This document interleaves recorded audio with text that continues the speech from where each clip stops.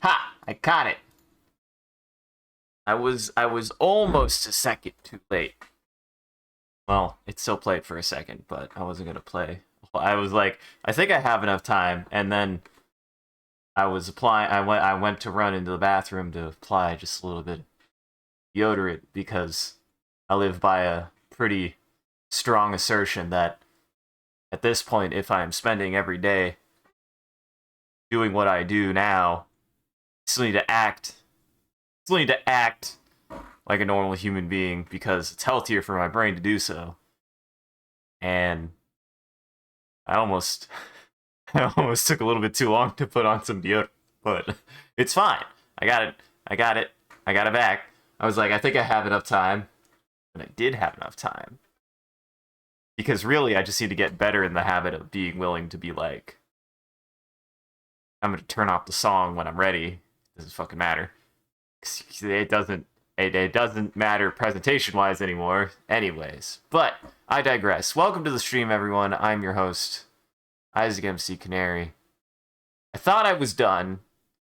There's exactly one more picture I need to draw, and it's this one. I mean, I guess I didn't search, but I'm gonna assume not, given the other two didn't exist. So we're gonna draw one more drawing. This one's gonna be Mal.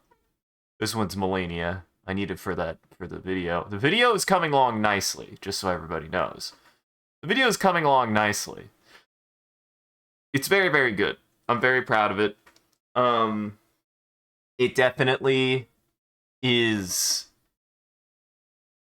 I think I did a better job. Now what's funny is I kept on saying I'm gonna make it shorter. I'm gonna make it shorter. I told all my friends I'm gonna make it shorter. Well, it's not gonna go as long. And I think I did what I'm going to call a Tim Rogers.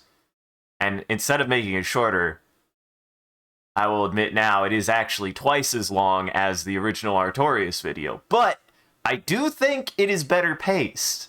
I do think it's actually better paced and has better editing throughout the whole video. Because I think the Artorias video, in many ways, is one of my best pieces of media I've ever made. But it has a flaw. The flaw is it doesn't get good until the turn. Like, I would say that video's first half is a little bit too long and doesn't have enough editing in it to warrant it because I didn't know what the fuck I was doing. Still didn't know what I was doing. I knew enough. I think at that point, I'd literally my advancement was learning how to actually properly encode things and how to properly edit something with good editing, but not until the second half of the video, because the first half of the video, I didn't know what I was doing, didn't know what I wanted to do, and it wasn't until the second half of that Artorias video that I actually found a style that I wanted to do. I didn't realize what I was wanting out of that video until the second half of that video, and that's why the second half of that video is so well done, and I think the Millennia video has it all the way through the video now. I think you get a better sense of what I want out of a video like that. And the whole video as a whole, I think, is going to be better. So, I don't know. I definitely feel better about the Millennia video having done it now. Like, I do think that Millennia video has come out much better. It's come out much better than the Artorias video, which is, for all intents and purposes at this moment, probably my best personal work, even if it is flawed. It is a flawed piece, and I think that I did a much better job with the Millennia video than the Artorias video. I do think the one thing that the Artorias video has on the Millennia video is something that is a bit of a... I'm going to call it a bit of a... It's a bit of a conundrum, almost. Because there's a certain charm to amateurness that does exist to me anyways. I don't know if it exists for everyone, but there is a certain amount of charm to something being amateur. And the amateur nature of that video is, I think, there's a sense of genuine, like, just trying things, right? Because there's, I think, a certain level of when you learn how to make something and when you start getting better at making things, you stop taking certain risks because, well, you don't want to make something bad, you want to make something good, and you now know the tools to make something good. But there's a certain element of amateurness that has a charm of somebody who wants to make something good but doesn't know how and is just trying things. And some of those things work and some of those things don't. And that is always going to be an element of the Artorias video, is a very youthful sense of, well, this guy just doesn't know what... This guy has ideas. This guy has ideas, but he doesn't know how to tap into them yet. And sometimes that's its own kind of sense of charm. Get that from things like Voices from a Distant Star is one of my favorite examples of that, in a piece that is both equally incredibly amateur, but also incredibly formative to understanding that man's work, because it is very, very much made with the feeling that you could see his style, but he didn't quite have what makes it iconic from a quality standpoint, but it's still there. Like, it's still there. You know, like, you could still tell that even early on in his work, he wanted to make that is what he wanted to make. That is what, you know, his style is there, just not the quality of it yet, which is neat. I like stuff like that. I like it when you can see that in a creator's work, where they, like, start when it comes to their quality of stuff, because everyone who makes every master at something was not good at what they did. So seeing their early works oftentimes is fascinating to get to see how they started off experimenting with X or Y style that they just didn't have developed yet. They didn't have it developed yet for themselves. And I like stuff like that.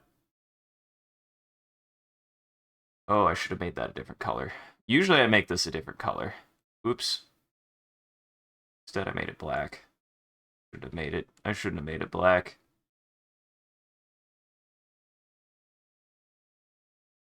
It's easier to see. That's fine. Nah, this will be fine. I can work with this. I can work with this still.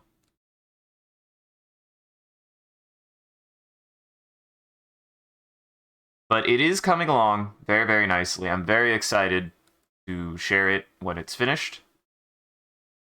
I think it'll be 1 more week's worth of work, at least, if not 2. And then it'll be done. And then I'll post it, and then hopefully people will like it. Though, I have noticed a bit of a renaissance going on right now, just with YouTube in general. I've noticed a lot of, like, feels like people who were taking breaks, or at least posting less, have been posting more. Though, maybe it's just one person in particular I've noticed that about. Listen, the Dunko has always been making videos. I'm not saying he ever stopped, per se. However, he certainly has increased his output fairly recently. Like, I don't think you have to be that clued in. I don't think it's that subtle that he's been making a lot more shit for some reason.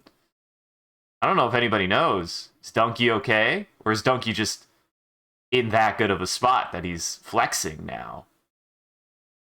Is Donkey okay? Has anybody checked in on Donkey? Has Donkey been doing all right? Is there a reason why he has been posting maybe the highest volume of videos he's done in some odd 5 or 6 years? 4 or 5 years? He definitely was not as focused on it. Is Big Mo doing okay? Oh, Big Mo's doing okay. I still have to make a video. I still have to pitch a video game with Sean to be able to get. If Big Mode's already fallen, no. No, Big Mode's probably fine. No, Big Mode's probably fine. Probably. I hope it is. I do hope it is. Just for the sake of smaller, creative individuals like myself who aspire to at least make something in their life. It seems like Donkey wants to lend that to people. Probably being one such individual himself who was in that situation.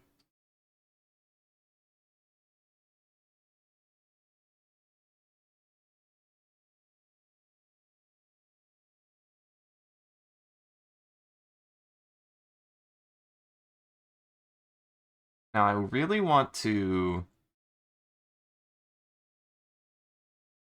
Yeah, I want to get the mouth in there.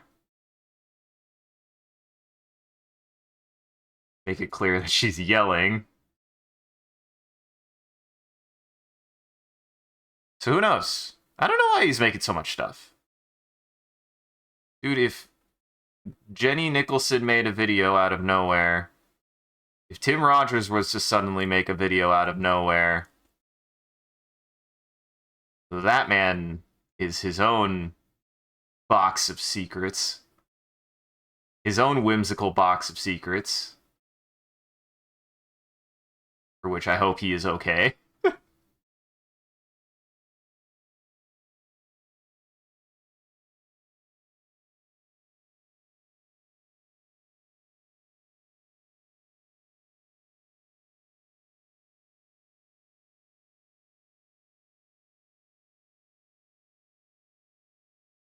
Perfect. And the goal of this is just to make one more image that I reference in the original and is also the thumbnail of the Artorias video. It's the main reason why I'm making this. Plus, it's just funny to me. It's a funny picture. It's a funny picture. It's a pretty funny picture.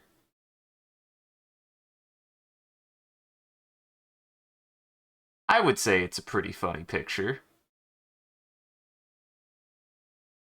It's quite silly. Artorias going, wow, it's fucking nothing is pretty funny to me. I think it's hysterical. I don't know what it's from. It's clearly like this picture, and I'm going to maybe make one more edit to it. I don't think I'm going to keep it the same orientation. Ultimately, I want to take this, and then I want to rotate it. I just want to flip it. I want to flip it. Let me flip you. Let me flip you. Where's your flip? Nope, that ain't it. Should be a transform. Should be a transform. Here we go. I want to flip it horizontally, so that way it reads the right direction, but I want to say that whatever this is from a manga panel. I don't know what manga, though, and I don't know who drew over it. Once again, like many of these, I don't know who did the original pose.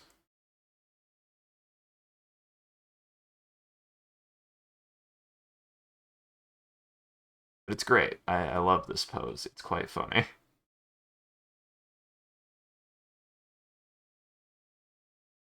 You know what? We'll do that. And then we'll go a little bit tighter. Go maybe a little bit more. Yeah.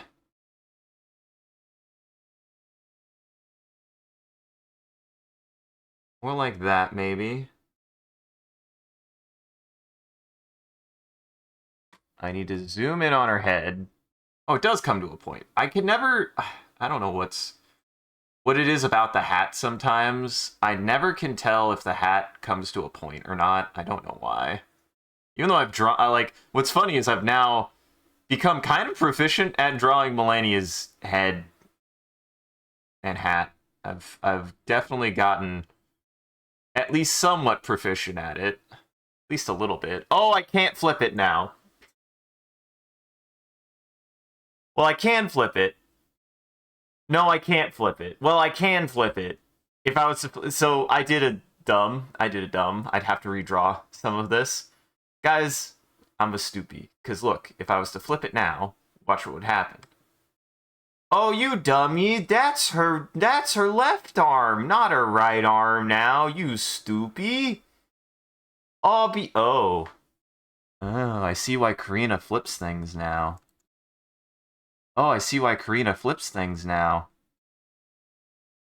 How'd I draw it like that? Uh-oh. Am I gonna start...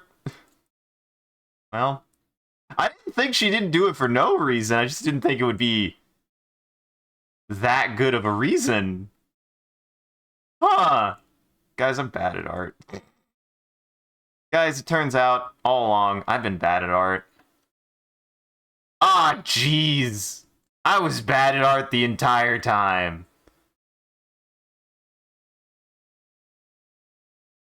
I mean, it is silly. I don't know. I didn't have any reason to not do flipping. It wasn't like some kind of personal statement. I wasn't like, oh yeah, I don't gotta flip. Oh no. Well, maybe it kind of was. Maybe it was kind of me being like, I don't gotta flip. I ain't gotta flip the canvas. Rita does that. That's her thing. I don't gotta do that though. That ain't for me. What's wrong with me? Nah. I'm dumb. I'm really dumb. But like, in a way that I'm like, at least I learn, right? At least I learn, right? I could be dumb forever. Could be worse. I could be dumb forever. I could never learn anything. I could have just decided to never try to learn from that.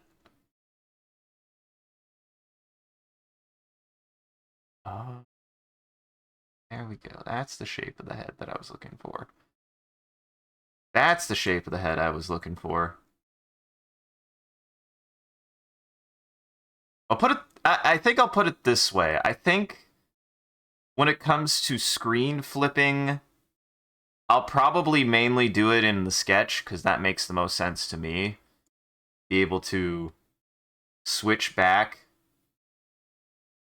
see those kind of details, but I do now feel like a complete goober for completely writing off screen flipping like I would never do it. And I really did. I was like, I don't need that, though. I don't got a screen flip. I ain't got a screen flip. Screen flipping is for people who constantly need to screen flip for some reason. I just didn't understand the value of it. And just now I learned the value of screen flipping, like, immediately, and feel like a complete fool for even judging the fact that screen flipping was something that an artist I deeply respect did a lot as a funny joke. If anything, I think I only judged her because she judged herself so much for it. Hey, Karina. If you're out there, I don't know why you'd be watching this, but keep screen flipping. You've taught me a lesson. You do the right thing. You do the right thing. I'm the dummy for listening to you for your self-judgment about screen flipping. Bad Karina.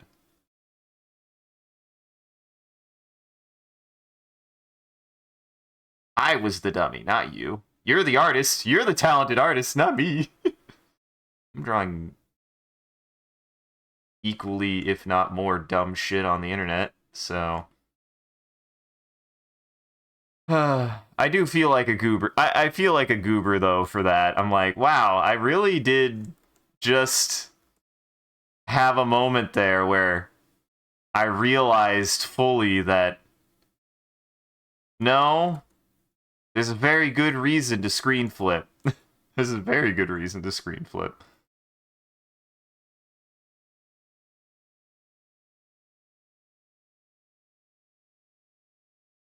Also interesting that Melania kind of has like these ball joints. I didn't know that.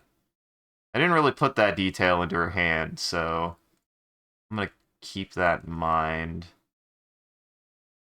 this time around.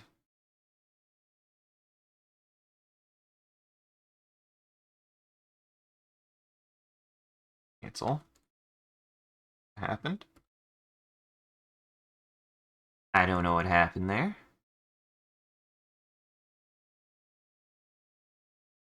God damn it, every time.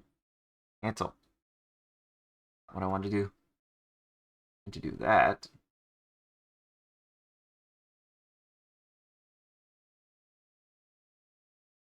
And this sketch today, I don't know what it is about today, but this is more.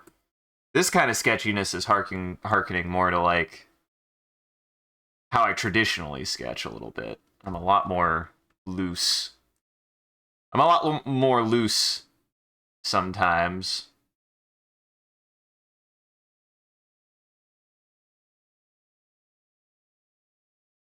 Also, this needs to be higher.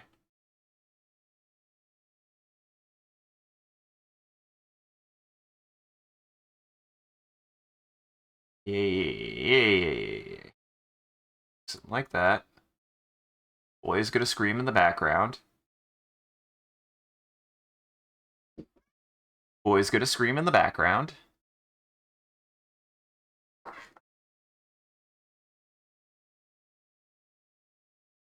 He sure does like to scream sometimes. He's just like, here, man. I'm like, I hear you, bud. But then he's like, no, hear me. And I'm like, yeah, I hear you, bud. What's up? And then he acts like I don't listen. He acts like I don't listen. But he won't tell me what he wants.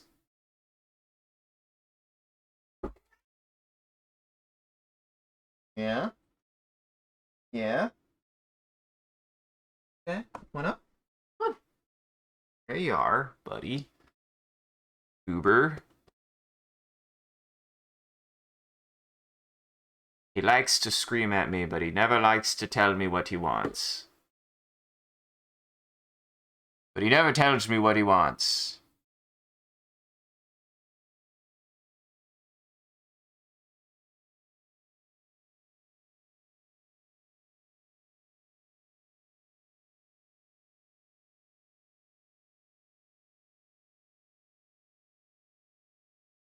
Well, I can say this is coming out well so far. I like how this is looking.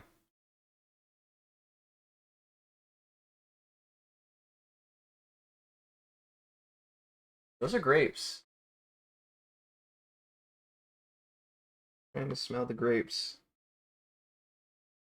Trying to smell my grapes. Weirdo.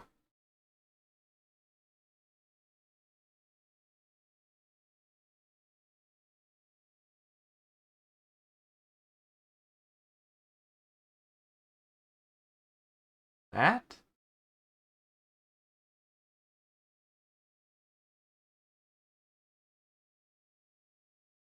More like that, maybe.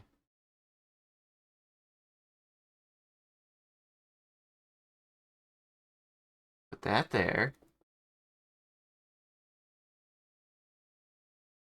Make the wings a little bit more prominent.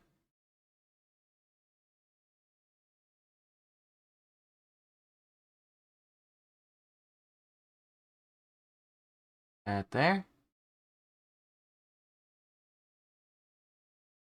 Oh, is that where those go? Shoot. Miyazaki, why'd you gotta make this such a complicated design? Miyazaki, why'd you gotta make this such a complicated design? Don't you know? It's hard to draw this. Can't believe you do something so weird.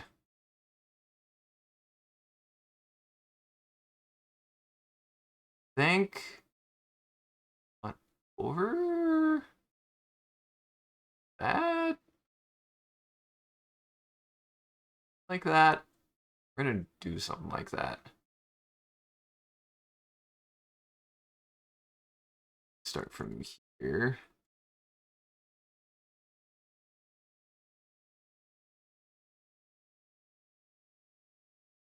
And mainly my goal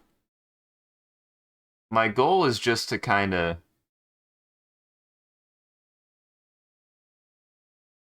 get it as blocked in as possible.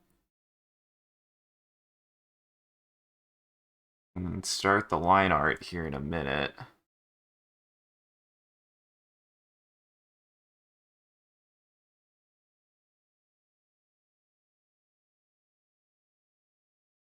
That also might be why it looked weird rotated, is like...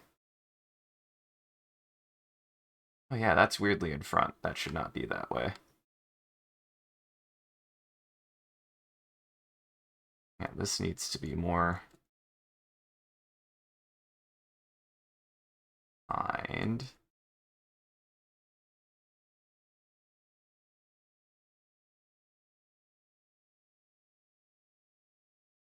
There we go.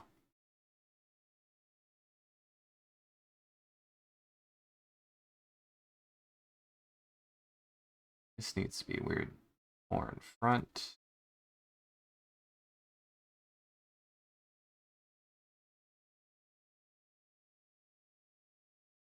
In fact,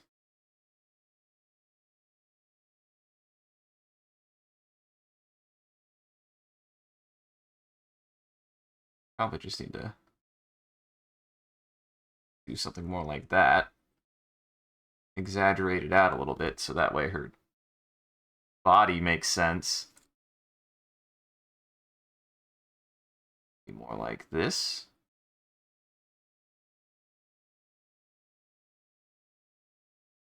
Maybe.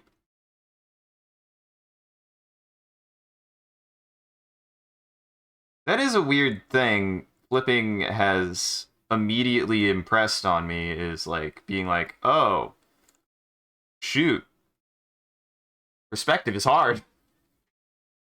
Perspective can be difficult.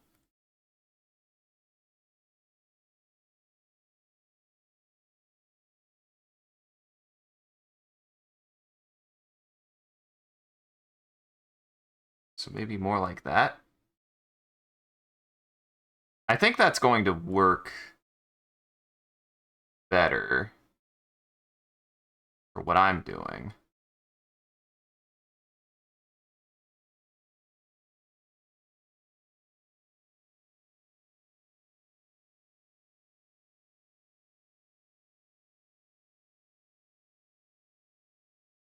This needs to suck that. She needs to suck her gut in a little bit more.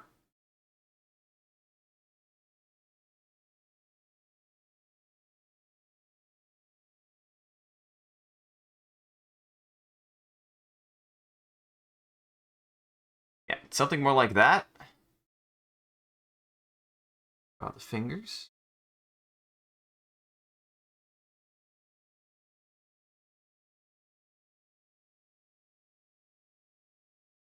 Finger. We'll add a little bit more bend. Give it a little bit more character.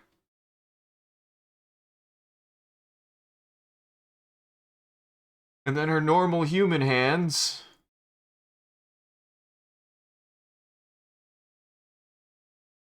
You know the ones. Everybody has them. You know, the normal human fingers.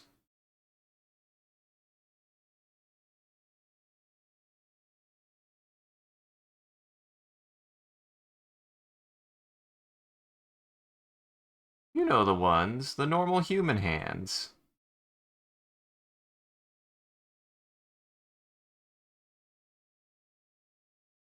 as opposed to the, you know, golden brass non-human hands that not every human has, but some do.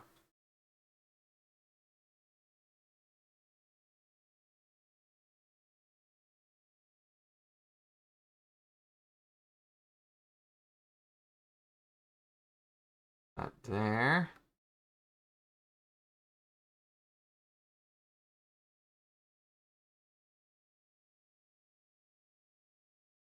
I think I don't know what it is also. The red seems to do a better job of depicting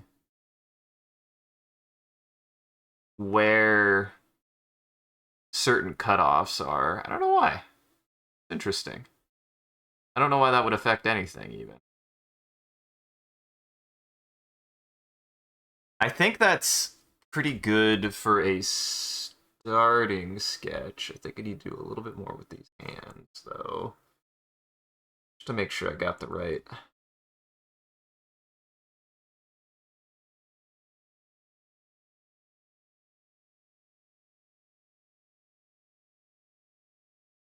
The right shapes.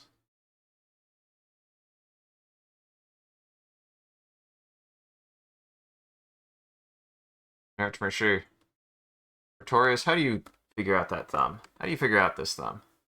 Show me your thumb. It does show it more. Yeah.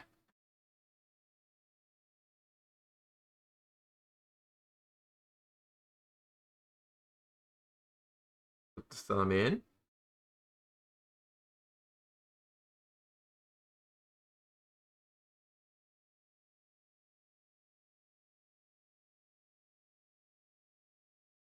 Let's see. It's funny. You go either way.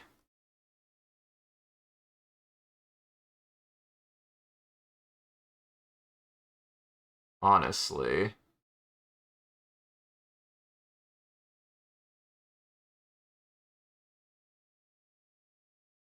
I don't know why I like doing thumbs that way.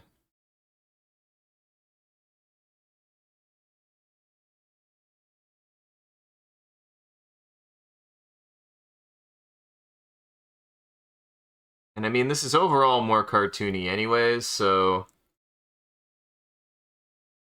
get away with a little bit more, but not that much.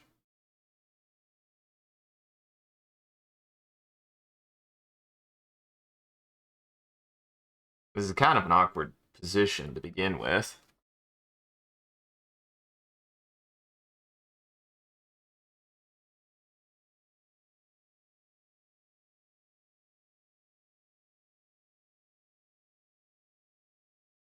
There. That's probably the best I'm gonna do for that.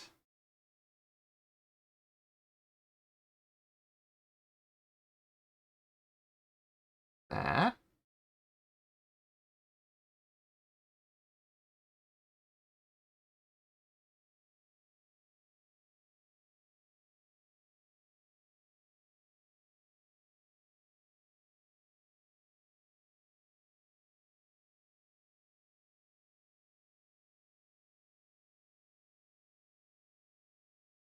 Do that.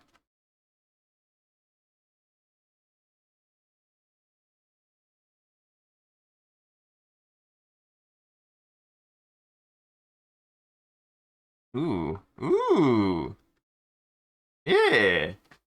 That's pretty good.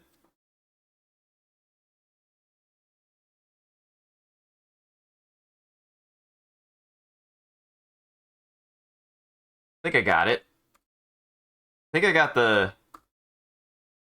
Hey, I got the essence down. I definitely have the shape.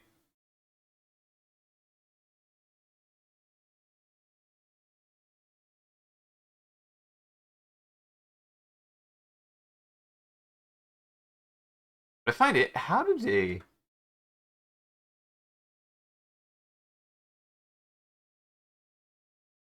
Huh. But like if I here, I have a dumb idea. No? Huh. I wonder what I did different. I wonder what I did different that it didn't work for me. But it might be having one of those mornings where it's slowly dawning on me that I'm like, oh no, I definitely am not as prepared today as I expected to be.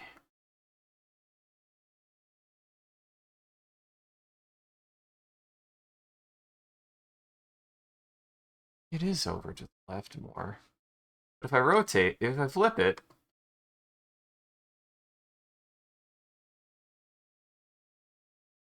God damn it. Maybe you've betrayed me, Karina. Maybe I shouldn't have been flipping my canvas, Karina.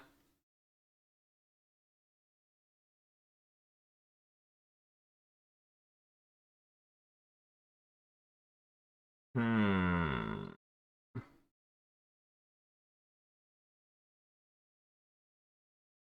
I mean, Melania has a different body shape than Artorias does, so... that doesn't change anything. That.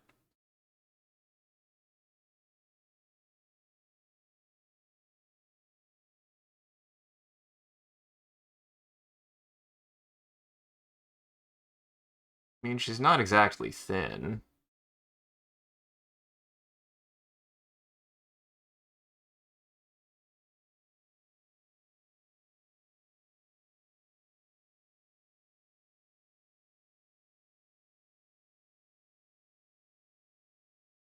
And this, maybe?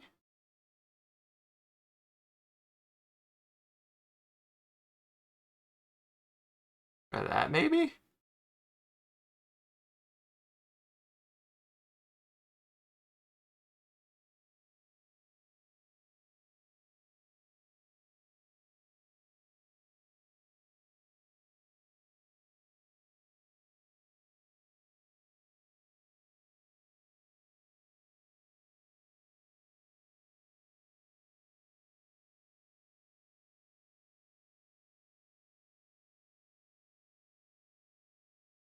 More like that, maybe?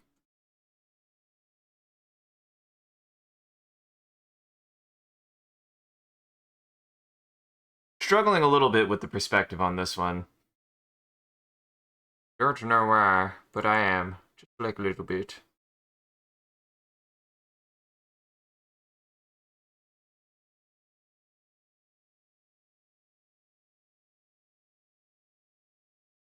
Also probably using a little bit too harsh of a, like, input. Like, I feel like I'm, like, really pressing in a lot when I really shouldn't be doing that.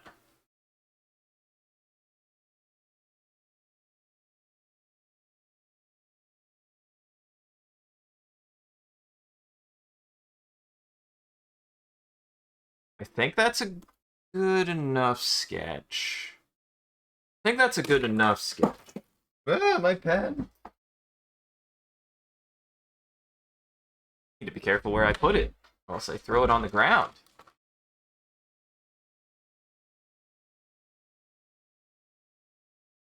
Lest I throw it upon the floor.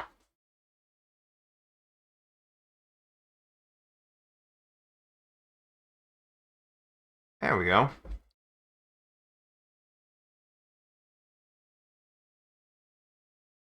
I will say, for whatever reason, this one's coming a little bit more difficultly to me. I had that. You ever get that feeling? You're just like, man, as much as I want to see something done, you're like, oh no, it ain't it. It ain't it, Chief. Chief, it ain't it. I'm having one of those kind of mornings, I feel like. I'm having one of those mornings where it's like, I recognize what I want to do. I recognize what I want to do, which is like, get this done. But in reality, my body is a little bit like, still waking up a little bit. I don't know why either. I don't know why it is, but eh. Eh.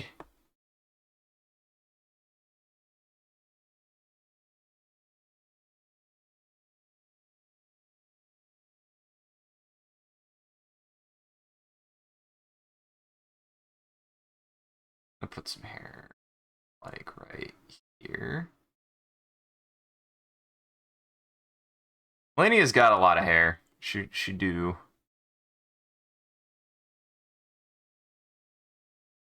But it mostly comes out through the back. So maybe I need to do more like... Oh no. Yeah, it mostly comes out more like this direction.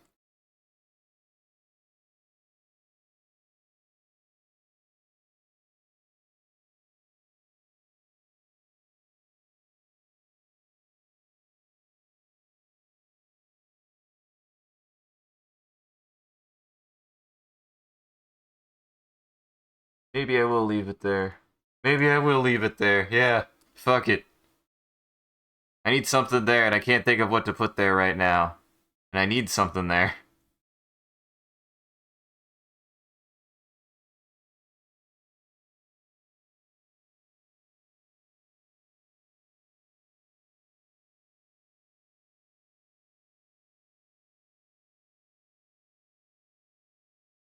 Actually, this band is weird. I don't even know what this band is for. It's like a weird belt that goes over her. And it cups her right boob for some reason. I don't know why it does it. It does. Also, she has like super fancy filigreed. I didn't even realize. I did not even realize.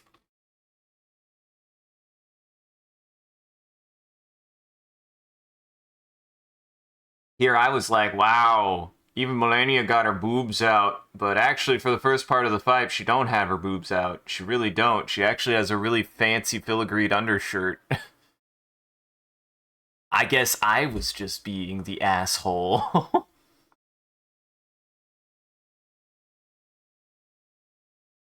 Thinking that Melania had her boobs out for the whole fight.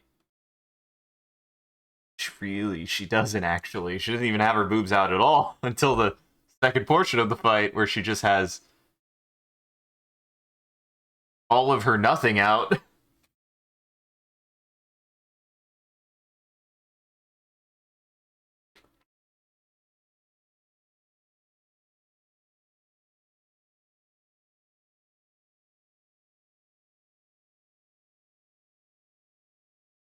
I think we're gonna do it like more like that. Now, do I want to start? Because again, this is just the sketch. I don't know if I want to start the... I think I want to start the line work here soon. I want to make sure I have everything in the right spots.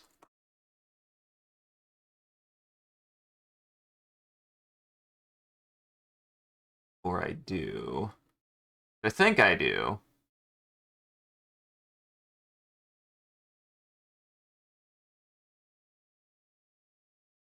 And then... Well, I can't rotate it now, guys. My bad. Oopsie. I meant to rotate this, and I didn't. And then I didn't. Oopsie poopsie. I also should have made these different colors, but here we are. A little late for regrets now.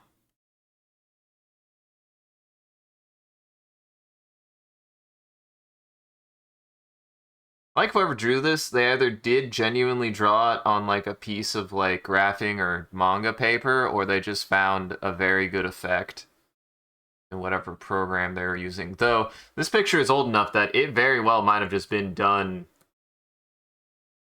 It might have been done on like paper. It might not have been done in a computer, because believe it or not, guys, digital drawing, I don't think, was still that common until probably closer to after the aughts, like 2010, 2012.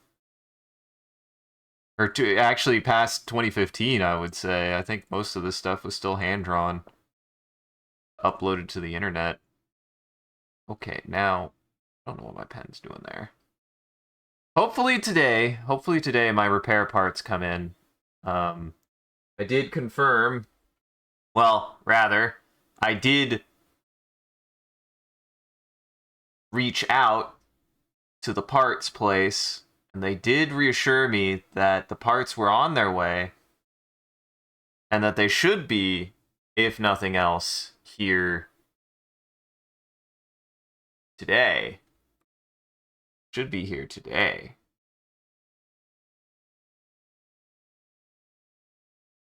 So here's hoping. Here's hoping they come in today, but they also said something kind of a little bit cryptic, I'll put it that way.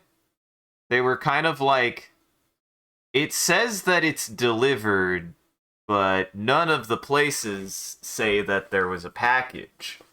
And usually what that means is that the UPS came too late, so they're just holding on to it. And I was like, but then why would it say delivered in my head? I was like, that's not delivered. So hopefully my parts come in today, but they is a shame because I really want to fix this gosh dang computer so that my goddamn pen will work better.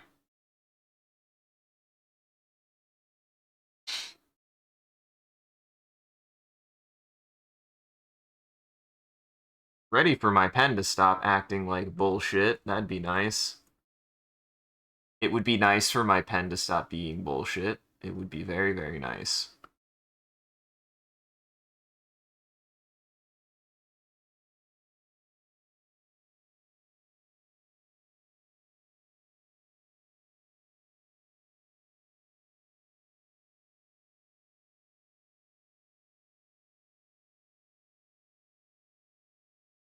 There we go. There she is. She looks great. She looks great. I don't know if I want to add the like I like the panel lines, but I don't know if I will actually. I think I'll leave it open like this. I'll just add the background, which is that weird kind of like off-color yellow to make it look like it's paper. Like I said, that might just be actual paper though.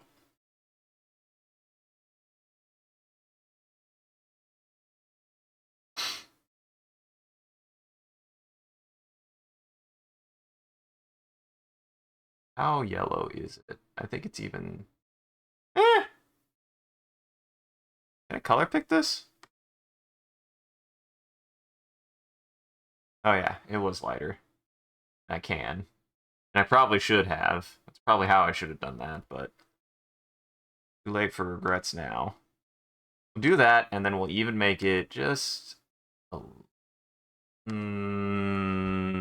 know. Hello, bread. Why are you minging me? Good morning. I have one more. This time is one more. I thought the last time was one more, but this time is actually one more. I forgot I had this picture.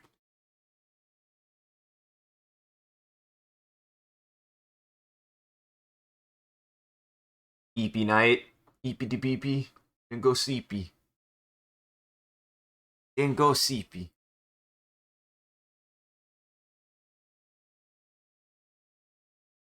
Don't let me keep you up. Go sleepy. Go sleepy.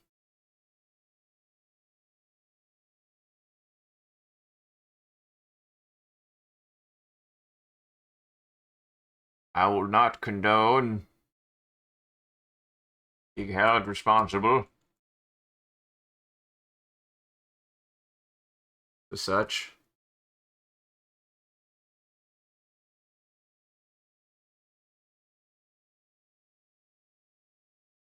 Oh, the eternal curse. I definitely felt that last night. I just didn't go to sleep immediately, and I probably really should have.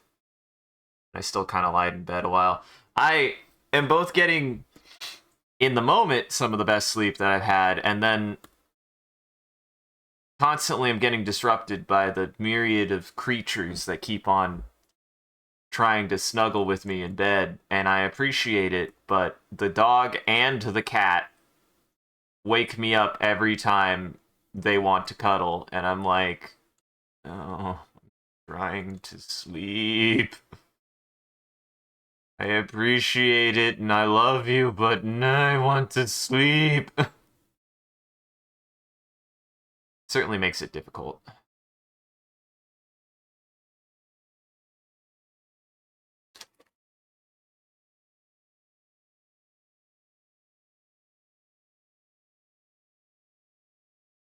Do you have a furry animal that you can co-opt into your bedtime procrastination? That helps me. It does help. My roommate is currently out of town, so Henry has been very cuddly recently, because he is... Like, both the cat and the dog are incredibly needy, affectionate creatures, and I appreciate it, but also sometimes I hate it. But I do appreciate it on the whole. I'm not going to be like, how dare they? I still would rather them be overly affectionate as opposed to distant assholes. Especially cat. I feel like it's easy to get cat that is not affectionate and complete a-hole. Though I have not... Well, that's not 100% true. We had one cat who wasn't super affectionate when I was growing up. My other cat, however, rest in peace. Well, rest in peace, both of them. Rest in peace, Drew and Penelope. Penelope was my cat because she really was cuddly and really affectionate, especially towards me.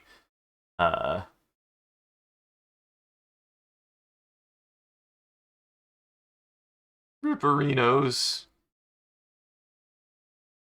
Drew, on the other hand, was a bit of a dick. He was a big, grumpy, he was a big, grumpy white cat. He didn't like too much attention. He would go for it every now and then, but he definitely was a grumpy old boy.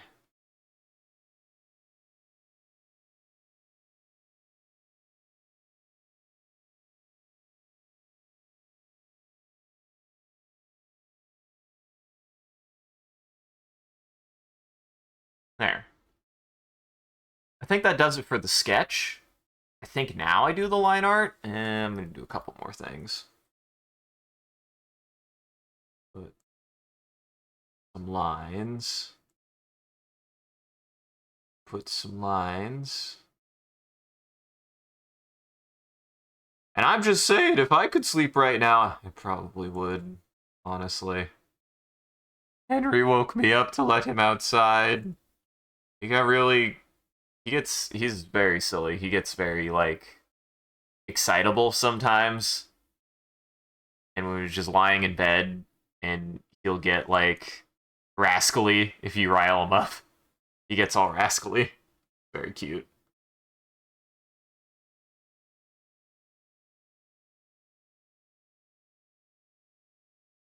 I think this does a good job of communicating about what this is going to be about.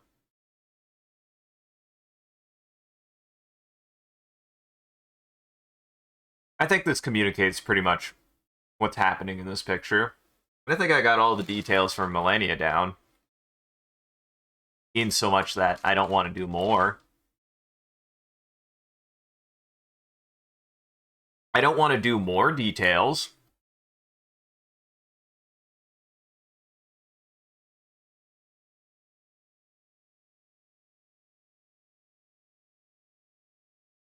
Not that my pen's going to cooperate now. God, I need that repair so bad. Please let the parts come in today. I've been waiting for... So, they did have me take down an actual deposit, and I thought this would make it be like, okay, so this is ensured that it'll be here soon, and they usually get the... They have claimed that they get their parts in quick. And it's not like a small deposit. And then I didn't hear from them for like a week. So I'm just kind of like, what's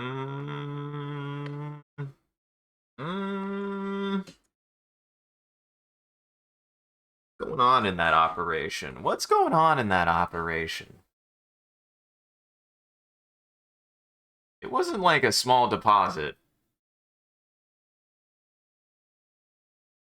that they requested.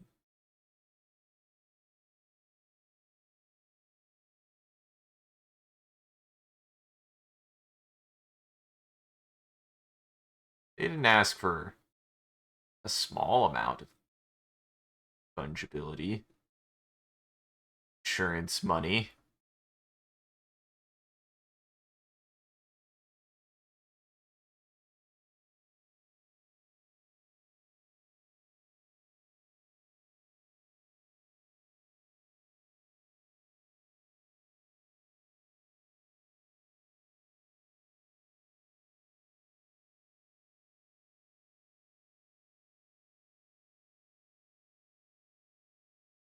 I just want them to fix my ding-dang laptop so it'll work. That way I can actually get my pen to work consistently on it again.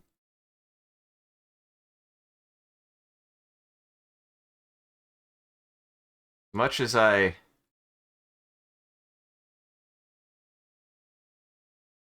complain about it, I still prefer using it over... I still definitely prefer using it over the,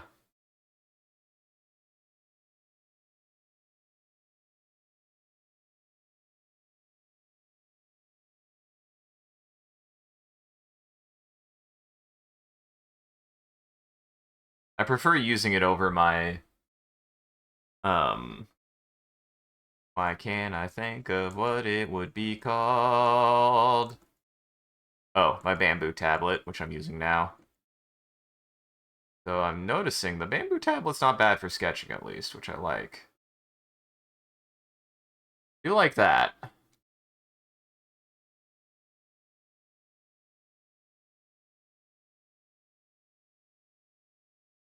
That.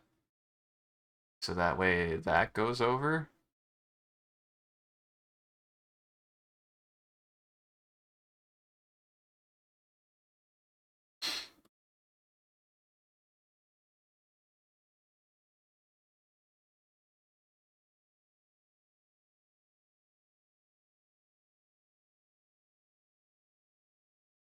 Alright, let's see if I could start doing line work. Now what I do? Now what I do? Up. B. 6, yeah. Actually, let's go down to 3. Do fine.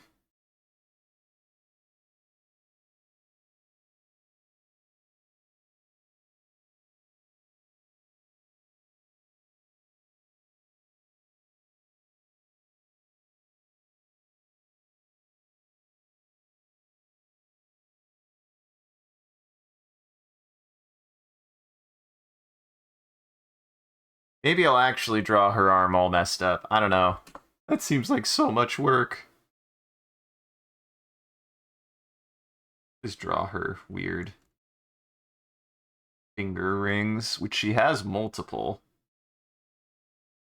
She also seems to have it on her knuckles?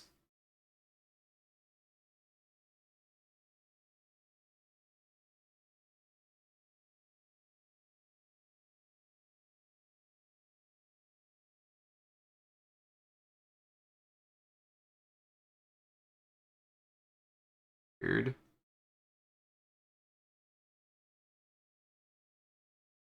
That's odd. I don't know why her hand is like that. Melania, what's wrong with your hands? Why are your hands messed up?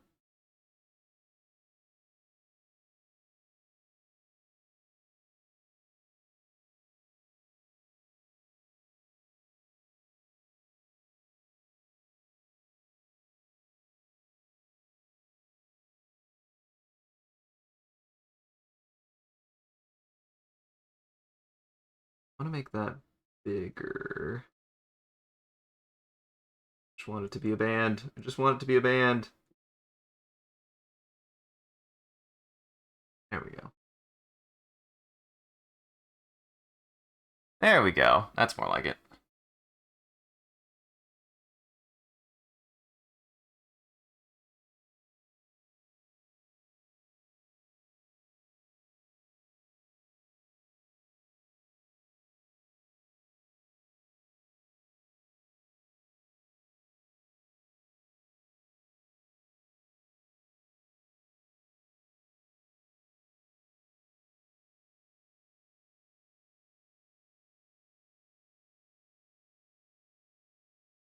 Maybe more like that.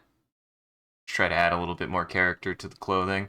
I try to do a little bit better of a job these days of adding a little bit more to clothing ripples and stuff to actually make them feel like clothes. Try to do more with it. I do.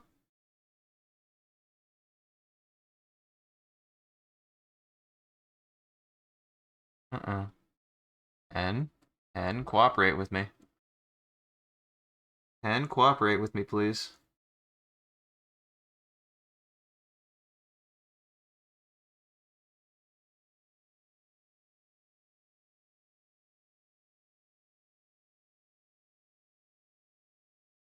Damn it. Stop wiggling. Gonna make a line somewhere else. It's not working there.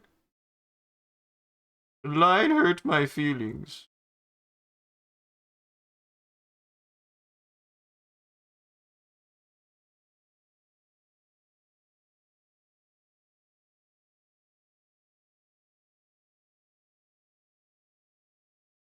There we go.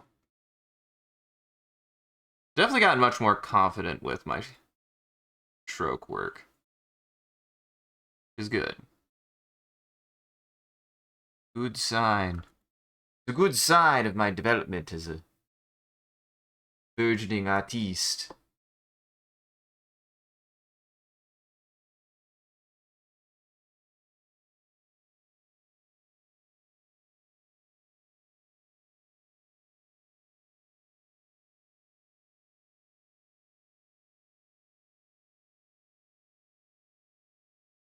Go ahead and do that way.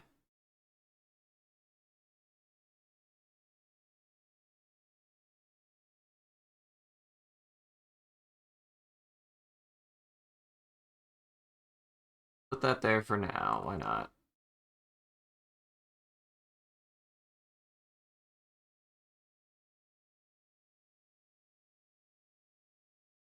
Put here.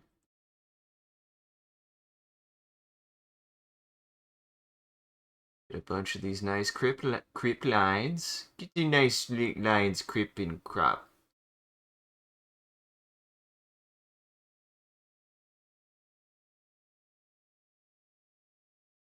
Crip and crop your lines.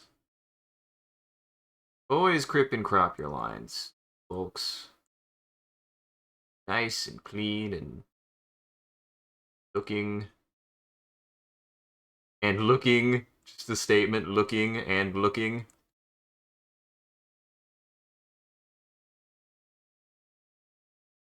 What's funny is I still think I'm going to probably end up doing a much more clean version of this than the original. Just because that's how I like to draw. I like drawing very, very clean. I like drawing very clean graphics.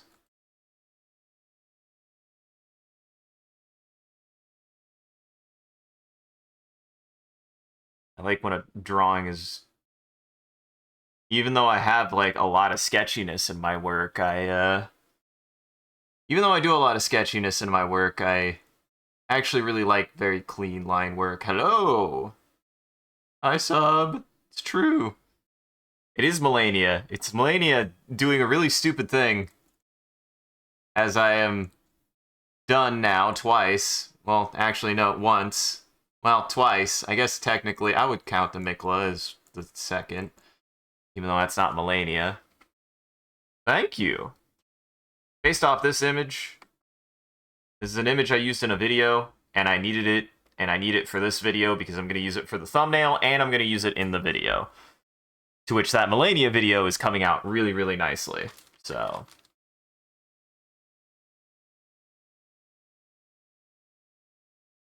it's coming out very well. I have its full length.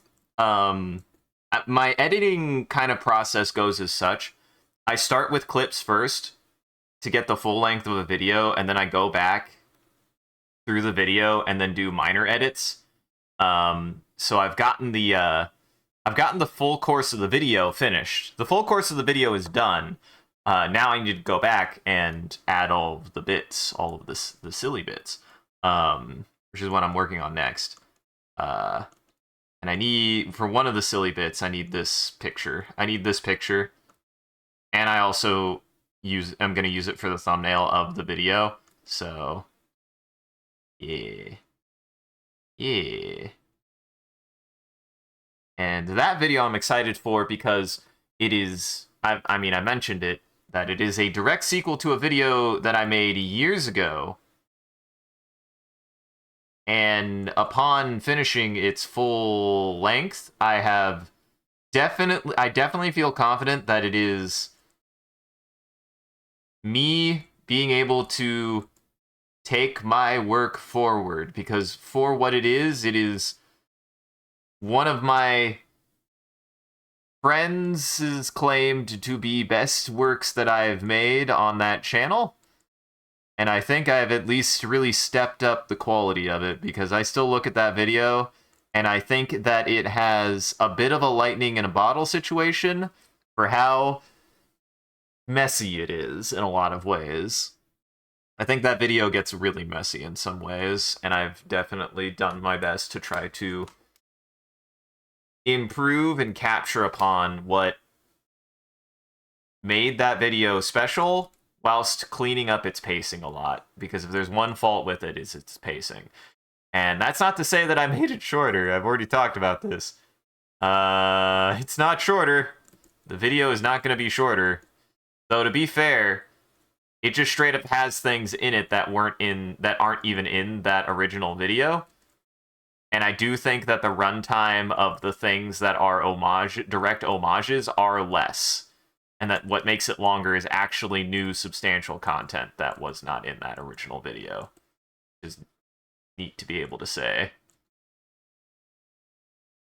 I've never had that kind of experience before. Being able to talk about my work in such a way.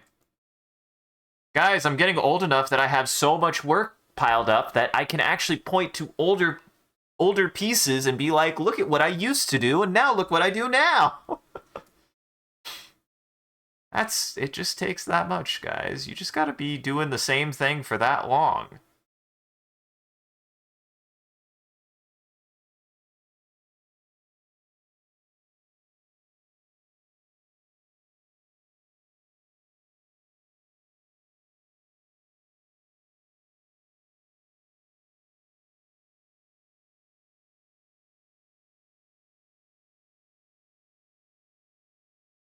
You know?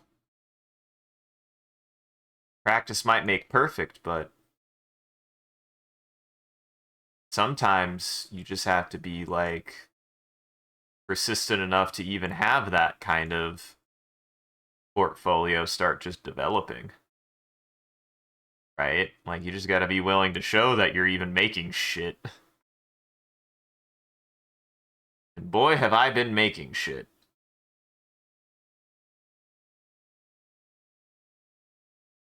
And boy, have I been spending time making shit.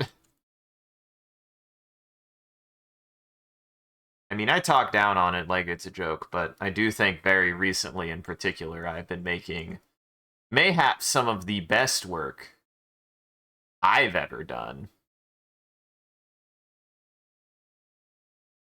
I certainly have been on a roll. And I have been told numerously by circles on the internet that out of nowhere were like, you're getting really good. And I'm like, I appreciate that. I have not been known for such treatment. That's not even 100% true. I always have to remind myself that most of that came from a period of my life where I wasn't really treated well about anything. And the only people who did like my stuff were the adults and random strangers on the internet. To be honest, I probably wouldn't be doing this if it weren't for the fact that the only people who seemed to like the work that I did were just strangers on the internet. Strangers on the internet were the first people that I was able to connect with who did not treat me like garbage, which is a bit ironic given the sort of track record that the internet has garnered over time of being a bit of a cesspool.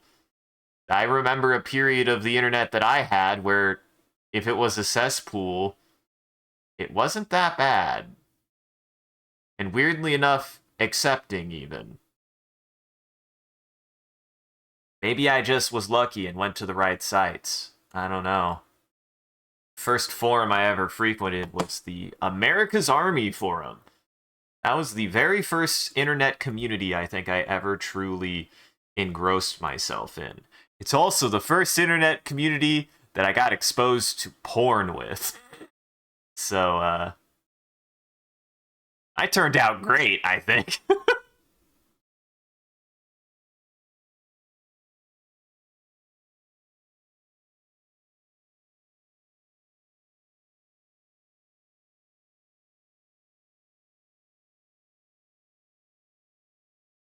The first time I saw internet boobies was on the forum for the America's Army video game.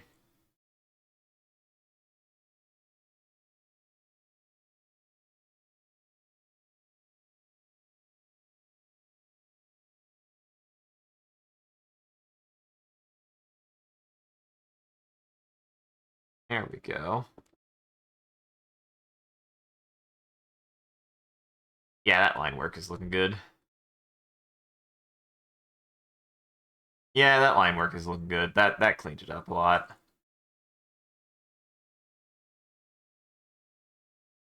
That cleaned it up quite a bit, actually. That looks much better.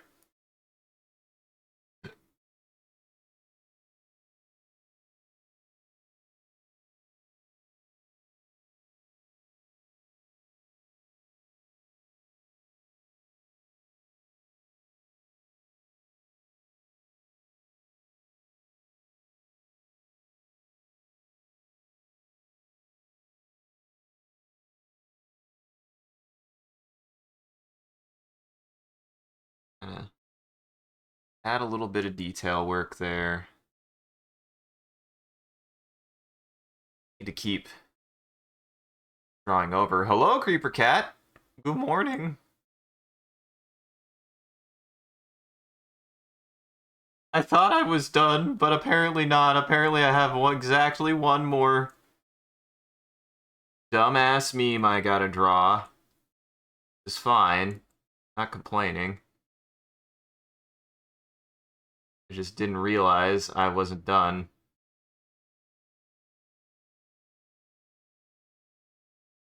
I thought I was.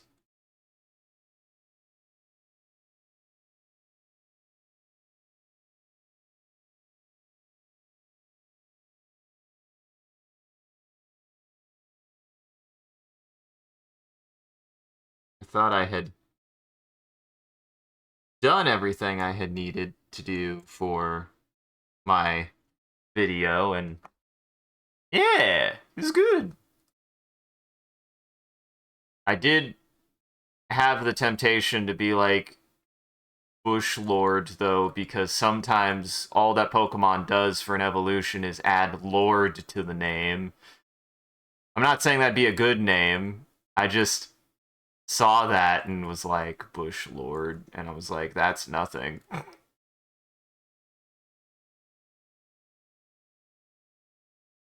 Are creepers supposed to be bushes? Is that what they are? I've never, as evocative as the design the creeper is, and unique it has always been a little bit nonsensical to me. It's not really anything. I don't think anybody knows what the creeper is. I don't think it's really anything, and that's what kind of makes it a unique design, is that it's not really anything. It's just a creature from some kind of strange imaginative place that makes it not really anything.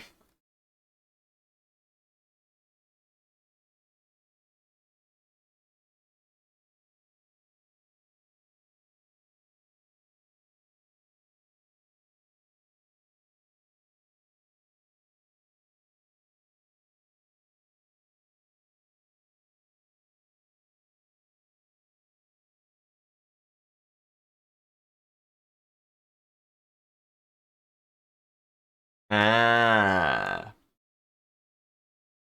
Yeah, and I wonder if that was just even intentional and then it just stuck because they just liked the design because it's like, oh, hey, it's camouflage. You could argue that all it is camouflage. It's just camouflage for his skin because, you know, then he blends in with the background a little bit better. Maybe it was a placeholder. Maybe it was intentional. I don't frickin' know. It's Notch. I don't know how Notch thinks. I don't know if I want to know inside of that brain.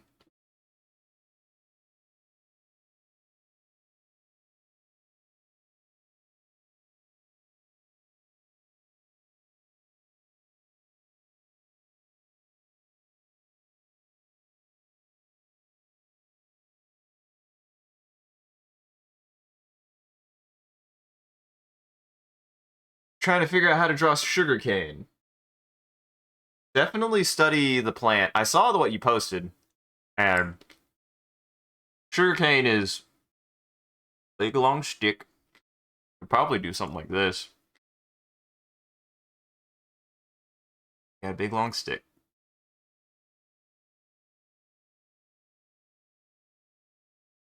And it looks like it didn't even have that many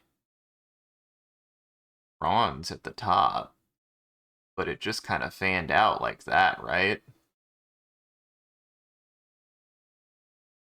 Something like this. That's sugarcane, right?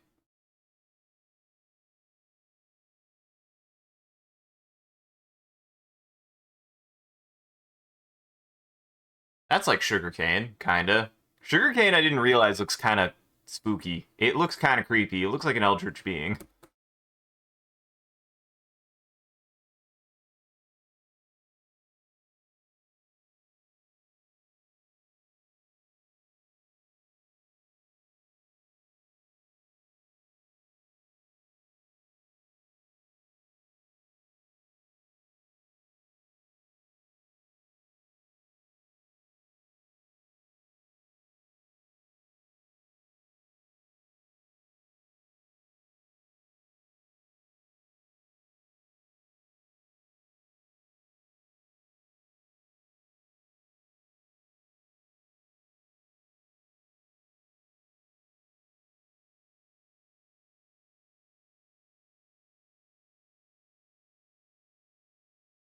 There we go. There we go. The bamboo palm tree, kinda. Kinda. I mean, look at what's funny is I kind of look at a long execute. Look at long executor. I don't know what even long executor is called. I think it is just literally what the Galarian executor. I don't even think it's like different, right? I think it's just executor for that region. I actually don't know if it's the Galarian one. I have no idea. I'm not familiar. I don't know. I don't know the areas after anything. Alolan. Fuck. Yeah, that one. That said, I have heard Sun and Moon is still pretty like fun. I hear Sun and Moon is pretty fun. Of the newer ones I've been curious about, Black and White and Sun and Moon are probably the only Pokemon games that are really new Pokemon games that I want to play, just for me. And even before that, I would probably stream Gold well before I stream any of the newer Pokemons, because Gold is a formative time in my life. And I would love to revisit it. It's my favorite Pokemon game. And also, hi, Comfy.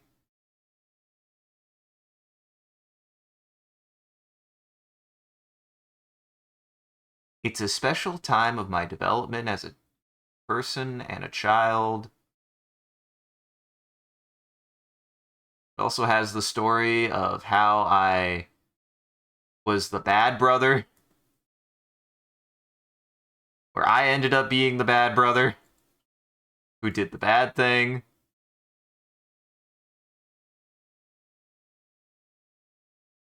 When I think about it, apparently I couldn't have been trusted with much with Pokemon anyways, because I, on separate occasions, released my brother's Feraligatr and then deleted a cousin's Yellow on accident, I believe.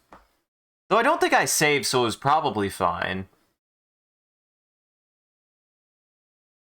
I don't remember if the game was well designed enough that if you started a new game but didn't save, if it didn't save over, but I definitely did start a new game on somebody's Pokemon while I was visiting like a cousin's place that I didn't know very well.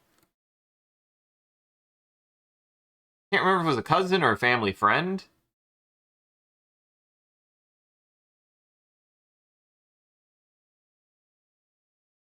All I know is that I got upset that I couldn't get Pikachu. Or something. I don't know. So, because I think it wasn't yellow, I think it was blue. I think it was somebody's copy of blue.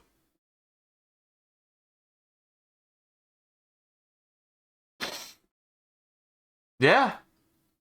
Heart Gold and Soul Silver are also quite good. They are my peak for Pokemon, if that makes sense. That is the best Pokemon has ever gotten, is specifically DS Heart Gold and Soul Silver. Though I'd love to go back and play the originals just because I haven't played them in a long time. And if I did play them, because I would be streaming it, because at this point in my life, whenever I do that, I'm going to be streaming it. My goal would ultimately be to beat Red, because I never beat Red. That was the only thing I don't think I did in the original, is beat Red.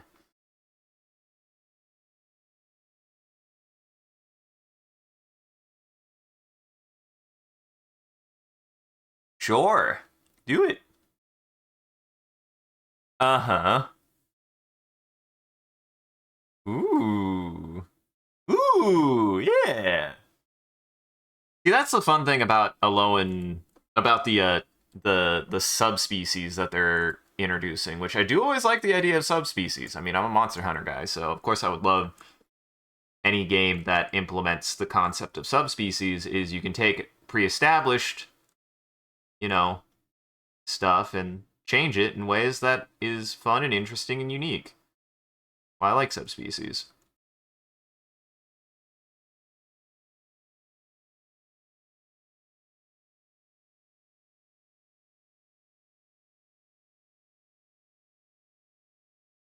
You do Bulbasaur with a light bulb. You could do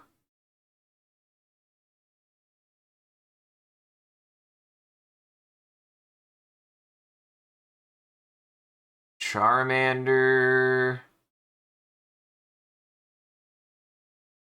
with... Just thinking of a... For some reason, I'm just thinking of a Dark-type Charmander, which is nothing. To me, anyways, it's nothing.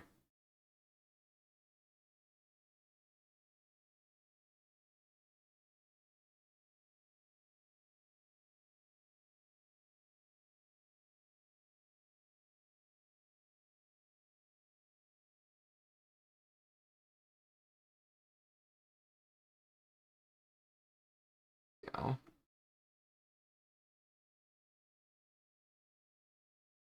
Magnemite is part bug.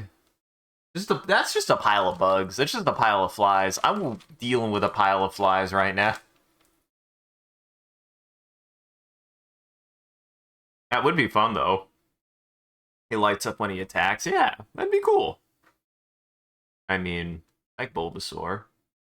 You still think my favorite Pokemon, though, is Meganium, because they were my first. They were my first Pokemon. Chikorita was my favorite Pokemon, and I liked Bailey from the show. She was just a tsundere, though. So really, was it really Asuka? Was it really Asuka that started the tsunderes, or was I just always into tsunderes, even when I was young? Let's be honest. I think we all know the answer there. I think we all know the answer there.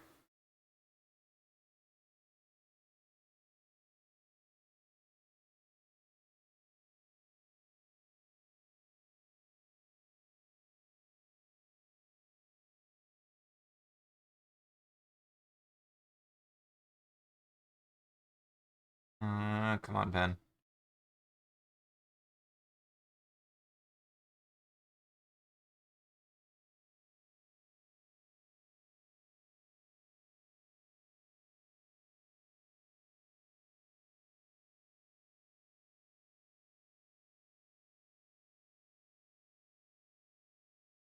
Uh-huh.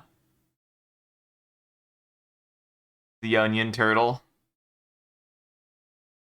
See, what's funny is I actually have seen a good representation of the taxonomic tree of Pokemans, and they put them in the same category as like reptile of mammal-like reptiles, of synapsids, of early synapsids, which I think makes more sense because they got a mix of reptile and mammalian features. People have always been like, he's like a frog, and I'm like, he's not like a frog, he's got ears.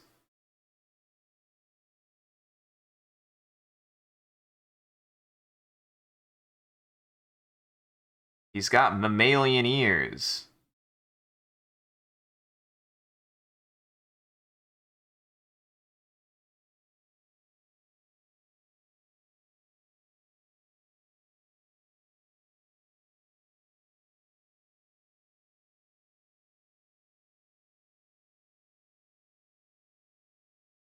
Yeah.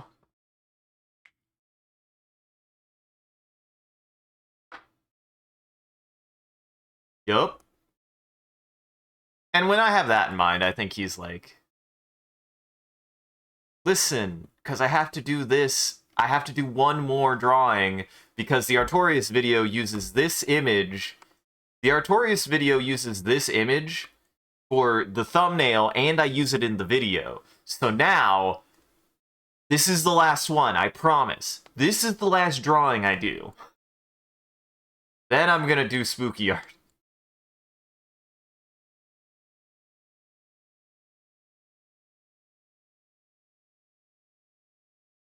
To which it is coming out. That video is coming out along very, very well. And I'm very excited to say that I'm like, I do feel like it is much better than the original. And that's not to say, again, say that I think the original is bad per se, but I definitely think the original is very amateur from a like very early like me sense of humor, me sense of editing, me sense of everything. And again, I maintain that the thing that works in that video is not the first 8 minutes of that video are okay. It's the last 5 minutes of that video that make it a good video. But I've really tried to capture more of that in this sequel to make it a better paced. It's going to be better paced. I'm not going to have as much of that humor and instead actually inject some real fucking jokes. And the ending, I am really excited to share. It just came out. The so far, there's one more change I want to make to it, but the timing otherwise is correct, and it hits places. It hits places. I'm glad that I think supersedes even the original for the places that the original hits. For when out of nowhere that video suddenly its tone dips into maybe not really funny anymore, but like in a way that at least is meaningful and not just me just being sad, though definitely an element of that original video is me just kind of exploring being sad.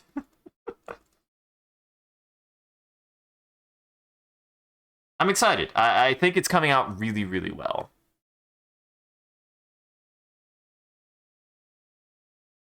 Well, that's good. I'm glad that it feels like an Only Afro video. Only Afro was a huge inspiration for that video. How is Ivysaur and Venusaur going to evolve? I think you definitely need to get a lamp in there. You definitely need to get a lamp involved in there. I was talking about yesterday about how lampshades are the plants of the house that generate light. So there better be a lampshade that develops in the evolution, I'm just saying.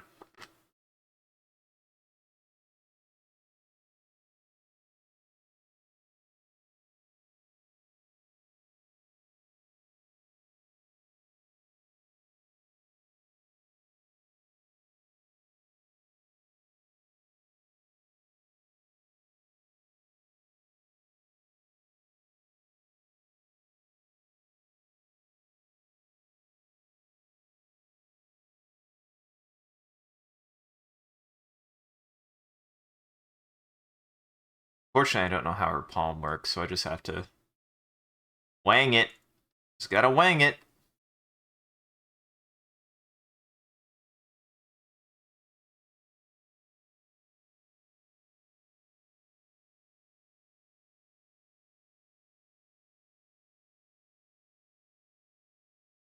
Maybe I'm just done doing sketches as, like, my main drawing, because I just feel like every time I do sketches, I, like, really struggle for a while, and I feel like I can't do art, and then I'm like, fuck it, and then I start doing my line art, and I'm like, wait a second, I can do art. What's wrong with me?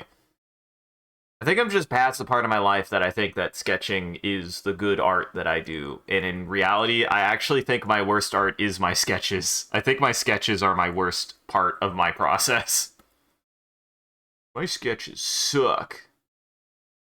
Not that I think they suck. If they sucked, I wouldn't be able to use them. They're good for exactly what they are, but I do think as if I was just to say I'm done with the sketch would be bad.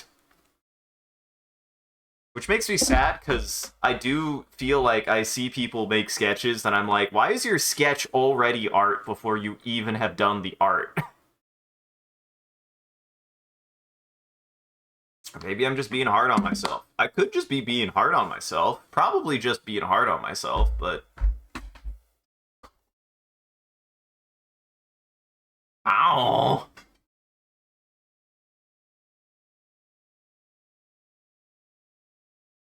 Uh-huh.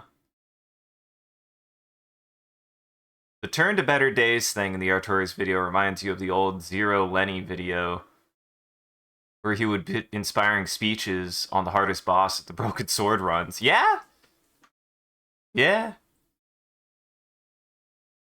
Become shattered only to emit sparks rather than lighting a full source. Ooh. Is there an electric dark Pokemon too? I don't think that exists. And if there is, I don't know what the fuck it is. Dark has always been kind of a weird type, though.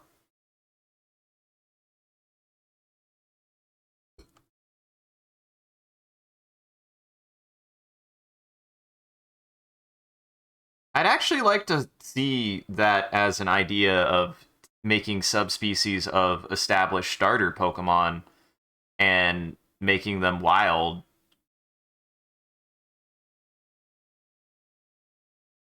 You never see wild starter Pokemon. I mean, I understand why from a mechanical sense, but in a technical sense, it does not make sense that you never see a wild starter Pokemon. You never see a wild Bulbasaur, Charmeleon. You never see a wild... I even think in Yellow you see wild Pikachus, even though you get a Pikachu, which would just be mean to shelf that Pikachu just to use a Pikachu you caught. That Pikachu is very strong. I believe that's the Pikachu that can learn Surf. I don't know if any Pikachus can learn Surf after it, but that Pikachu can. The yellow Pikachu can learn Surf, which has always been silly to me. It's where Surfboard Pikachu comes from.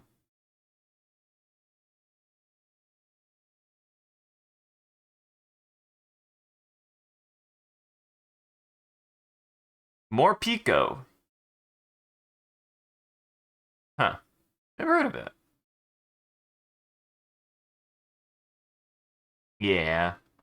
And back to the Artorias video, I'm glad that you picked up on that, and it is the part that my friends actually praise me the most because it takes what would normally be just kind of a lowbrow sense of humor, only Afro video, and then turns it into a weirdly, a little bit probably too dark for what I would make these days, but certainly much more inspired, much more emotional experience of changing a funny, stupid meme video into a genuine look into a hard part of my life, because that's what I was going through and wanting to process and trying to figure out how to do anything.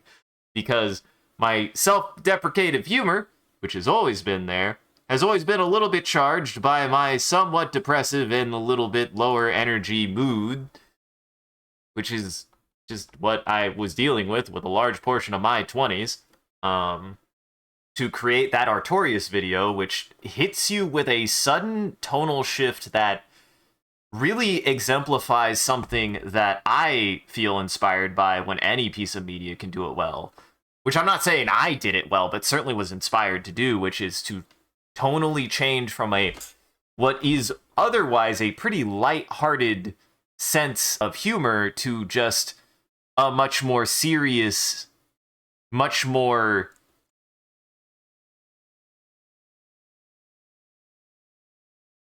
I don't want to say cathartic necessarily, because it's not catharsis that video does until I beat Artorias. And I don't want to say realistic. Mind you, I don't think that something being sad makes it more realistic. And anybody who says that, I always have to give a little bit of a frown at, because sadness isn't realistic. Because, believe it or not, everyone out there, and I aspire to this, happiness is realistic too. Go figure. Go figure. Happiness is also realistic. Just all in the depiction, right?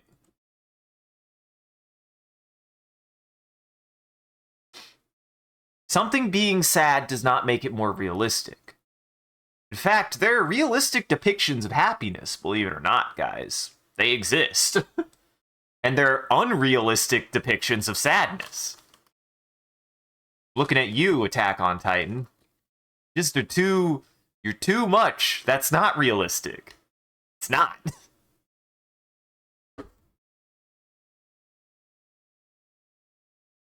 I still maintain the best thing you can do in a piece of media that's about a bad situation is still depict its setting that people are coping with it and aren't just beaten down by it. Even The Last of Us, which has a pretty dismal setting, has so many moments of levity. You still need to have those moments of levity because people cope. Say this time and time again. People cope. Even in the worst of times, people cope. By being people. And given how unflinching that game's tone is, you still have moments where people are shown that they're still people, both the good and bad. So I couldn't take Attack on Titan seriously. It has no levity, from what I saw. And the levity that it does is probably the only levity that I liked, because Sasha's great. And then also I need to, if I do decide to ever watch Attack on Titan, I am only watching the dub because Ashley Birch is the perfect type casting for Sasha. So.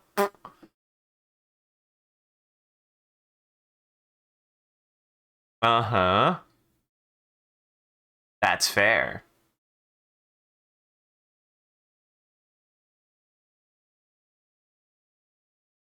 And hey, I will admit, once again, if I do ever watch it, I will watch the dub only for Ashley Birch as Sasha. Because Sasha, without any context, has always been the only part of Attack on Titan that I think I would have enjoyed.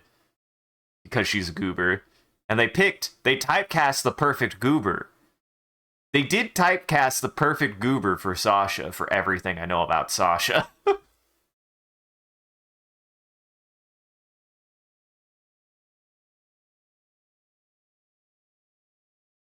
Yeah.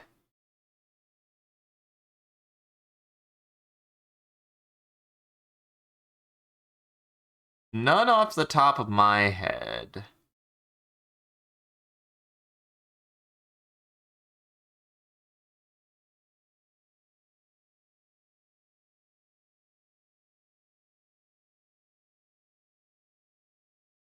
Pikachu, if you hit him with a brick, so he's a ghost type.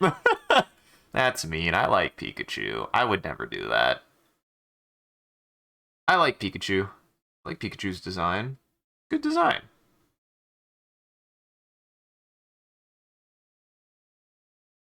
Ghost Eevee. I do like that everyone agrees that if there was a ghost type Eevee, the stone that you use is just a brick.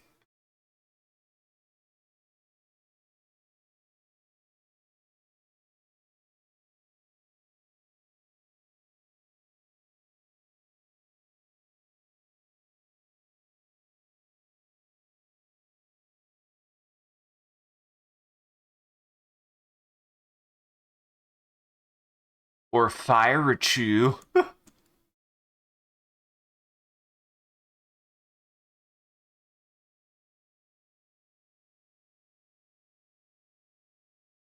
don't know. I'm trying to think of a Pokemon I truly like would even be like, I hate this creature. Because even though I think Black and White gets made fun of for things like Trubbish and stuff, I think Trubbish is fine. They're just not my thing. I don't really care about Trubbish.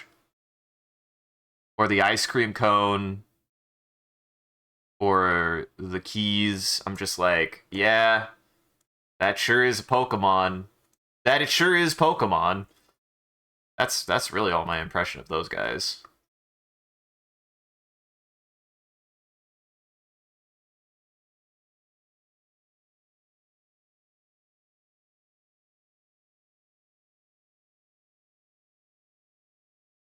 Maracactus is a water rock type based on coral. Yeah. And Corsola based on well, Corsola's rock, water. So you switch it to grass. Just grass.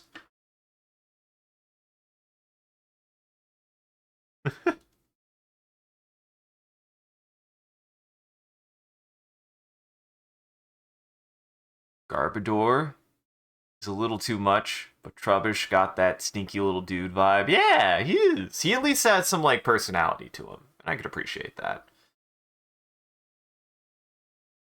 People do always look at the keychain Pokemon though, and I look at it and go, yeah, this is nothing, guys. Do better. I go, yeah, this isn't anything, guys. Do better.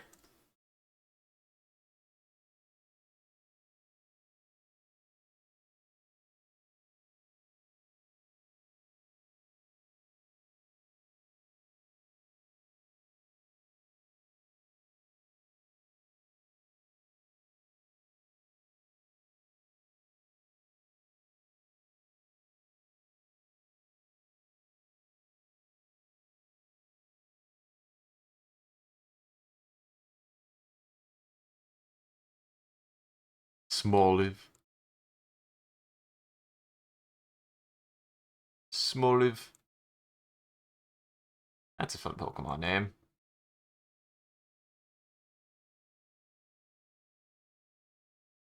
I don't even know what Smoliv's deal is. That just sounds cute.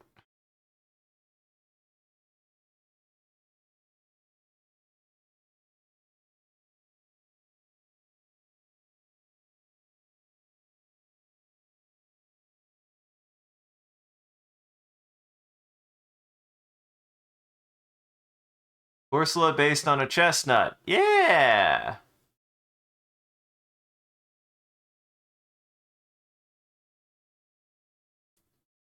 There isn't a fire grass type, so I'm surprised there hasn't been a fire grass type that's like a pepper. You do a a fire grass type that's a pepper.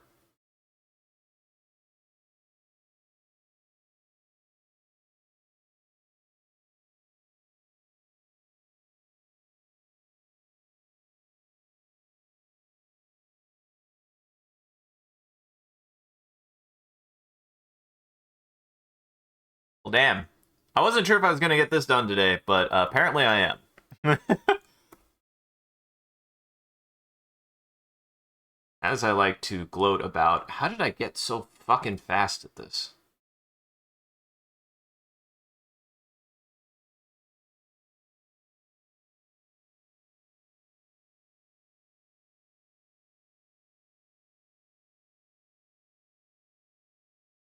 Hmm.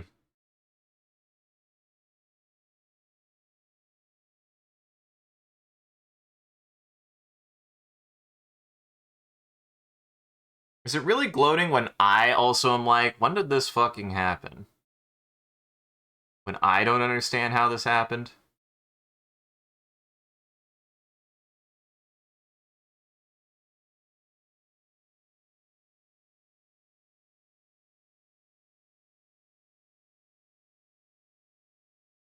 Yeah, that looks about right. I still feel bad. I've given up on that, but I was like, oh no, I drew it the wrong way. I wanted to flip it. I wanted to have it go this way, and I absolutely cannot. I absolutely cannot have it go this way because the arm's on the wrong side now. It's just on the wrong side. I can't do it this way. It.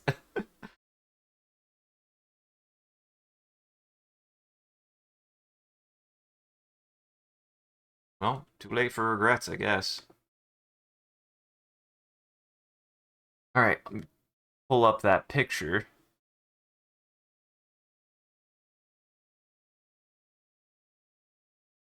Need to see what the words say.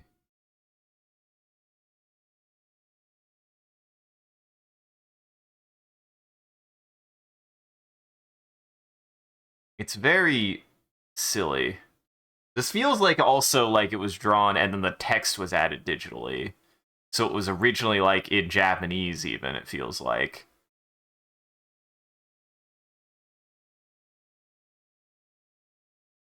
I still don't even know the context of this picture. Like even taking taking out of account something like uh the nature of I can't bold this. Know why.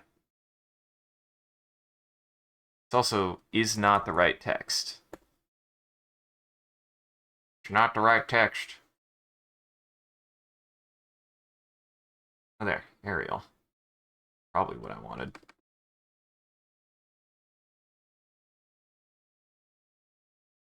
Oh yeah, Arial is actually what I wanted, and then I bold it. Perfect. Ah, boy. Zoom out, please. Okay, this needs to be probably more like 60.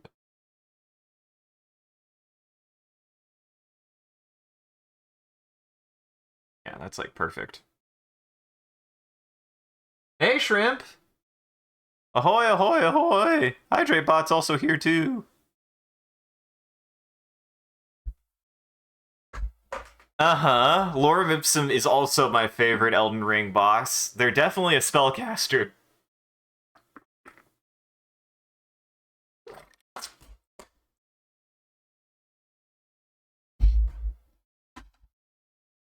The game's base design don't do clef key justice. It's not just a keychain, it's essentially holding hands at all times, but it can stop, and the keys are things that it holds, so different clef keys are supposed to hold different things. But that would be hard to program, yeah. Well, that's a shame. That would make clef key more interesting.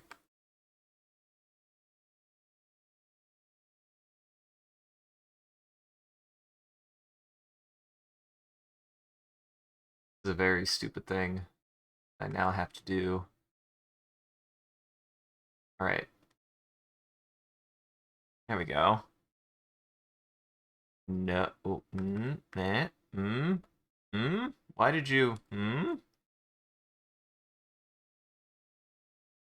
What? Oh, God. God damn it.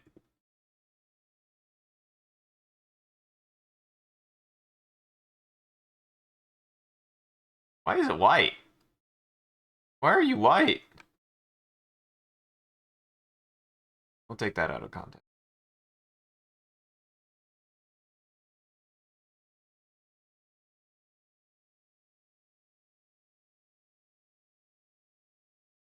Oh, that's why it was white. How did that happen? I don't think anybody knows, Creeper. I don't think anybody knows.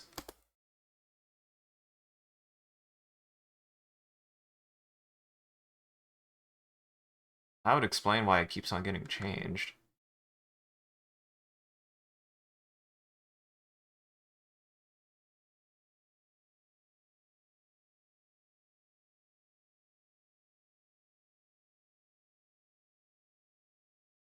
I also need to check if this is bigger, but I don't think it is. Actually, it's a little bit bigger.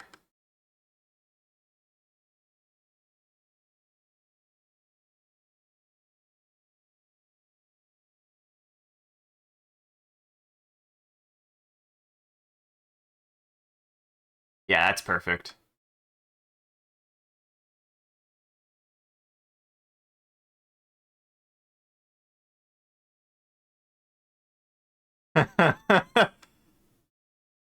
Yeah.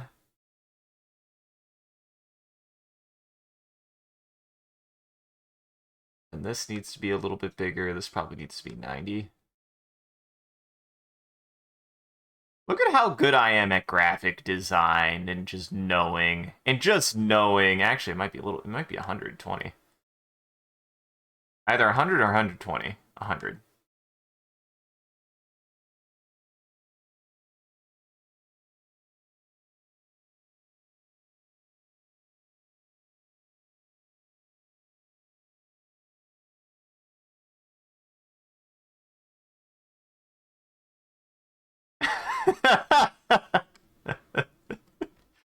I make stupid things here, guys. Guys, I make dumb things here. That needs to be a little bit bigger. This might need to be 90. Oh, no. Why?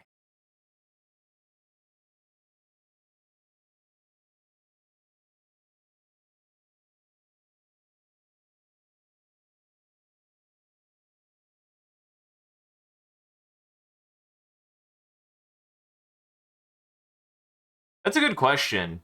Definitely in the first game, I don't think it was poison, but I know poison was everywhere in the first game.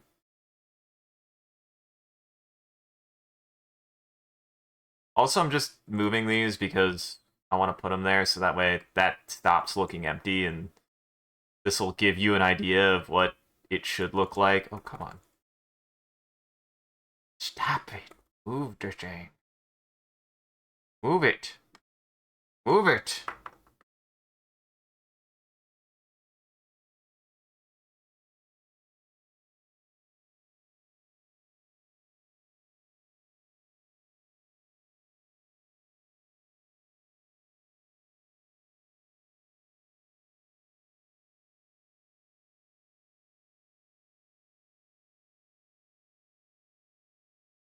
This. Hope that didn't help.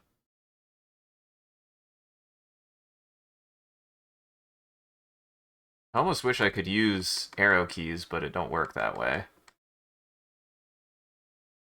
It don't work that way. Should, but it don't.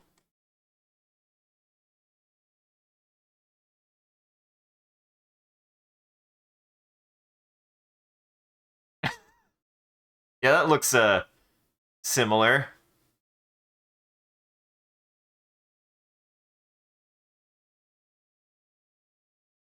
That's also fair, yeah. Is it based on the actual full number or just like the average? Because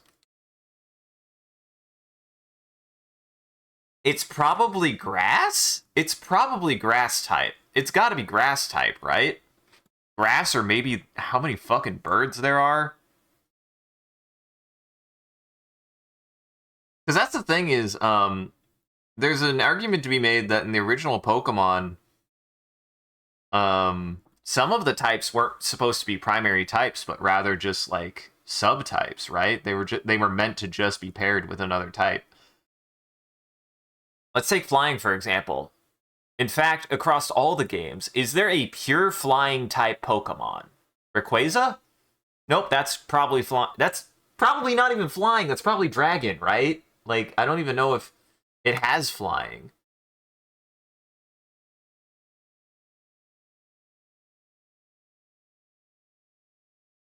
In fact, it is dragon flying. Is there a pure flying type Pokemon? I don't think it exists.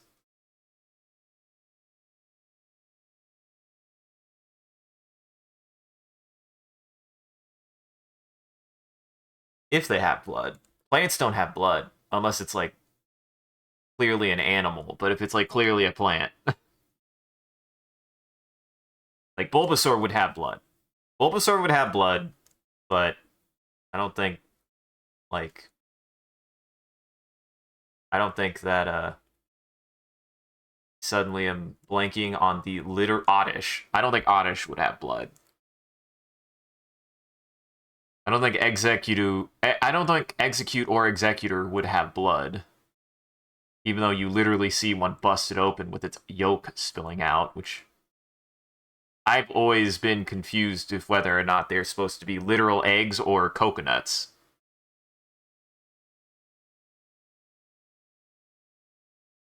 Given the plant typing of the Execute, I would assume that they're supposed to be like a mix between an eggplant and a coconut. For like inspiration. Water? Huh. I'm a little surprised by that, but I guess that makes sense because you need to have enough water Pokemon in the water when you go into the water that you don't feel like you're just running into the same Pokemon over and over again, even though you do just run into four of the same Pokemon over and over again. Really? What four pure flying types are there? I don't think there's a pure flying type in the original.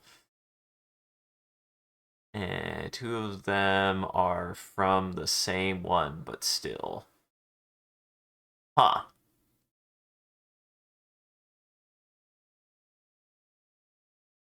I don't think there's a single original 150 that's a pure flying type, though.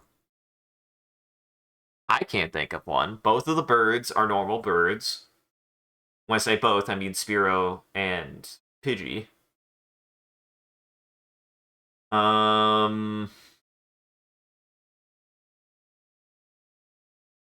Starling is normal. Most of the time, the normal birds that you find are normal birds. Noctowl's normal, which I've always found weird, even though it knows like some psychic stuff.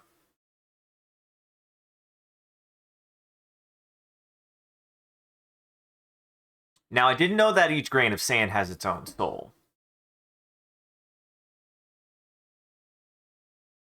Well, that answers Sean's question of, is there a tornado Pokemon? To which there is. Rookidee and Corvisquire. At least those sound like birds. And then well, there you go. Well, sorry.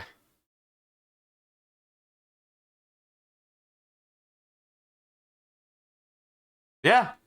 And that's because they probably were like, flying is not a type.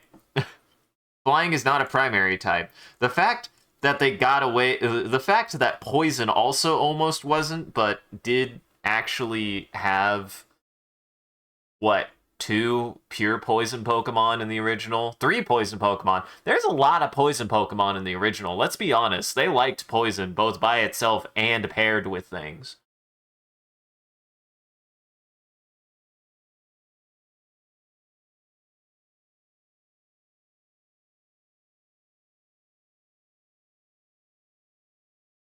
Oh. Oh. Well, I guess he is in a tornado. He just causes them. Also, oh, you said two forms. For a second, I thought evolutions, and I was like, there's a god Pokemon that evolves now? Jesus. Back in my day, we just had one, and it's Rayquaza. Well, we had three.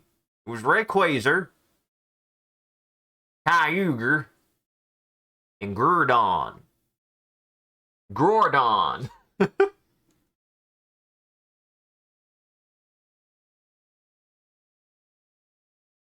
Now they got all these newfangled ones that are like the god of time and space and dimension.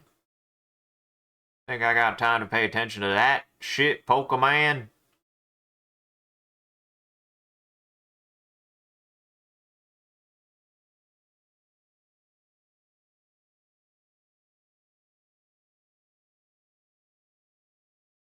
God, I really need that fucking fix. Please let my parts come in today, please. Want to actually be able to use my full screen. Probably should wash my screen more too. That'd probably help.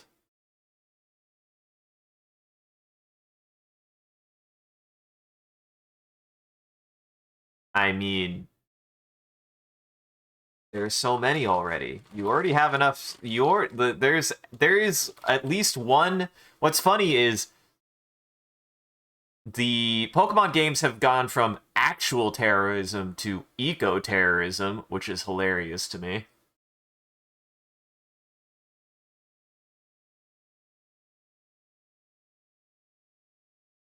To honestly just a bunch of guys who want to be dicks, from my understanding, from the little I know.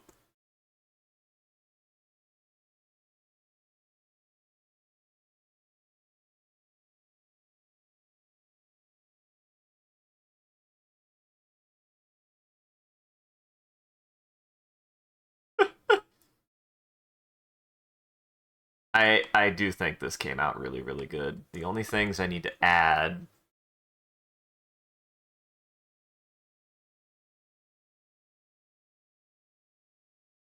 This I'm just gonna kind of eyeball.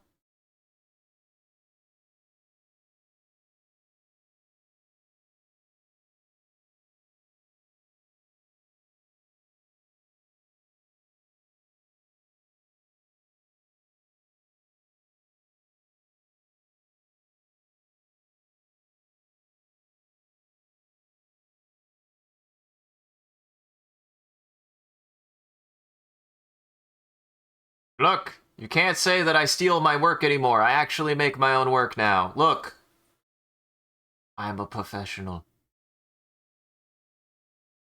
I make my own memes. I actually have the time to do it. That was one thing that was always kind of a hookup for me for why, like a hang up for me for why, if it ever seemed like, why does he utilize so many other people's stuff? And it's because I really was struggling for a long time there to, like,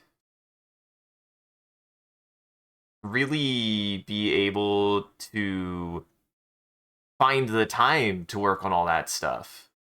I always was like, how does anybody find time to do this shit?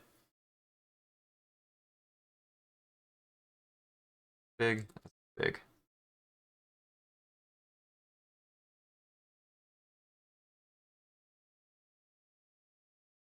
Here's what we're gonna do.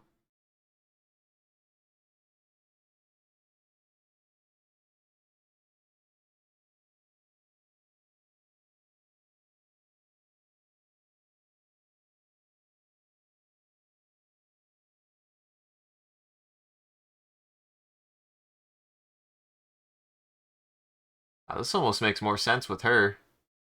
She's all golden and shit. Don't worry. I have a plan here. I want this to have a marker look, so we're going to try a couple of different things. We're going to try blend mode first, and we're going to try transparencies.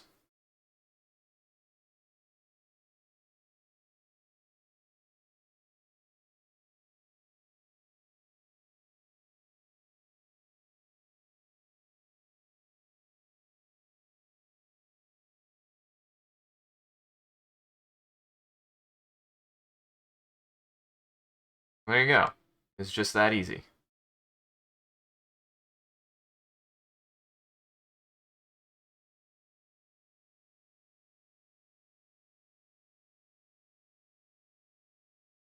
Probably darker color.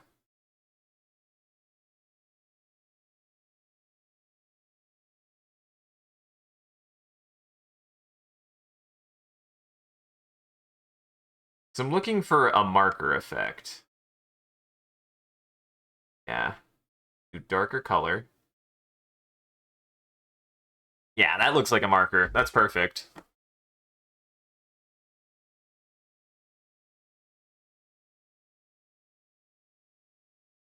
All together, so that way this looks less cluttered.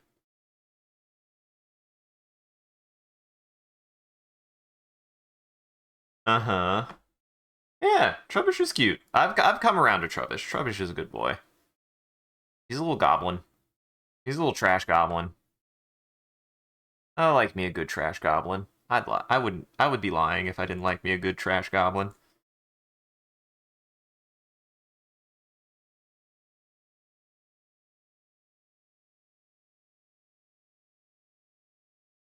Yeah, that looks good. Yeah, we're gonna leave it like that. And then I think I do coloring. I think we block in our colors and we color for a while, and I'll be done with this one too. And it just goes to show that I was just scared. I was just scared. When in reality, I just needed to learn how to do the dang things.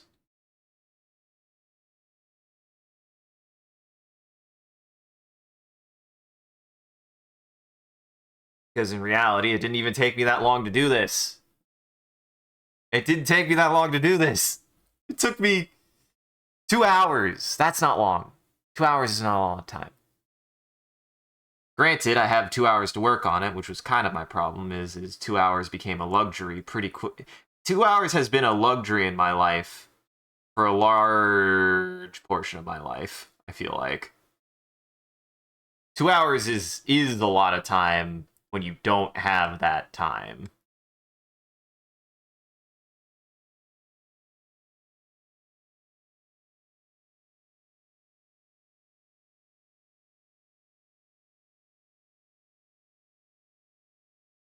I think what I'm most satisfied with this drawing is how accurate it came out, even compared to the Mikola picture. I think this picture came out more accurately than the Mikola picture did. I think all three of these images have come out spectacularly. Your boy's inspired. I don't know what to say.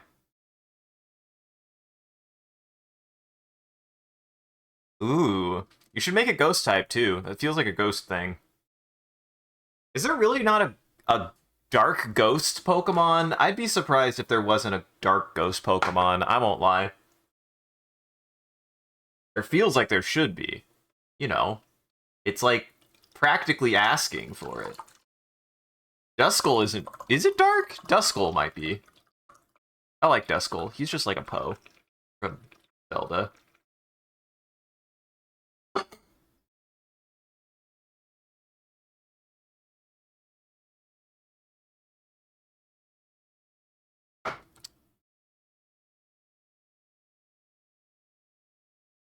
Alright, time to block in my colors.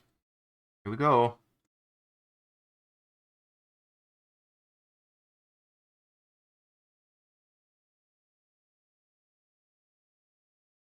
Yeah. Some are. Some know Levitate, some don't. I don't think it's guaranteed that every ghost Pokemon knows Levitate. This is why Levitate is such a good qualifier. I love the concept of Levitate because it gives value. Though it does seem to beg the question of what the fuck is your Magneton? What is your Magnemite's... What is your Magnemite doing if it doesn't have Levitate? Is it just sitting on the ground? It's defective. It's a mutant.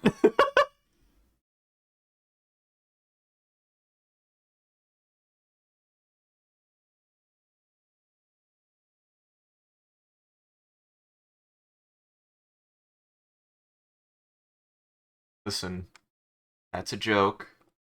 If you We do not look down upon. We don't look down upon anyone who has a physical or mental disability, unless you're in a wheelchair. Okay, no. That was a joke too. I promise. No, like if you never, I would never want to be mean to them. Not intentionally. Not in a way that would make them genuine. That I wouldn't want to. We all know my self. We all know me at this point. I would never. Could bring myself to be mean in such a way. Sableye? Sableye's ghost? I knew it was dark. I didn't know it was ghost type, though.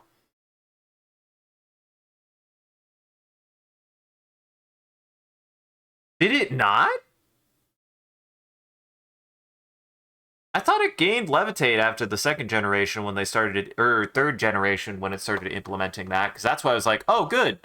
They fixed the thing where it was double super effective or it was double weak to ground type. I guess not. Never mind.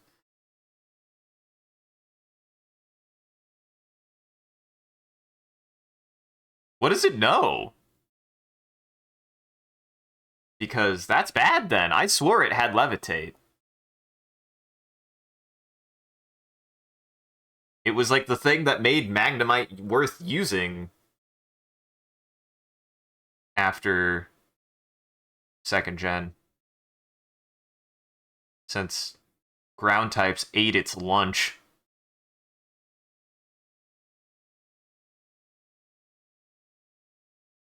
Magnet pull and sturdy. Fuck. I really... Huh. There's some Berenstain Bear action for you. I really thought it had that.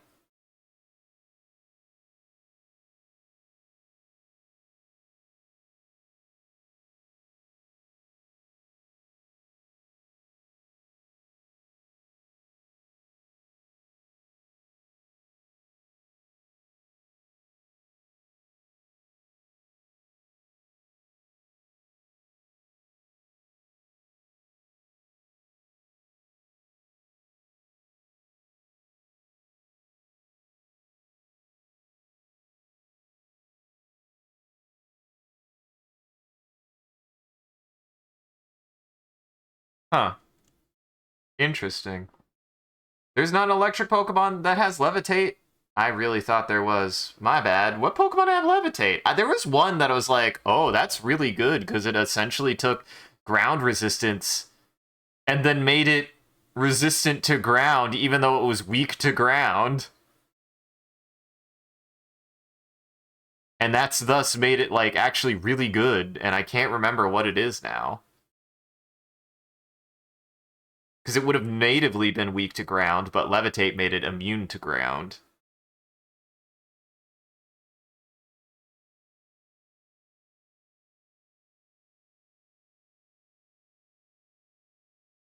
Get me a list of Pokemon with levitate. What kind of rituals should these guys be doing to require them to obtain blood from other Pokemon? I mean, just a normal blood sacrifice. Could be as simple as a normal,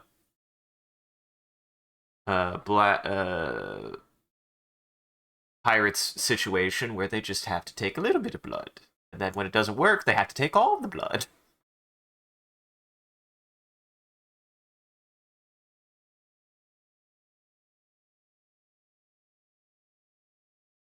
Also, man, I never realized Millennia had such good, like, color variants.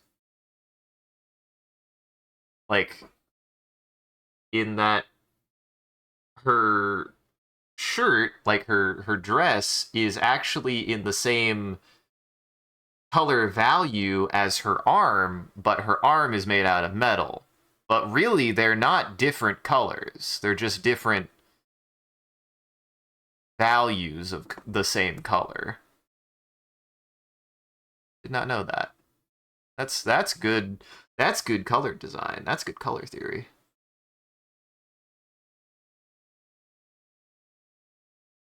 Coloring. Coloring. I love coloring. Rotom. Maybe Tynamo. Electric or electros?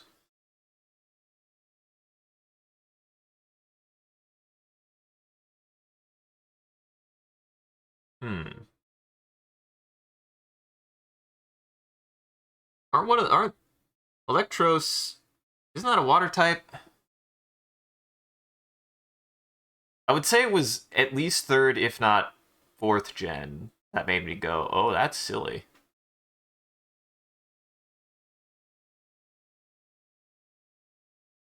I mean, it's gotta be to summon the not the first. I guess Darkrai was technically a dark god, but who's to say there isn't a fucking Lovecraftian Pokemon that could exist? I could see them trying to summon some antithesis to the literal god to Arceus.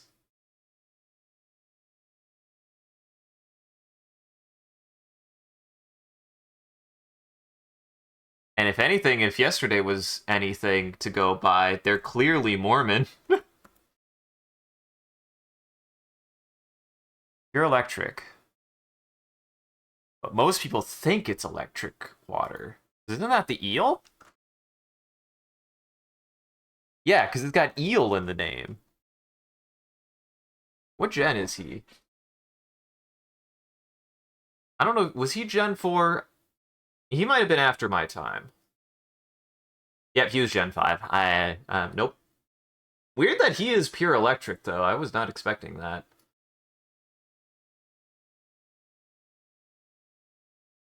I do love me a good lamprey, though. That's a very good design. I like that design.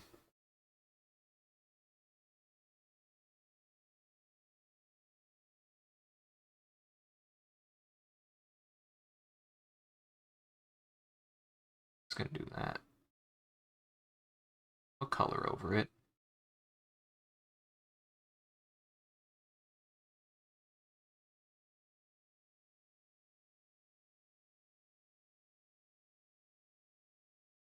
I like that I started off being like, oh man, I don't know how I'm feeling about this. I was feeling a little groggy, and now I'm like, wow, this came out to be still good and maybe even better than the other two pieces I drew. She looks good. She looks really good.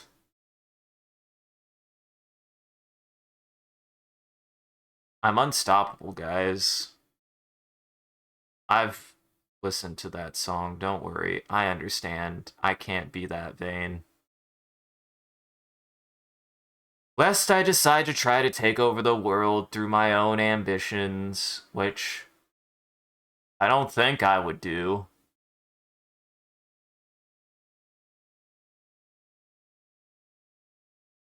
It is nightmares. So is he dark or is he ghost? Or is he both?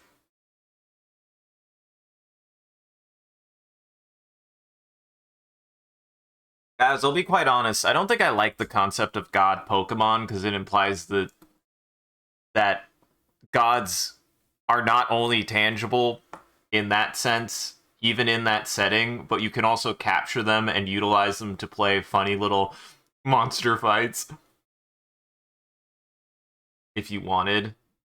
Not to say that legendaries weren't there, but legendary didn't mean god, right? Like the same thing with Monster Hunter. There are no gods in Monster Hunter. They're all animals, no matter what, down to the most rare of creatures in that game. They're all still creatures.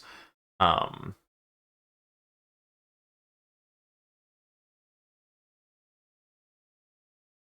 uh-huh.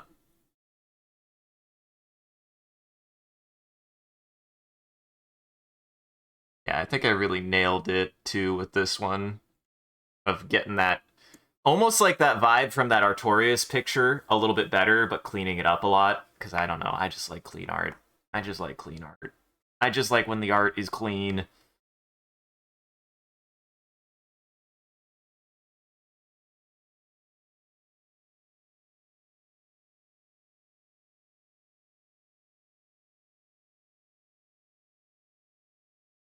I'll be like him some clean art.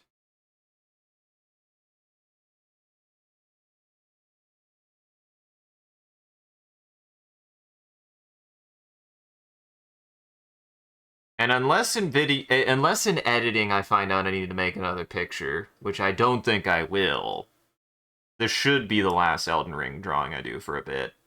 Though I might, like, after a while, I might actually make one of my drawings my character, since I'm getting close to just a final aesthetic build. I don't know if I would change her armor much, depending on if I get some really... I might mix up... I definitely have the hat. The hat's staying.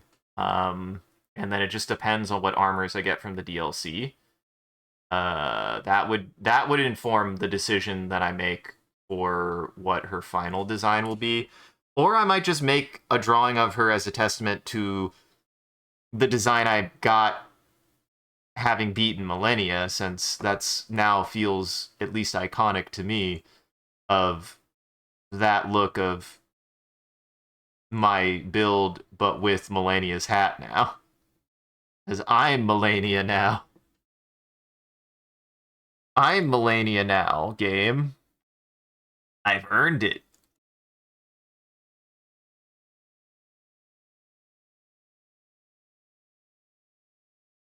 Yeah, the power to create a god, so you're going to have to figure out something different for these goobers to worship with the rituals. Fair. I mean, this is the thing. Cults really only work for me if you're going to go Lovecraft. So you still can, and that's the thing, is like they don't even have to... This is what makes Lovecraftian gods work, is Lovecraftian gods are also tangible but terrifying, because they're tangible enough that they don't just seem to rule and govern so much as just exist in our peripheral enough to be terrifying that something like that can exist. So a Lovecraftian god does not have to be a literal god. A Lovecraftian god doesn't even need to be able to do anything aside from be very abstract, very big in some settings, and very difficult to understand what they want. Most Lovecraftian gods are less about having any governance over anything and more about being just an alien entity who is a combination of definitely bigger and more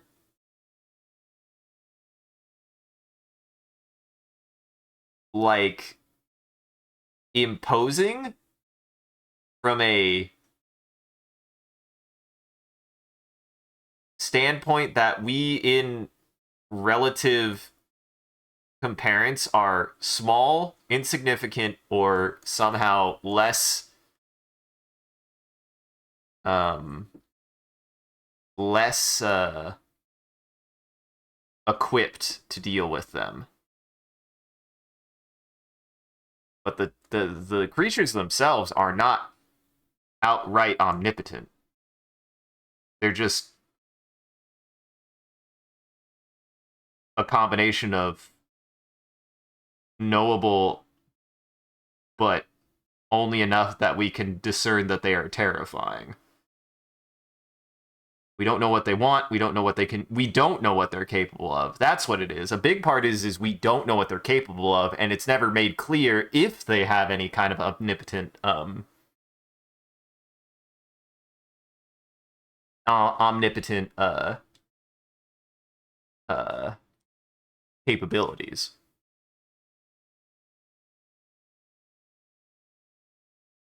Darkrai is pure dark.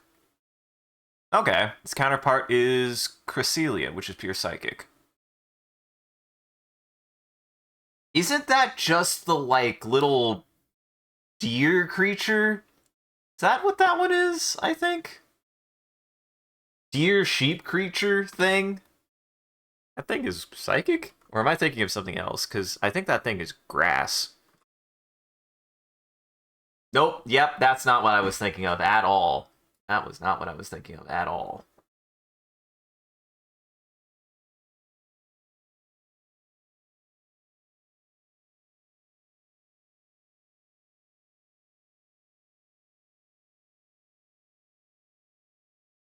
What your trainer is able to catch is a physical representation of Arceus, not God itself. Arceus is known in myth to have 1,000 arms, to have the power to create and destroy things out of thin air.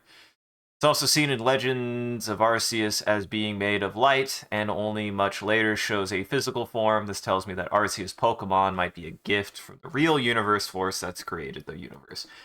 Yeah, and I'm sitting here like, damn it, that's just magic. And I had to say this every time. I hate magic. I'm sorry to say this. I hate magic when it's presented that way, especially when so much of the setting is like this focus on ecology and biology and how these creatures are fascinating and interesting because they have capabilities that are biologically related, even if that isn't explained on some level. So just having gods really takes that element out for me. It always does. It's like, oh, so legendary Pokemon are just magical creatures. They're not just super rare, maybe very powerful, but super rare animals. They aren't that. They're just mythical, literal mythical creatures. Okay. They're just literally cryptids. Okay. Just makes it less fun for me. I like them as cryptids. Well, that's the problem, right? Is Lovecraft,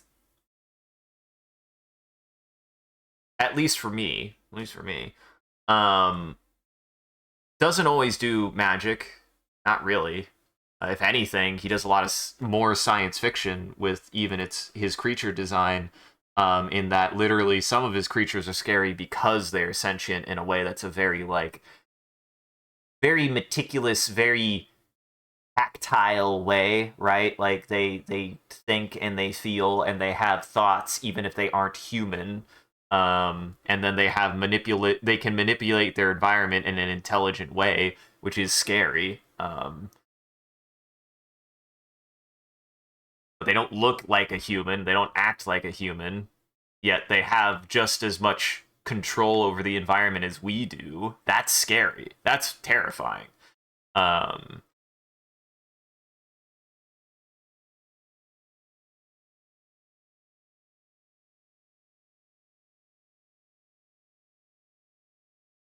so I don't know. It for me takes the mystery out when like,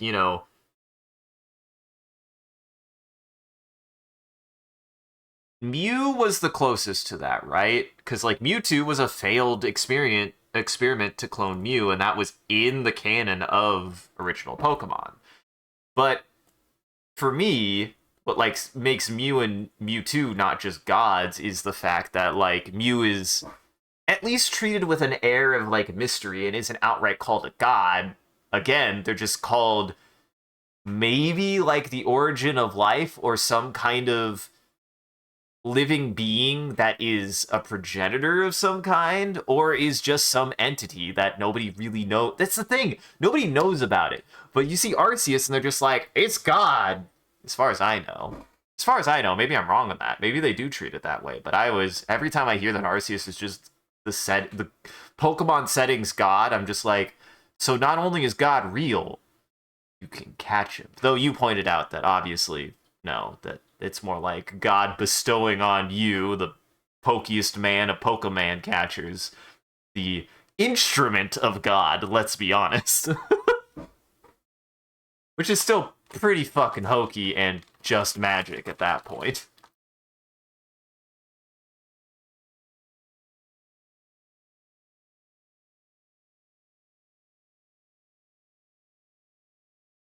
Maybe they believe that they can utilize Pokemon blood to harness Pokemon powers for humanity for themselves. There you go. There you go.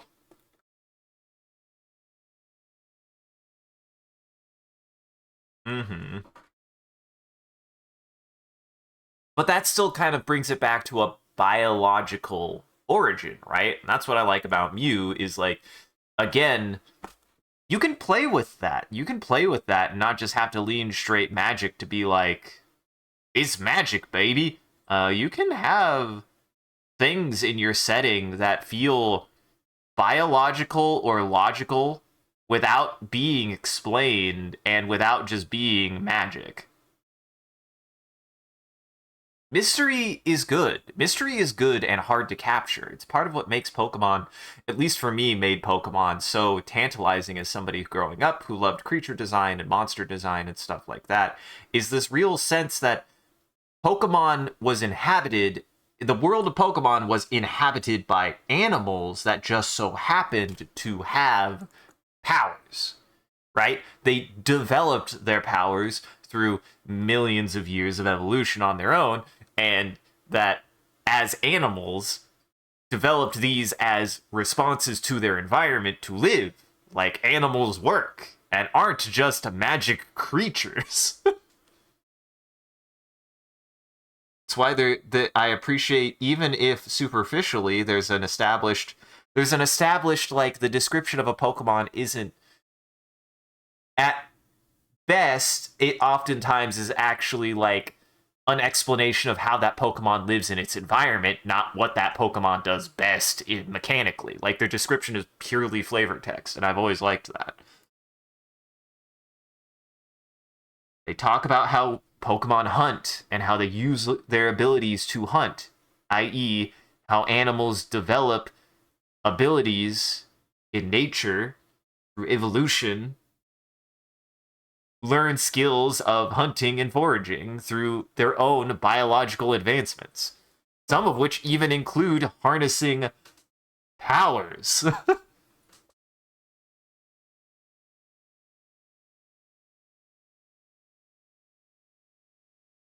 In the original Gen 4 games, it must be summoned in Legend of Arceus. The battle is bestowed upon you after you do God's bidding. Almost like you do something for God and they give you something back. Okay. Still feels weird.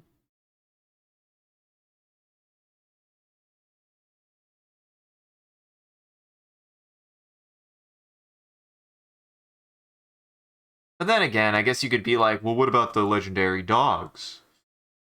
They're like clearly some kind of Shintoism, and it's like, well, okay, fine, you got me there. But again, they're just treated as like these mysterious. They're treated like cryptids, not like gods. Mythical creatures can exist without being all-powerful beings from a godlike perspective, for me. Which is what I like about what I like about a lot of legendaries for a while is that they are just treated as more like cryptids, especially the ones that the roaming legendaries after Gen 2 always felt like cryptids and made it special to find them, in my opinion, out in the wild, because you're like, oh my god. So it wasn't insured, you could track them, but it wasn't insured that you would ever find them anytime you went there. You actually felt like you found something special looking for a legendary Pokemon when they appeared in the wild. Getting lazy. I don't care. Blocking in the colors.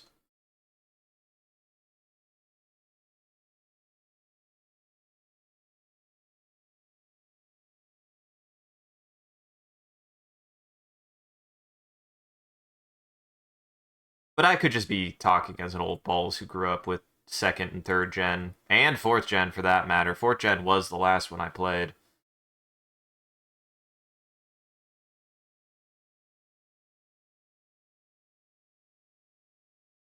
I think I played 4th gen, and then I was like, I think I'm getting too old for these games. Just personally. I think everybody goes with that with Pokemon at some point, is they get to, like, you know, their age where they're like, I don't think I'm the right age group for these games anymore, and then you just think that they're for babies, and then you stop playing them, and 4 was when I got off the train. I liked 4. I don't remember anything about it. I don't remember anything about 4. I liked Turtwig though. I like Turtwig. He's a good Pokemon. I remember nothing about 4. I don't even remember what happened. I'm pretty sure I beat the Elite Four, but I don't even remember if I did.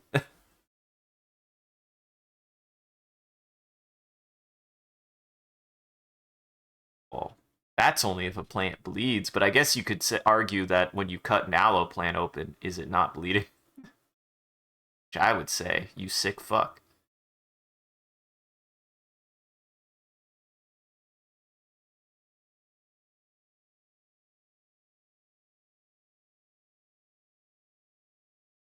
Too much.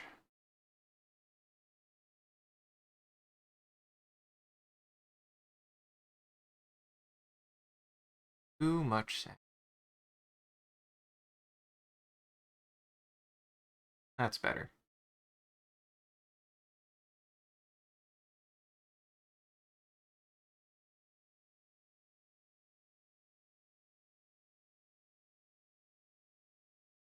Get out of here, you small town taxpayer. Could you? The small town taxpayer is the bot, which is incredible. Find Arceus or their boys because of a cult. Yeah. Trying to make them create a new world. It's not like you'd ever find them if the plot didn't take you there, you know? True. True. Fair. And hey, most of my criticism just comes from a taste perspective. Again, I'll put it this way. Religious iconography in a game has to be handled particularly well.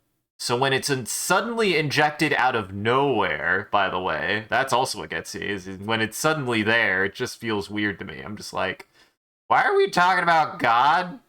Why am I catching him? That's mainly all it is. Really, it feels like tonal whiplash to me.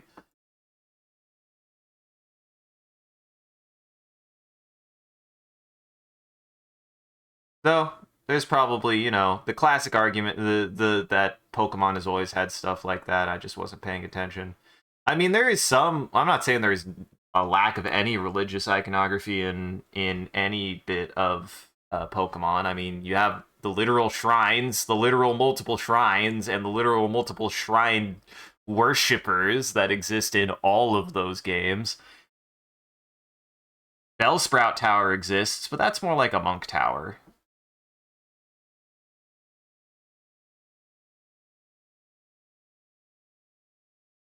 But I guess you also have the Lavender Town Tower. I can't remember what it's called for some reason.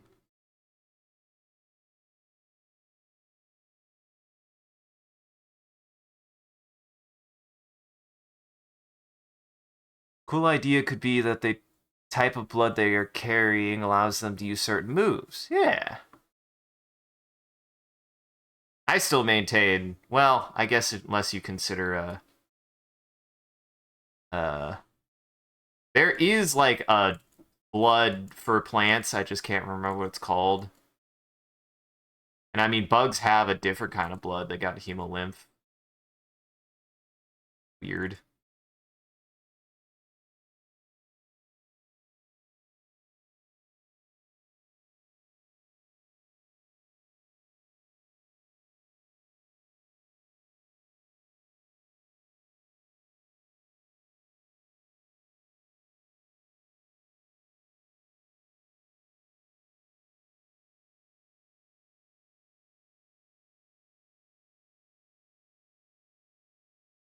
Chlorophyll. Yeah. Gen 4, there's a lot of stuff that references religious tropes. Some that gives you direct references to the Sinnoh region. Yeah. Fair, fair, fair.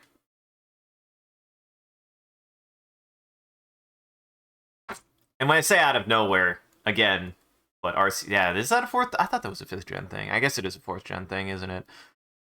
Look at me with the egg whites on my face after admitting that I played those fucking games and being like, I remembered liking them. I hate the God part. Well, maybe I, in fact, am also a Pokemon poser, but that shouldn't surprise anyone.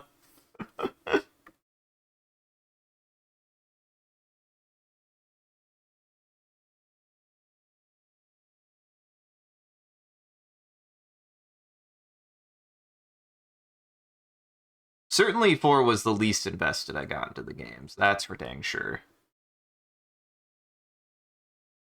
I mean, I could probably go back and, replay them or re-examine them and find out, yeah, they didn't really have that deep of settings, but there was a certain amount of charm going on when you were younger between generations 1 through 3 where there's just this really rich setting. It's just a really rich setting.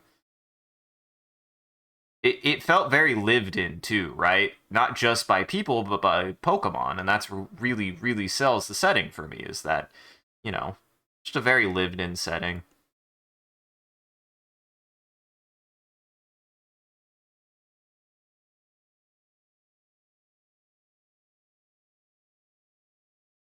There's no criticism for 4 there. I think 4 had that too. Just don't remember it very well. Maybe that is the criticism, is I just don't remember 4 that well. Like, at all. Like I said, I played it. I played through an amount of it. I don't remember if I even beat the Elite Four. I think I got to the Elite Four. I'm pretty sure I at least got to the Elite Four. But I don't remember if I finished it or not. I don't think I did.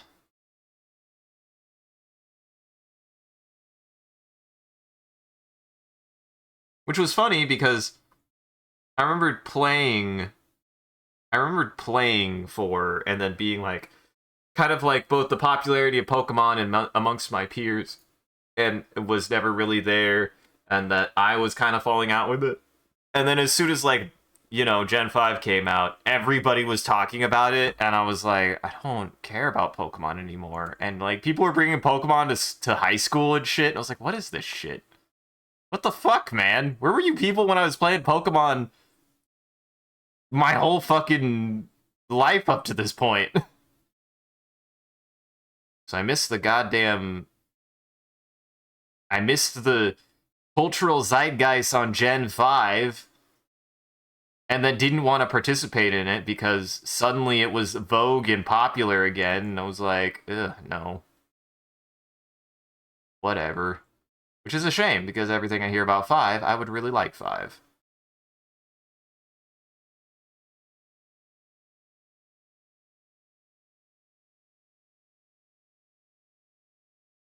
I definitely was very anti-popular anything growing up. I mean, I still kind of am. Am I not? Do I not exude that sometimes? Have I not literally gone on record sometimes saying sometimes I avoid something just because it is popular? So, yeah. Have I really stopped doing that? Not really.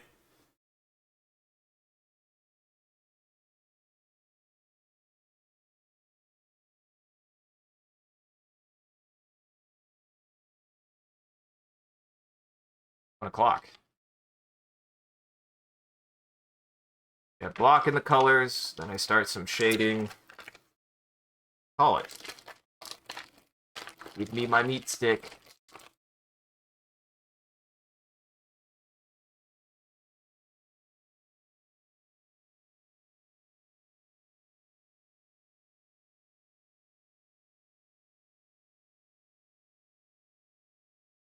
Gen 4 did have a bunch of places that weren't just clearly a location you should be in. Like the Solcian ruins that may or may not have Giratina in it, and the old chateau that has actual literal people ghosts. And also Rotom. Rotom was Gen 4? Am I dumb? Man, I really forgot Gen 4.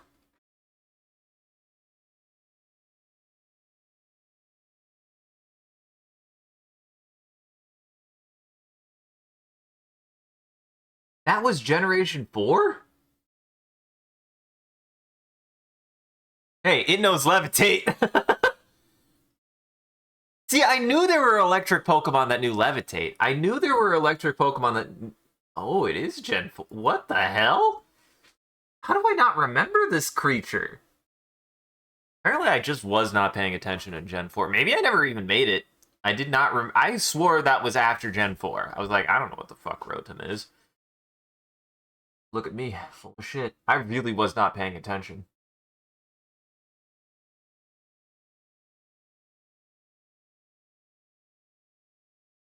Huh. Also, apparently, all of the, like, different versions of Rotom were original. That was not something that happened later.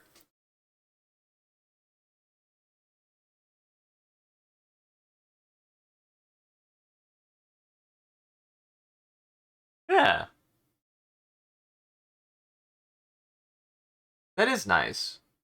I mean, that's the thing. That's the funny thing about Gen 4 is it is a little... I do think it is probably, at this point, a little bit of the black sheep of the series, but it wasn't bad. I definitely didn't hate it. I just fell off with it, right? Like, it wasn't that I was like, "Here's a bad game now." It's just like, I don't know if Pokemon's my thing anymore.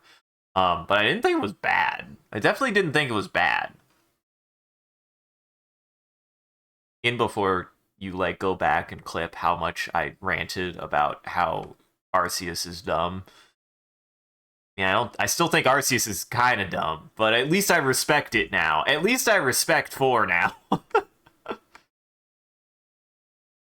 I think that's still... Hey, listen, I can at least hold to my predilections to say that I still think Arceus is dumb.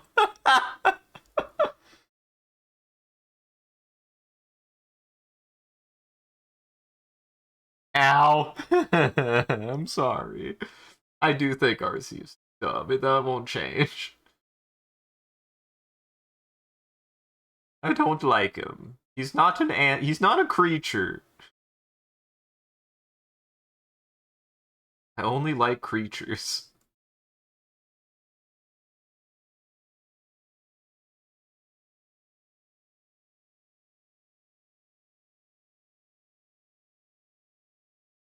How can you hate Gen 4? It has Dawn, the best rival. And she, like... I wonder how old they are getting, because I feel like they went from, like, pre-tween, teen to teenage. Is, like, Dawn 14? 15? Are the characters in that game 14 and 15? I could see them being 14 and 15. Or they're like 12. That's all I'm gonna say.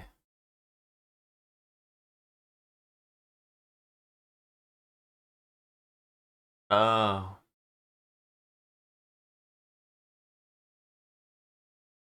Is it super slow? That also might be it. Is it really slow paced? That might be it. I might not have gotten through it then, because it's just really long and slow, which is totally fair. Like, yeah. Barry is the rival. All right. Dawn is just your best friend, or vice versa, because who knows what the boy's name is? Everyone chose the boy, so Dawn. Well, actually, I don't know if I played as Dawn. I might have played as Dawn, actually. Does the boy even have a name? Also, I think Gen 4 was the last time you got a rival who actually treated you like garbage, because I remembered him still being a dick. And then Dawn is your crush. Let's be honest. And then Dawn is your crush. A boy is Lucas. Gotcha.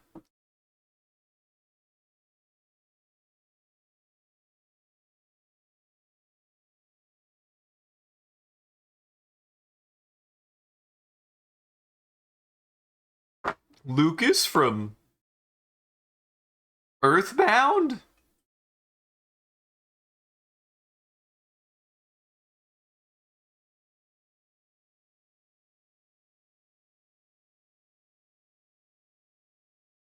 And we're just gonna try this, because I don't know what to make that space behind her head.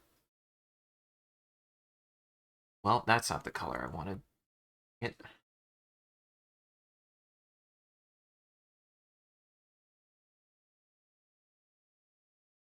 He isn't a dick. He's just really annoying and catches you off guard to battle.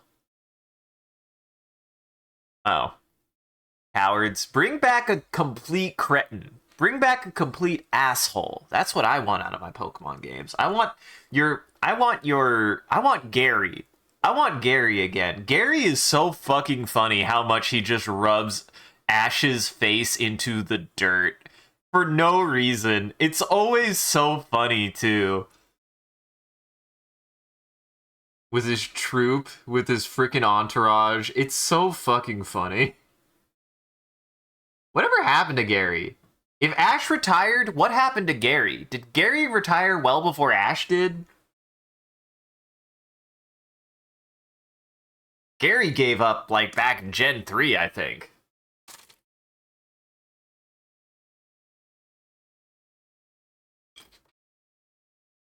Also, I'd be lying, though, that Dawn was in probably that formative list of games that hit me at the right age group, if you know what I mean.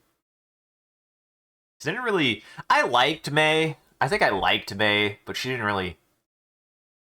I did like Dawn more, design-wise. I did like Dawn more, design-wise. Was it May? I think her name is May. Yeah, the fucking brown-haired girl from Gen 3? That's May, right? We're drawing Elden Ring. I'm not mad. We can keep talking about Pokemon. I like talking about Pokemon. I like having my bad opinions about Pokemon.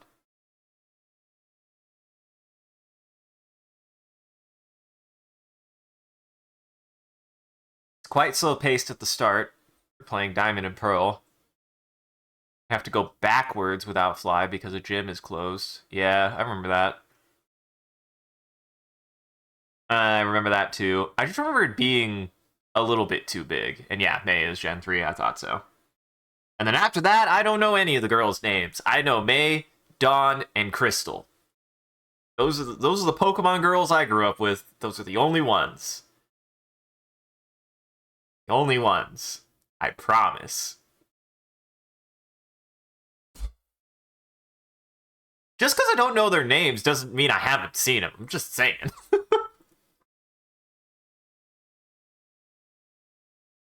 Pokemon waifus have existed for a long time now.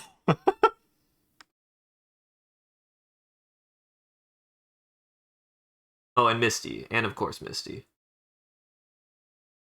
The formative Pokemon babe. Also, the health bars moves at 1/3 the speed because of a bug, so God forbid you kill a Blissey. Oh God.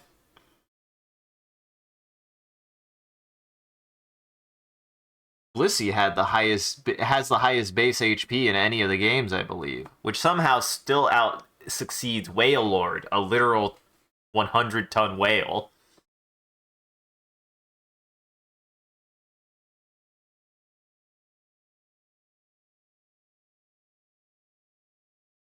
See, I can't be a Pokemon poser.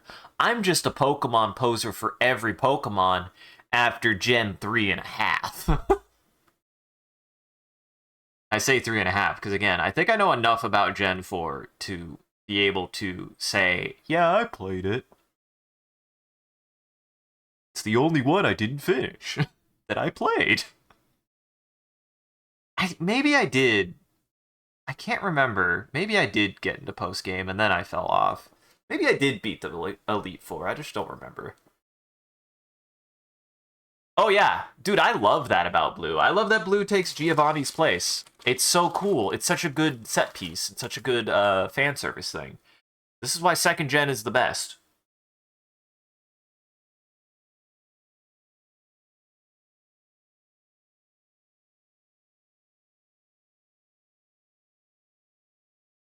I don't know how I did that. Oh, that's how I did that.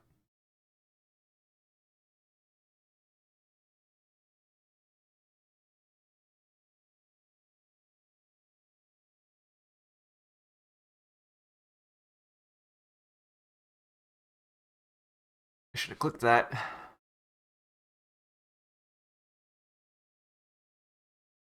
Oh, that's so fun! Oh, that's so fun! Okay, no, I do like that. And I'm glad that they're still friends. See, that I can get behind as far as like continuing Pokemon canon. Stuff like that. If that's like still a thing in the games, yeah. Yeah.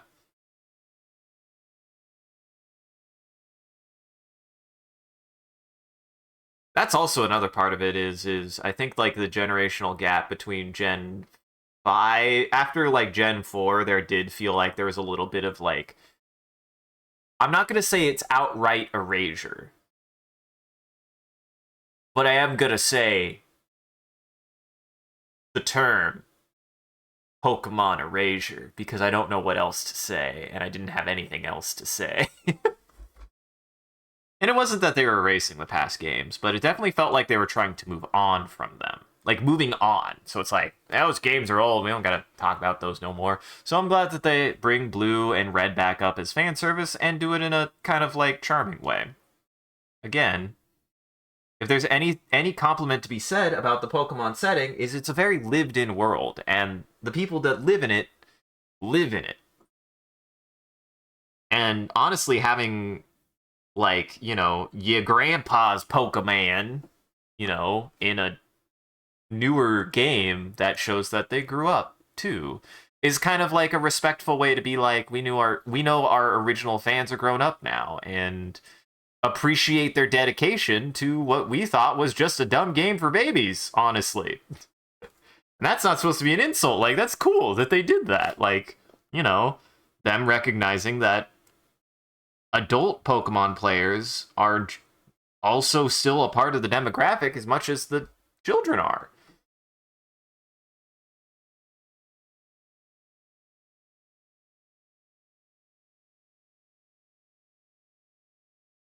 Red still doesn't talk.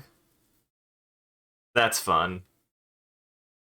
I find that particularly silly in that, you know, again, because like Blue is kind of like based off of your rival more, but he is still like Blue from the game.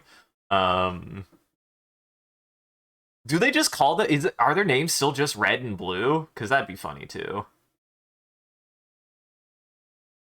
Like all these really human names all the characters have gotten over the years, except for Red and Blue, who are just still known as Red and Blue. Listen, I could see somebody being named Red. There's a literal character in a show called Red who's a grumpy dad. Somebody being named Blue, however, is nonsensical.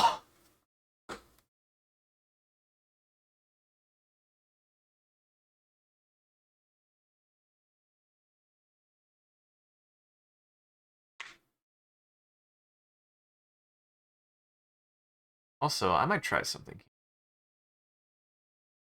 Kind of deviate a little bit.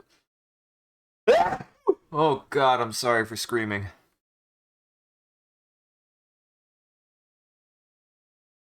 Yeah.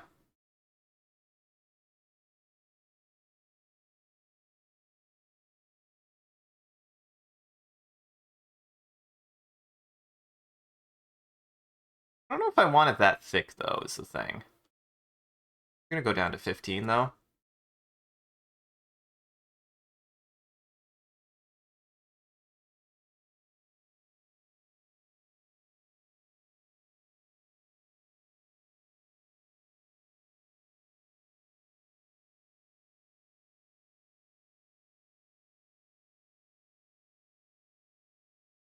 I didn't think I was gonna do this.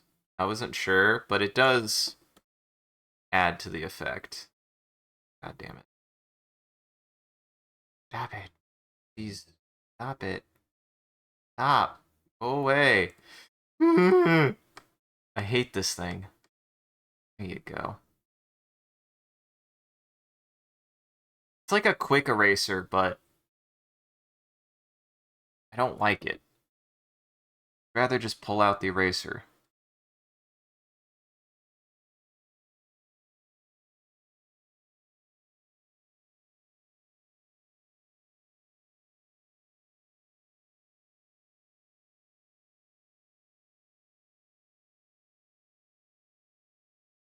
Here's what we're gonna do.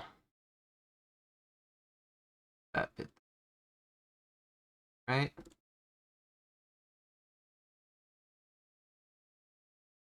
Just kind of keep that same style as before. Now what we do, we have that. We go to our loop. Go to our magic wand. We select the space underneath, right? Right? We go back here. Go back to these two. I just delete.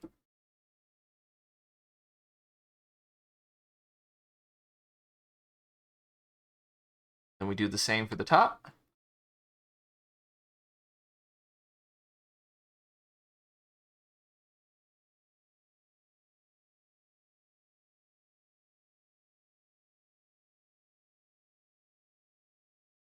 Uh-oh. Apparently that was drawn on a different layer. But what layer? Because seemingly...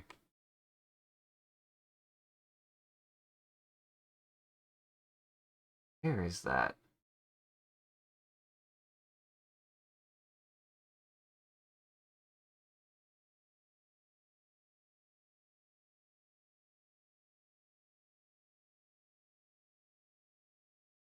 There.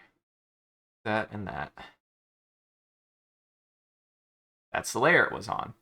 Don't remember when I did that, but yeah, that looks good. Yeah, I like that.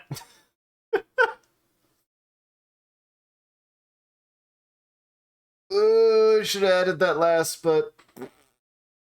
Or I should do this here. Safety. Make sure I don't... Ooh, no. Make sure I don't draw over it. Do that. Do that. Eye drop. Paint bucket.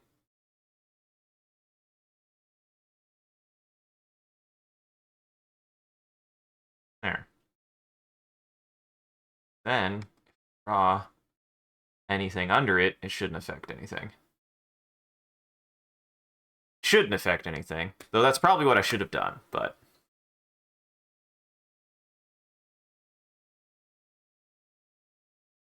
Patone.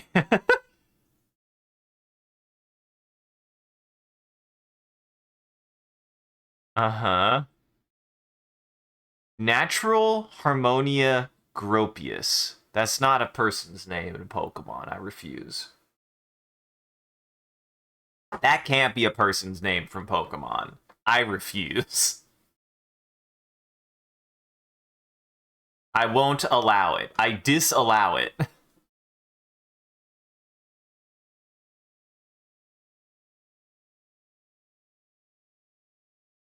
Oops. It's all red.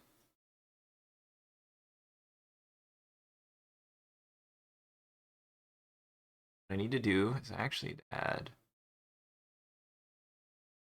this to that.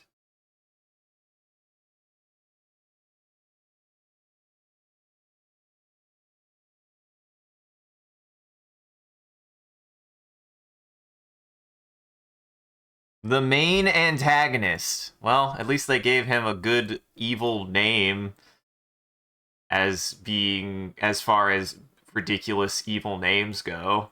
I will give them that. That is a good evil name, I guess. Try something. Oh, that worked. Mostly. Worked, mostly.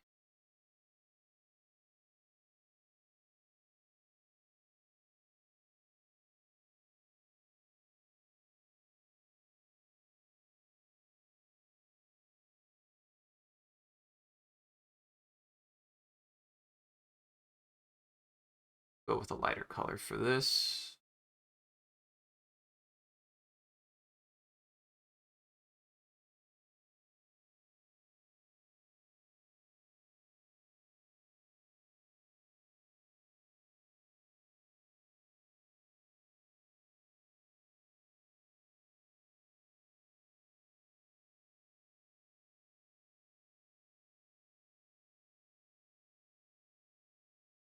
There we go.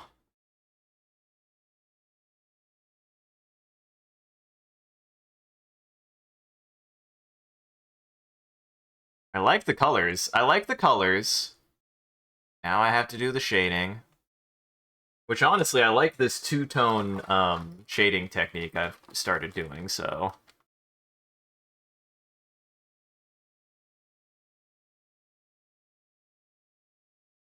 He usually goes by N, which is equally nonsense. Hey, that said, N is my favorite character from Dorohedoro, so honestly, they were just feeling inspired, let's be honest. If he looks anything like N from Dorohedoro, maybe he's good. I don't know. To which, friendly reminder to everybody out there, go watch Dorohedoro. It's really good. It really is. It's very, very good. One of my favorite pieces now. Do something more like this, maybe? Too much. A little too much. Yeah. Need to recolor this.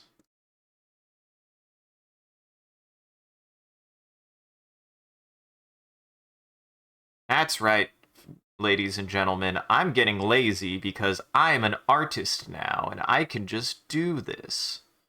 I can just do this once I've blocked in enough colors. You just put them in. Who cares? Work smarter, not harder. Ah, N's great though. N is great though.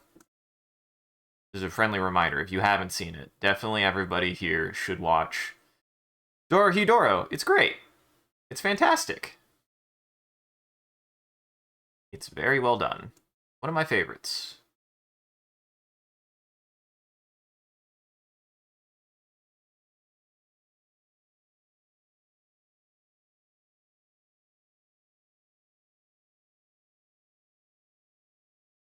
I think that layer had anything on it.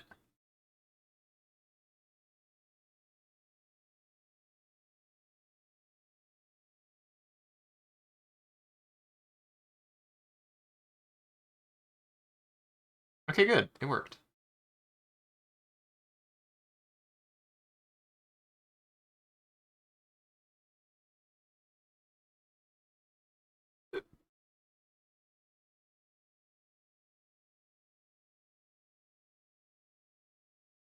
That?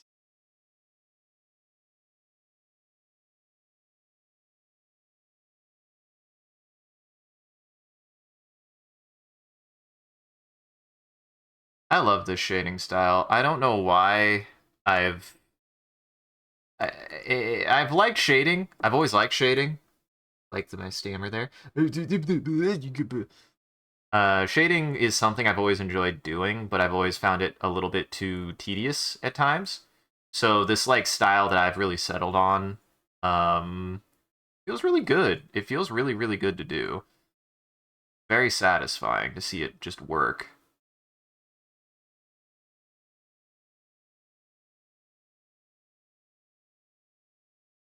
Like just do its thing.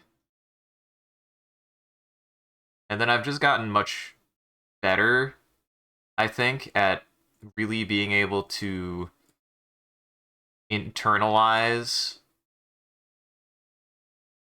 certain kinds of like darkness and shade in certain spots, and a better idea of like, okay, one of the biggest things I picked up on is things that are behind an object just with flat lighting. With flat lighting, objects that are behind are always a little bit darker. That's just how it works.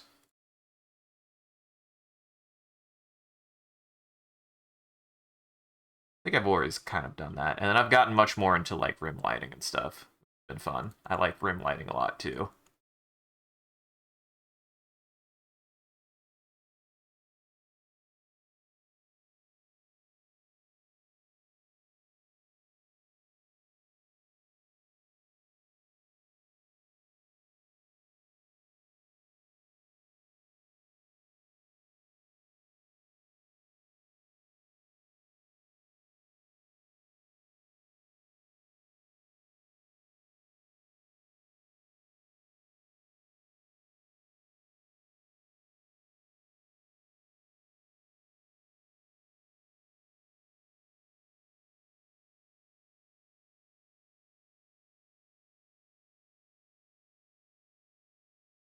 Yeah, this still looks quite good. This still looks quite good, I must say.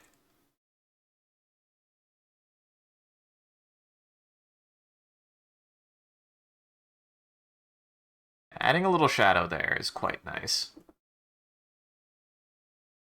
Just makes it pop a little bit more.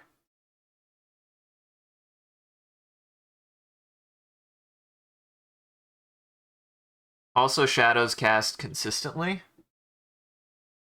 is the name of my new mystery novel. My Agatha Christie novel. Shadows cast consistently.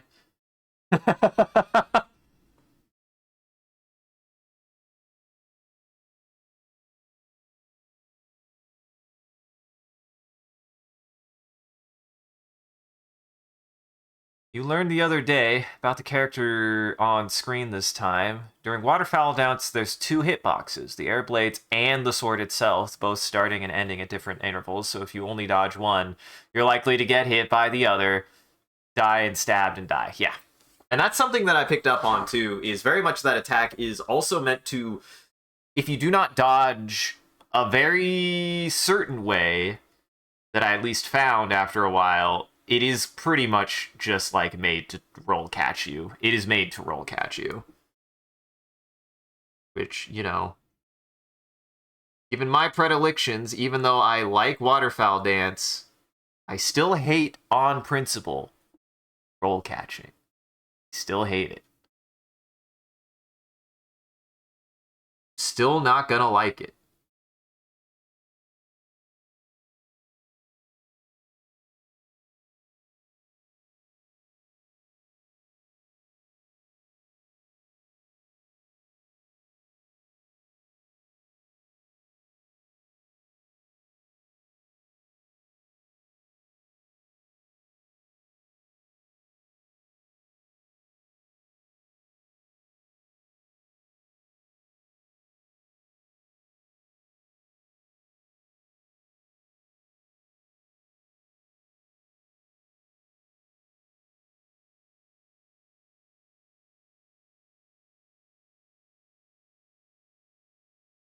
No?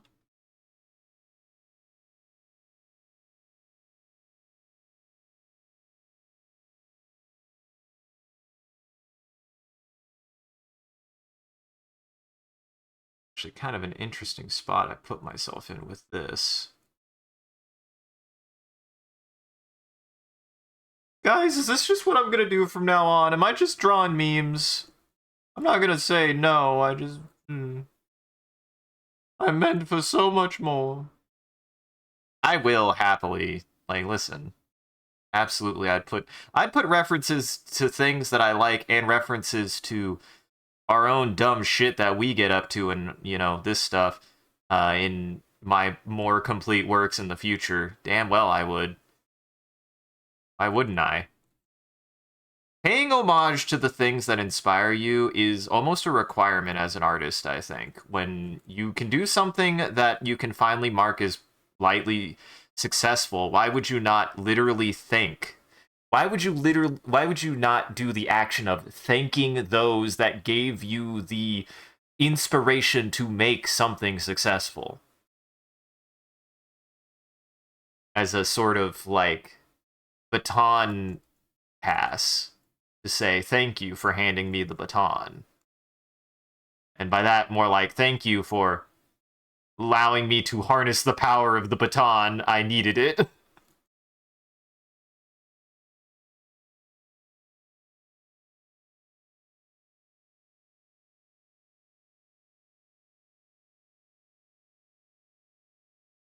It's little crazy how fast the hitboxes switch up on you, though. Like, it goes from the sword into the sphere almost instantly every time, and she hits with the sword like 6 times, yeah. It also is a bit of a weird attack in that they really do discourage you from dodging through it, if that makes sense. And they really want to make it clear that if you do, you really are trying to do so very specifically, right? Like, And I think that is a good thing about waterfowl. Again, like, very much waterfowl is trying to test you to find a way around it that isn't just simply dodge through it either. They want you to engage with it more than just make the attack not do damage by dodging. And that you have to be very specific about your dodging, but it does make it a little frustrating for a while when you're still trying to figure it out, because it is a very weird attack.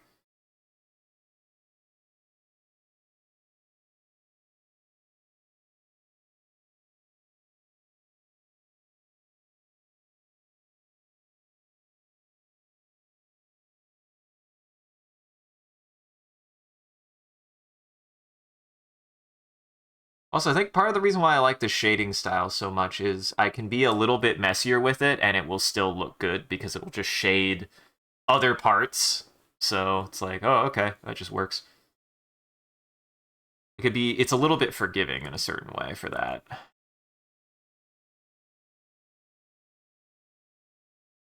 Just do stuff like this. It still look good. Stuff like this, and it still look good.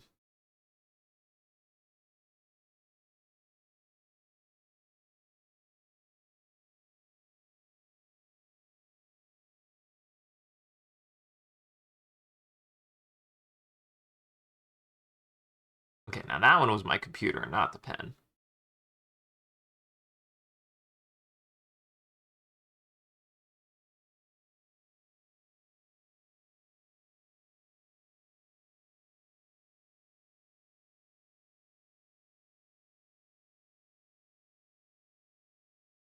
Oh my god. Yeah, I like this one.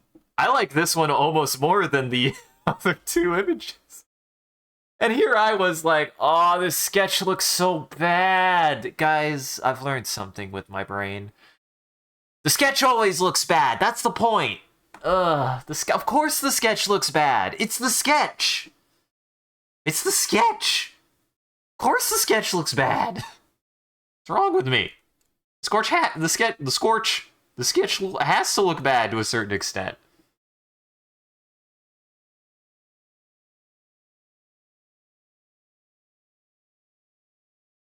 If you feel like you're working on something and it doesn't seem to be working, but it's just the sketch, remind yourself, it's the sketch. The sketch always looks bad. What makes it a sketch? Arguably. Is it looking bad?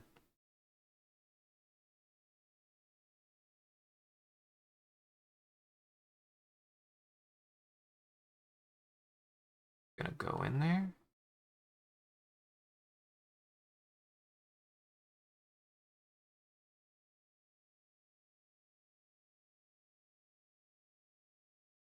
Get in there and get in there.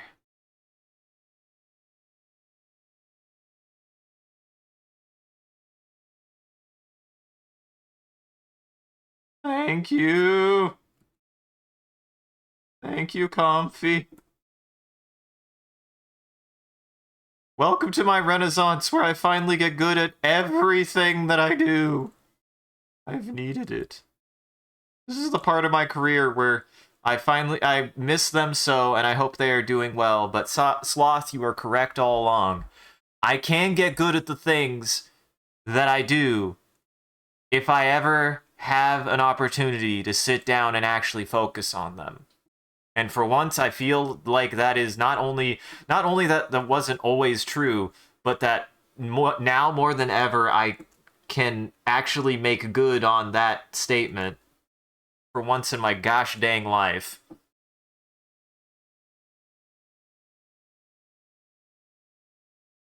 Yeah, it really does. I think I nailed the mouth being in there too, to be like, wow, it's fucking nothing. it really came out quite good. And then honestly, I like did my own thing with the boxing. So like you have that letter boxing, right? Here, I'm not gonna merge anything. I'm just gonna put these into a thing. And I'll keep that separate. So like I did these different, right? Like the actual like border boxing is different. But I very much did it in a way that works better for my version of the picture. Yeah. Especially given the like framing of it. It definitely looks better for that.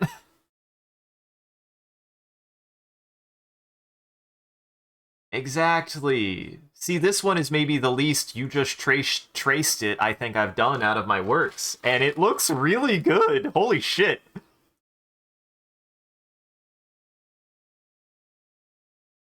See, I'm a real artist. I did it. Oh no. I don't even know what that I don't even know what that layer was. And it was nothing.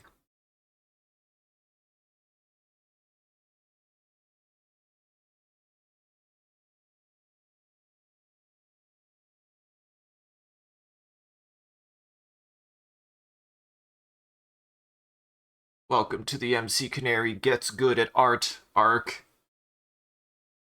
It's okay. When I get to Third Impact, I'll be able to tell all of my friends to not give up. Given that I have kind of internalized that I am very much the Misato, and I have been the Masato, and I always will be the Masato. So,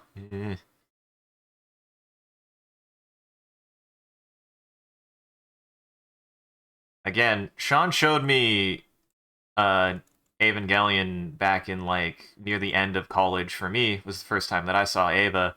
And I immediately loved Misato as a character and began identifying with her before they even got to the entire portion of her character development where they talk about how she had a traumatic experience that left her uh vocally inert for much of her childhood, to which I went, "Wow, I feel that, buddy."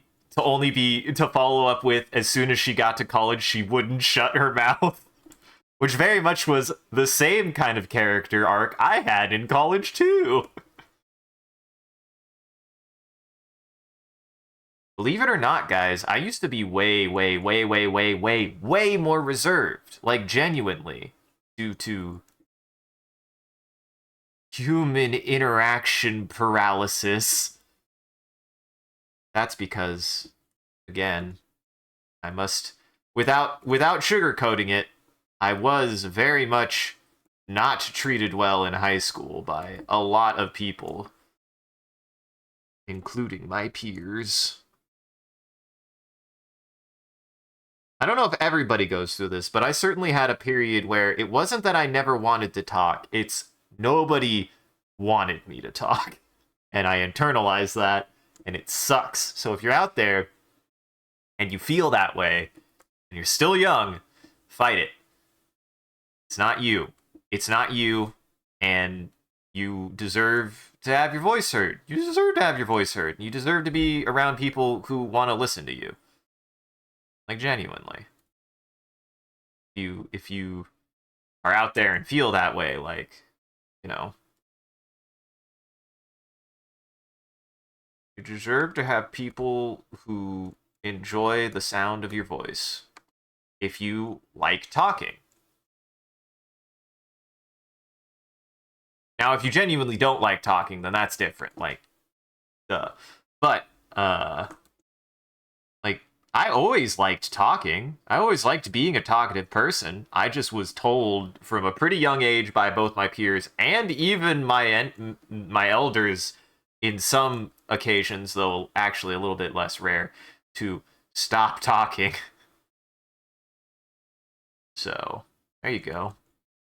There's some there's my Masato background of how I didn't talk much when I was a kid, not because I didn't want to talk, but because people didn't want me to.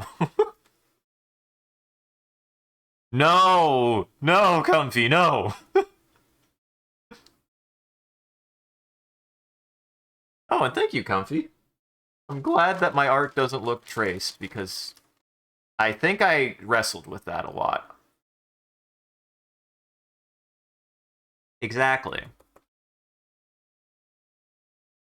At some point, I did realize I was doing something right when I was being. I realized at some point that being told to stop talking meant I was doing something correct.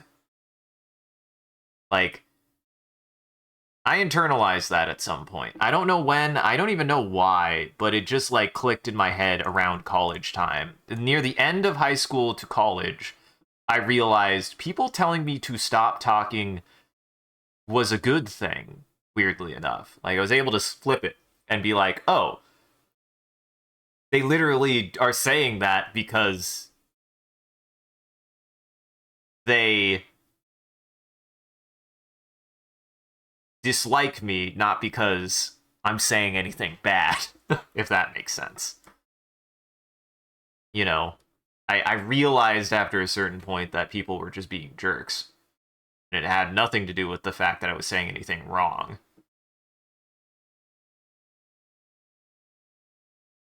I think it also helped that in college I actually found people who would listen to me, which when that happened for the first time, I went, what's wrong with these people? Of course, at the time. Now I deeply respect and appreciate the people who have actually, quote unquote, heard me out.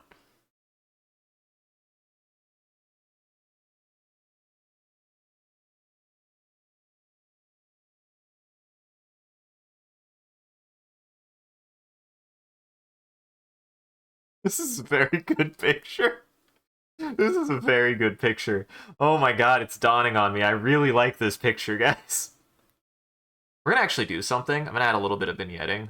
Um, I know what vignetting I'm gonna add to. So here's what we're gonna do. What we're gonna do is we're gonna select the inside of this. That's not selecting. That's making it all yellow. I'm gonna do that, right? Then we're gonna go behind. We'll go with an orange, like a really peachy orange.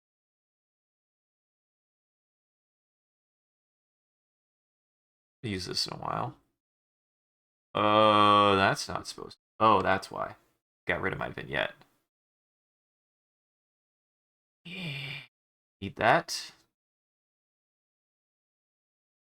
I'm just gonna clear this.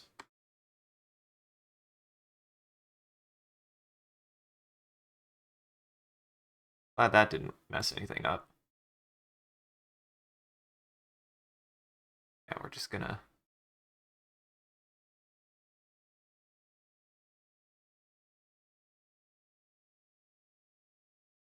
I'm gonna try this. Oh, no! Hold on. Hold on. Actually, we need to do this first.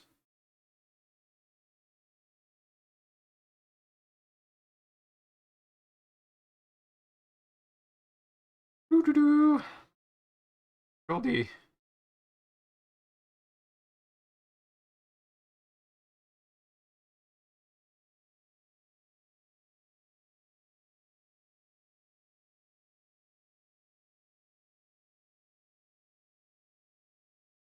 Ah, fuck.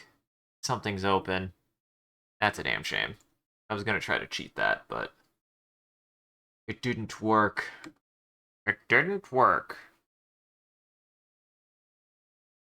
I also need to get a lighter color, I think. Uh-huh. Yeah. Yeah. Which I hope everybody can find that for themselves. Like, genuinely. Like, it's such a... It's like a weight off your shoulders, right? When you finally are like, wait, I can just, like, actually say things and people aren't gonna be mad about it for seemingly no reason. It's nice.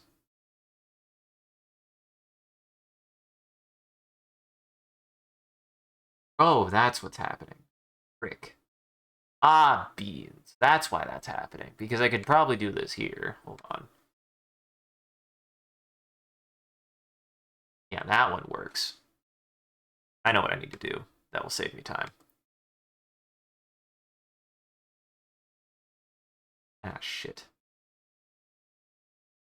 There. Vector. Now all I have to do is I actually have to make a line, a very silly line.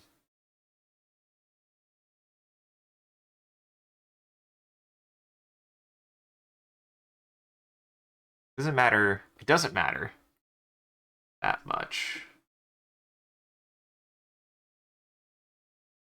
I have to make it up here. There. Did that not close it?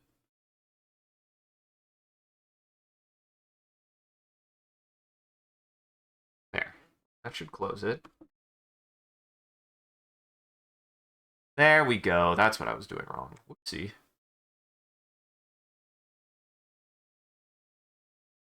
See? Much better. Much better, much faster. Okay. Now we can do the thing I wanted to do. So first off, I need to go back to this kind of peachy color. Drop the opacity down. I'm gonna go back to this.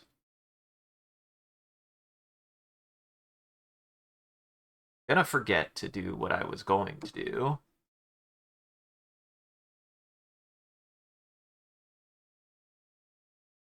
Use the wrong brush. Hydrate bot's gonna make me piss.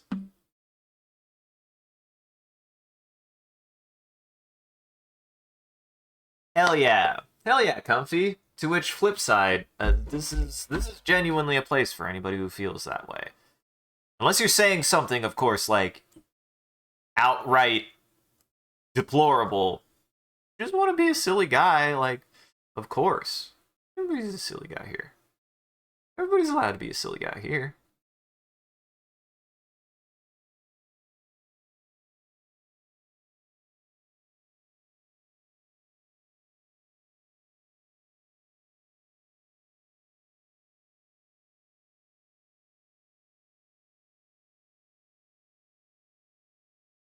Try this. We're gonna try darken. Color burn? No.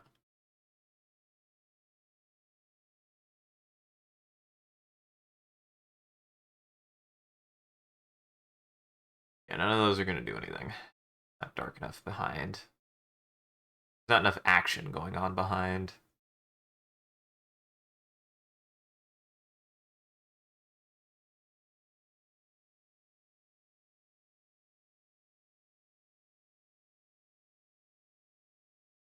That again.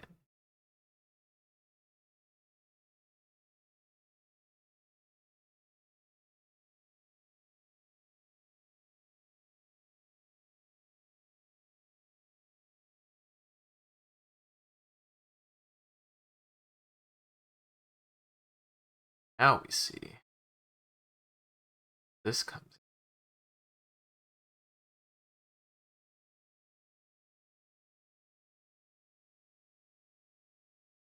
Now what if I make this a blend mode?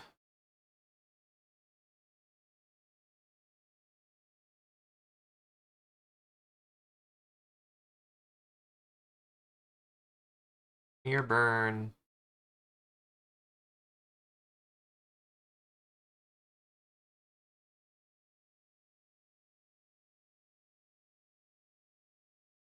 Nah, I'm not feeling it.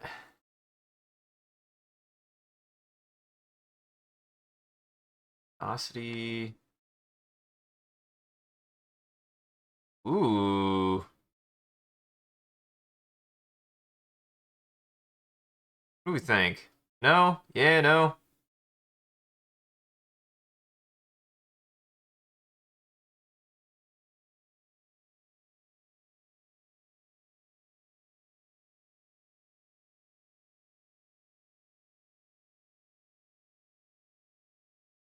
I'm gonna leave it that way for now.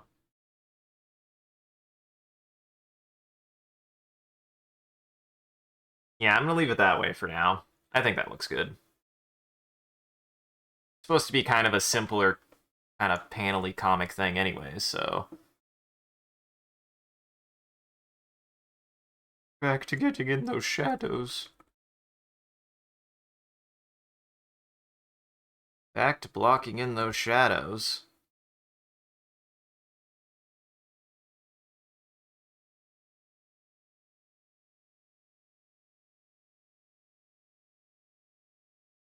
Down to 20. And I mean, that's also why I'm really looking forward to releasing this video, in that a lot of that video is going to feel like catharsis for me for a lot of things. Joke's on you guys. The video isn't even for you, it's for me. I didn't make the video for you, I made the video for me. I mean, there's a certain element of that to everything I do. Is it's selfish, but I think if you're making anything, it's oftentimes just to see something made for yourself. I think that's totally fair. You know, oftentimes you make something just because you're like, what if I did? Sometimes you make something because somebody asks you, but a lot of times anything that you make just purely yourself is to see it made yourself, so.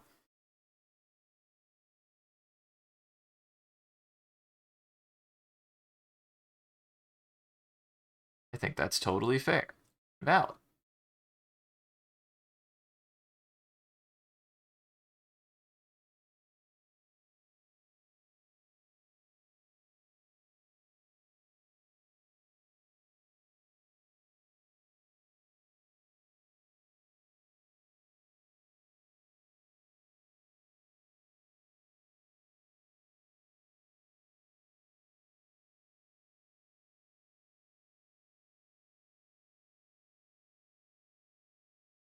There we go.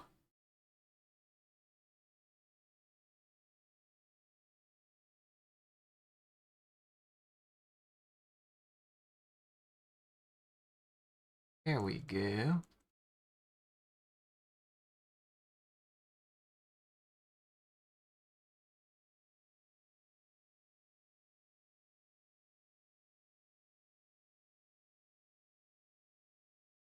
I think that's probably good with the hair.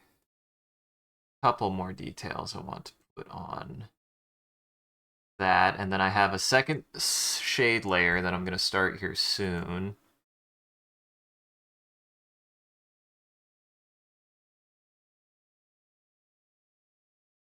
That.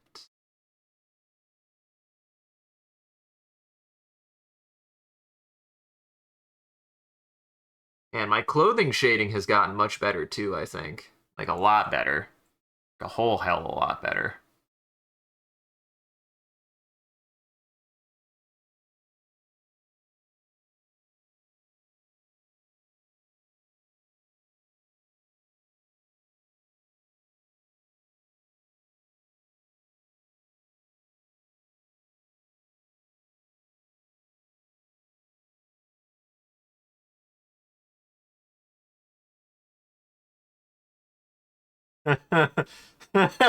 This looks really good.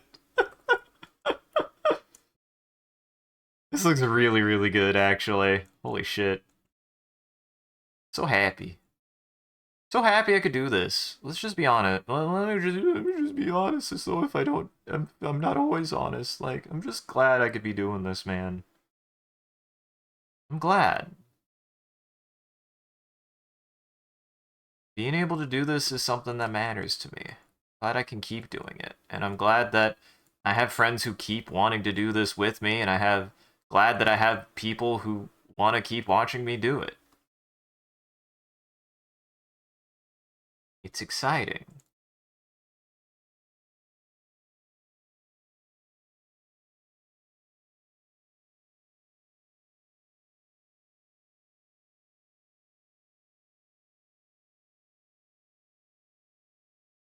Makes me wonder how different my life would be if I would have been maybe a little bit more on certain things with regards to, like, uh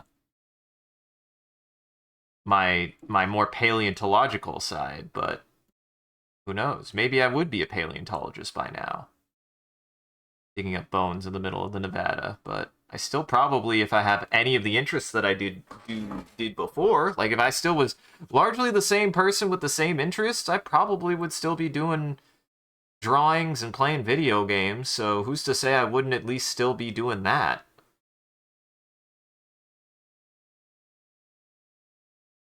Always liked dinosaurs and science, but the game design and the art has always been something I've had a deeper passion. Or I've always had a deep passion for. I wouldn't say deeper, since it intersects with my interest in art and design anyways, to a certain extent, with my interest in dinosaurs and drawing dinosaurs.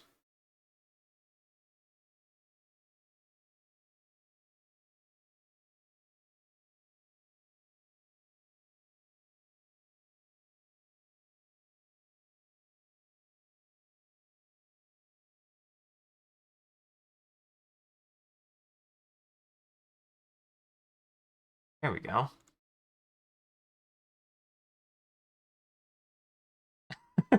Yeah, this looks real good.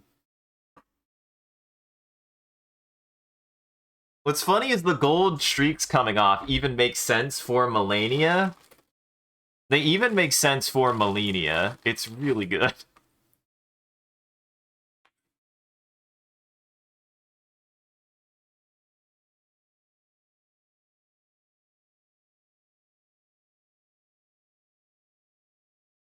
Okay, we're doing this. It will look good.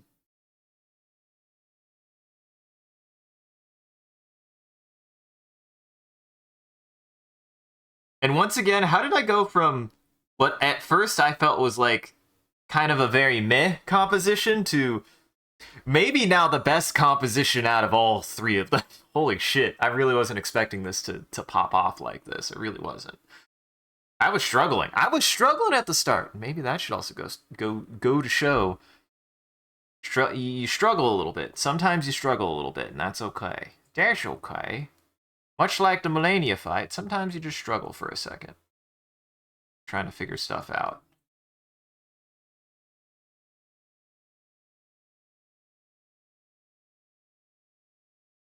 Then it'll strike you like a bullet to the chest, and you'll be like, "Oh God, I figured it out, but now I'm bleeding." Okay, maybe not a bullet. Maybe not a bullet per se.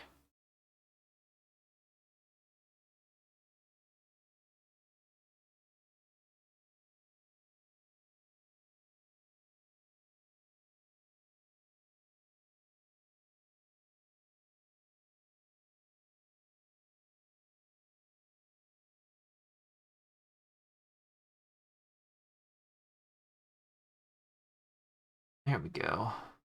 I definitely have gotten better at this like metallic lighting look. I've really enjoyed kind of figuring that out. It looks good. It looks good, man. I like the way that light bounces off of metal.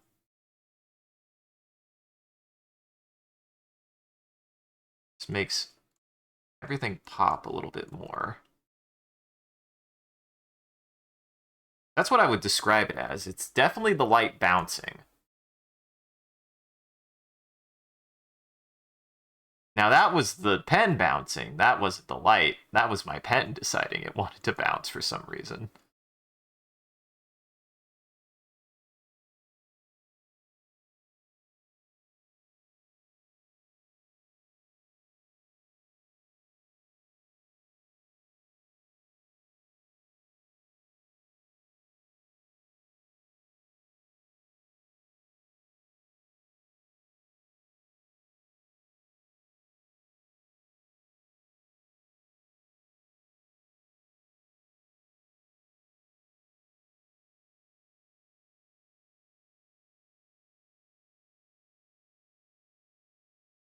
That there.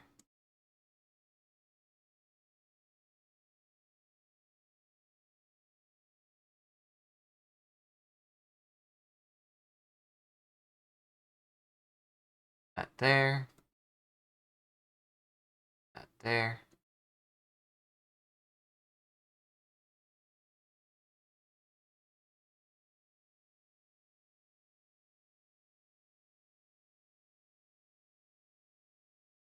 Faint white light there.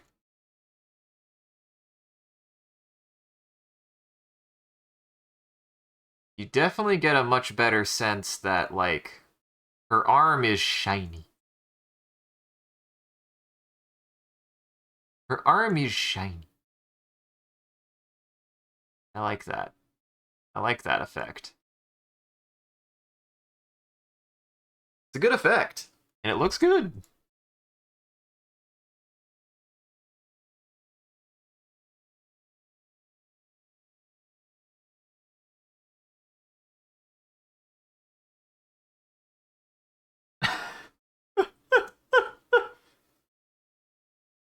She looks good. I like it.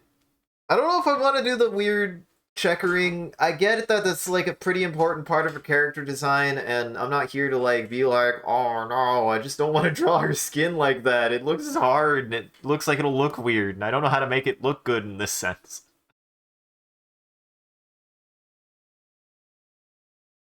Because it's more like a pattern than it is like anything else. So like I'd either have to do it through colors or like through shading, maybe? I could try that. Once I get these base shadows down. Which I largely have down, I think.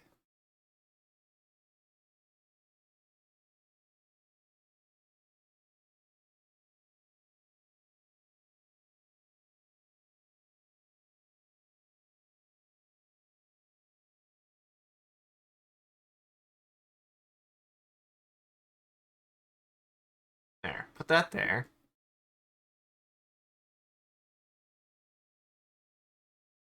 I still don't know what the context for this picture is. Why did they draw Artorias doing this? It's clearly from some kind of manga rip. I just don't know, once again, what the hell the context is for this picture. I don't know why they drew Artorias doing this gesture. It's funny. It's really funny, but I don't understand why.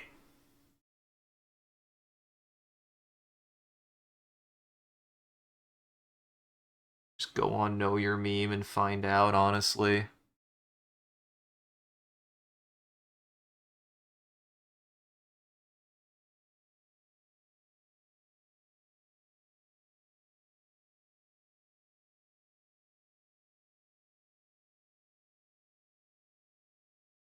That's right, I'm doing this. It'll look good, probably. Probably. Yeah, it does look good. Pain in the ass, but it does look good.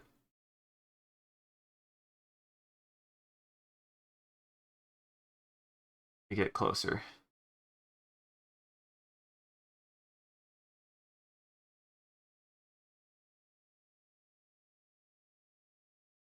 Really, one of the things I've realized more than anything else is the value of having really good, consistent line sizes.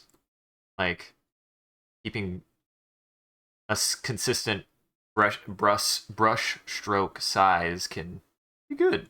Good value. Have.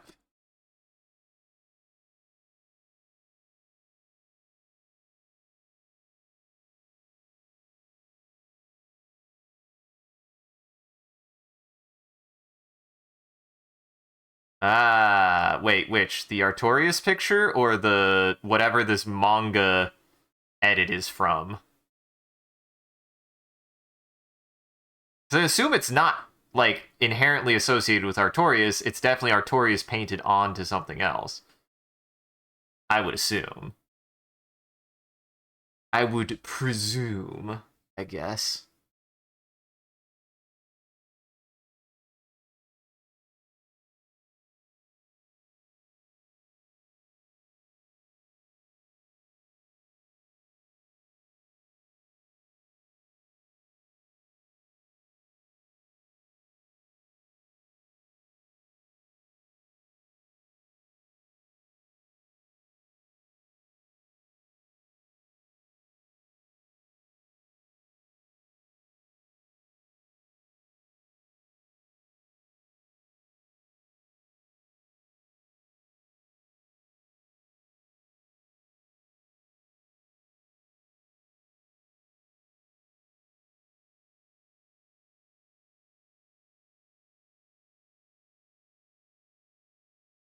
The It's Fucking Nothing meme. Gotcha. Because it's definitely from a manga, given the way that it's like written. Like clearly they took the original manga like screenshot. They took out the kanji and then just replaced it verbatim from right to left. Wow, it's fucking nothing. Which is why originally I wanted to rotate it. Originally I wanted to rotate it to look this way and then have it be, wow, it's fucking nothing. Though this in and of itself is its own stupid funny image, but this is not, the arm's on the wrong side. Now her left arm is the golden arm. And I would have actually wanted to do it correct if I wanted to do it this way, which I did want to do it that way. But by the time I had realized I had not thought far enough ahead to be able to do it correctly, I had done it incorrectly. So here we are, the original one. Fuck.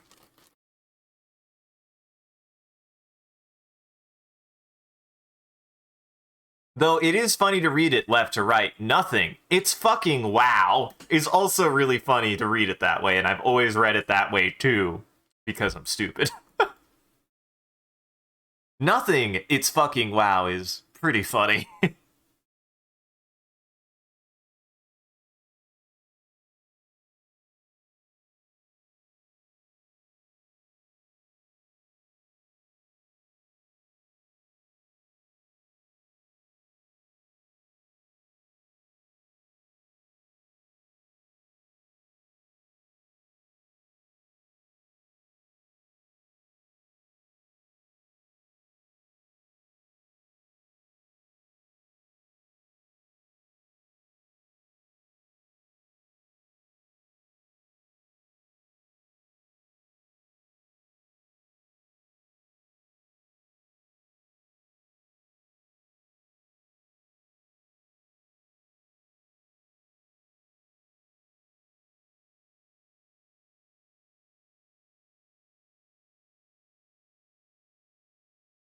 Up that way.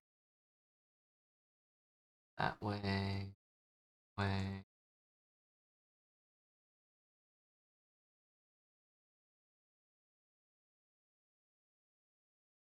It actually had some white.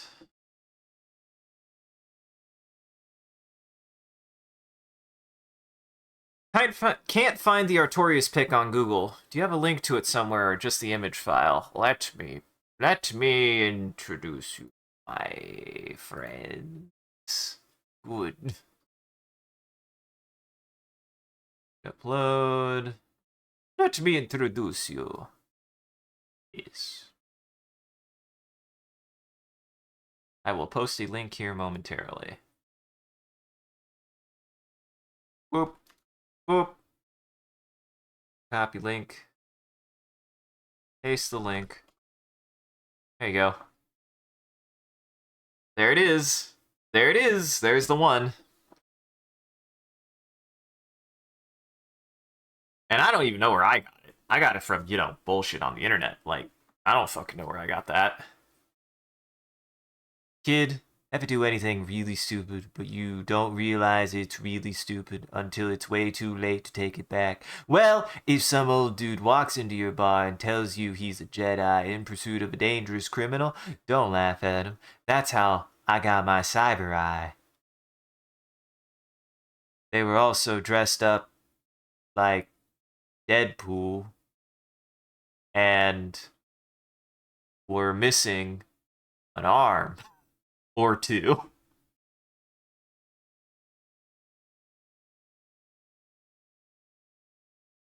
Hey, Raven. Just in time. I'm about 90% complete with this, honestly. Okay, go down. 30?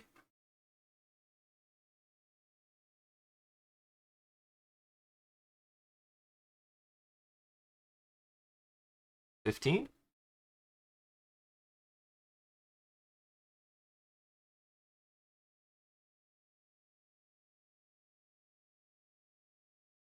I really like this double shadow thing I've really started doing. It looks really good.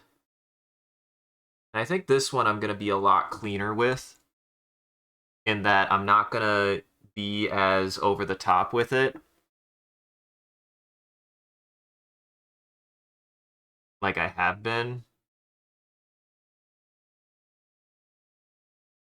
Just gonna have it be one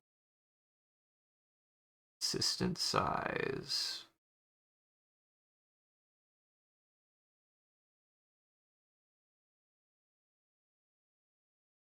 Put some of it here.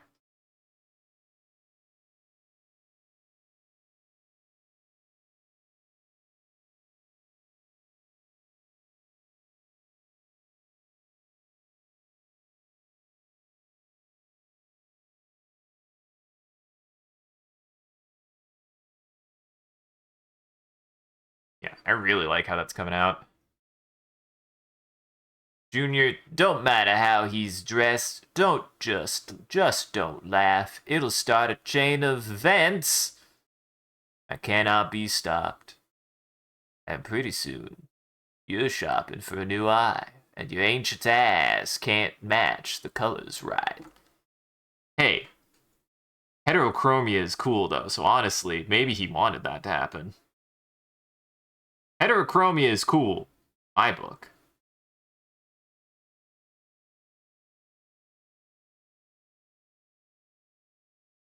You want to be a cool character, have different colored eyes. That's what anime's taught me.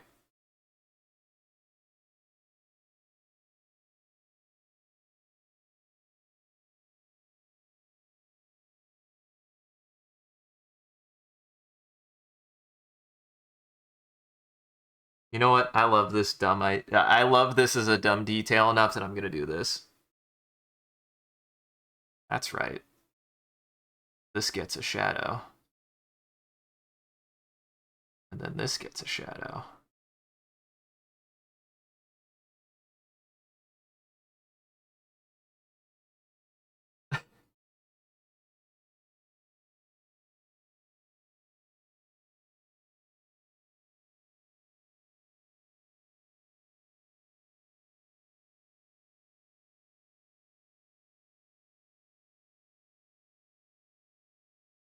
I don't know why I have been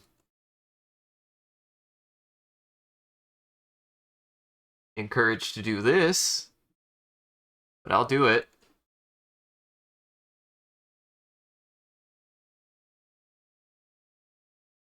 That said, I'm about to bust. I'm gonna have to go take a quick piss here in a minute. Hydrate Bot has been keeping me nice and wet.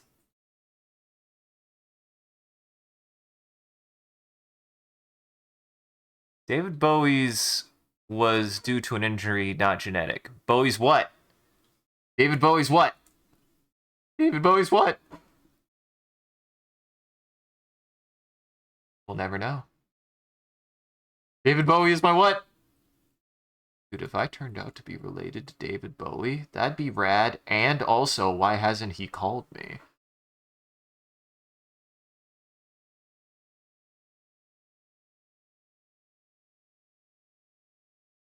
I'm just saying.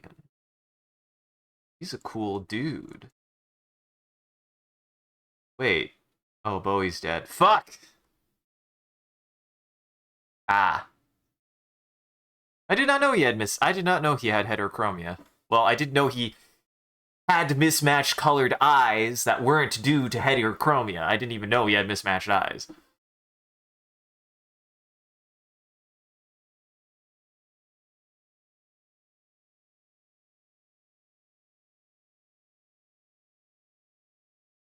That's neat.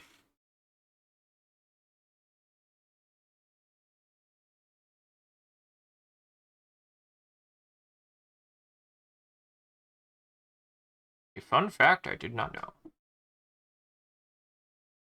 Not that I know a lot of fun facts, to be honest.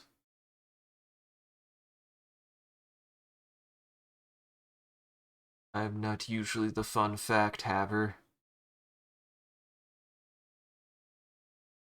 Not typically.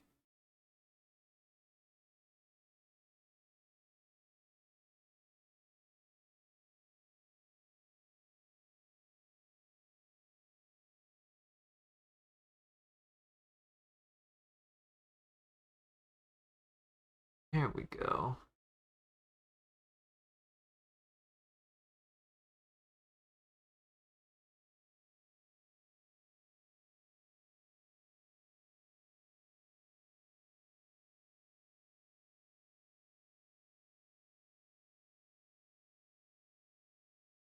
The most the original you could find is the original file's name was ca0.png.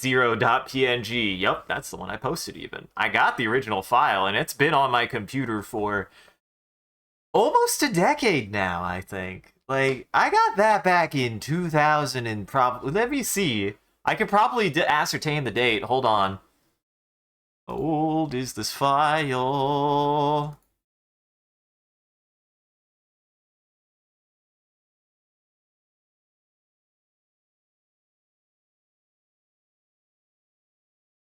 I downloaded this file on January 31st, 2015.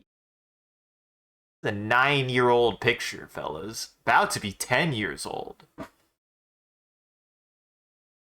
Fuck, that video is a decade old now, huh? Almost, because I used that picture in that video and found that picture shortly before I made that video.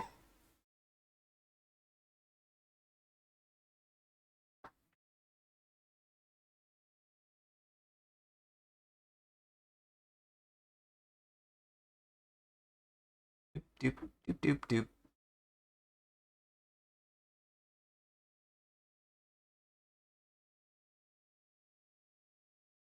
Ain't that just the way? Ain't that just the way?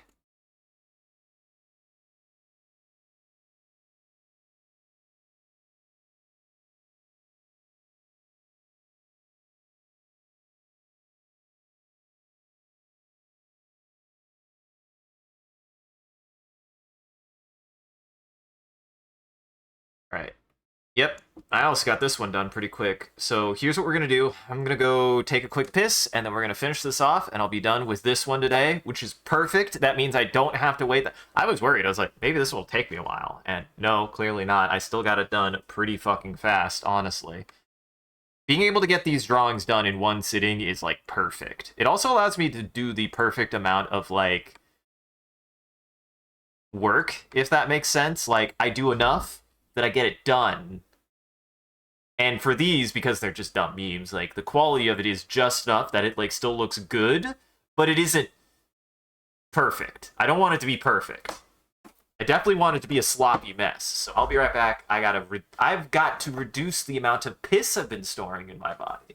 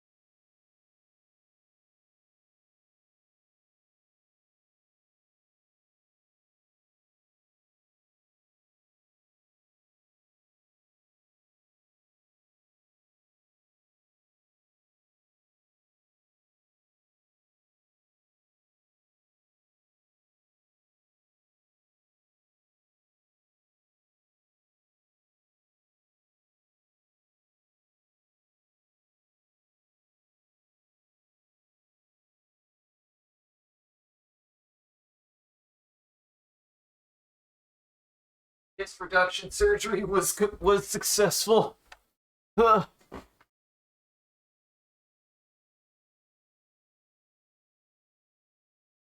Hmm? What? What have you done?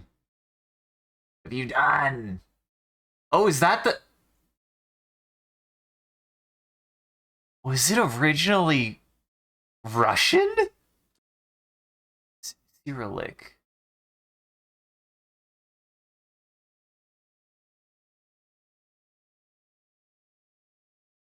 Me almost 30 years ago.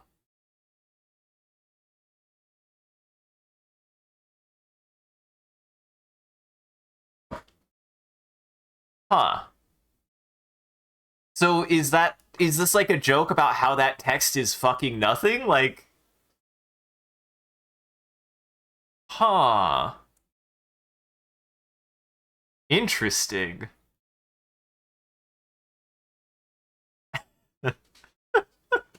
That almost makes it better. That almost makes it better. It continues to be nothing. I almost want to add, wow, it's still fucking nothing. Hold on, we're making a change. We're making one change then, both for the video and for this dumb joke.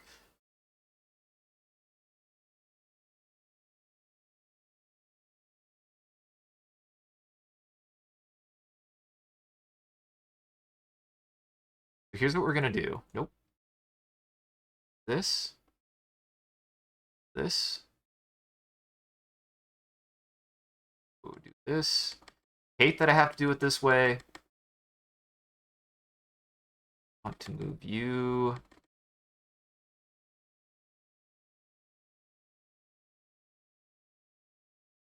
Which also makes it funnier to be, wow, which still makes it funnier to be, nothing. It's still fucking wow.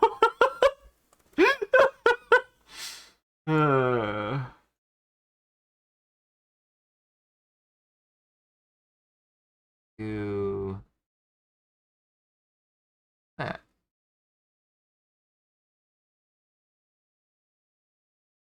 Gonna do.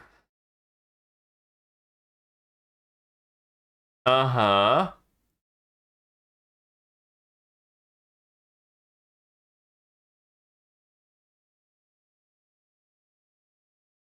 I mean, I like necromancers.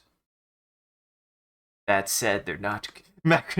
Necromancers are not good people. Necromancers are not good people. God damn it. How does that happen every time?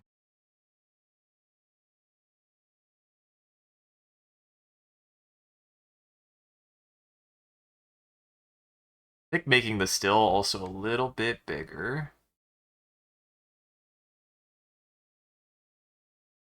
It's still fucking wow.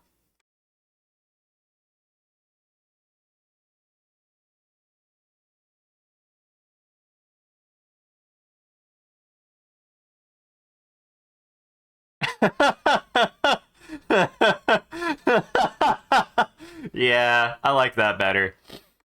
Yeah, I like that better. Yeah, that's good. God damn it, I keep on hitting that on accident. Want that. There we go. Nothing. It's still fucking wow. Oh, that's pretty funny. That looks pretty good.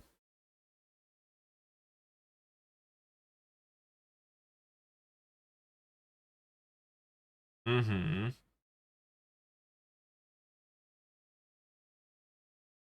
Hey man,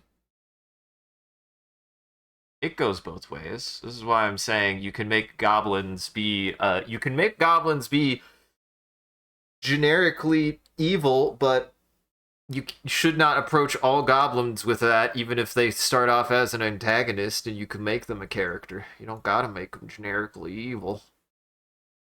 Sean tried running a whole campaign in which we go to a place where necromancy is considered standard and normal for a horror campaign. That was pretty fun. I played a spooky sentinel that was a battlemaster fighter that used a shield and flail, who, by complete intention, would make sleep deprived because her whole job before she did this was to guide people and stay as watch out regardless of what time of day it was, and she was just a human.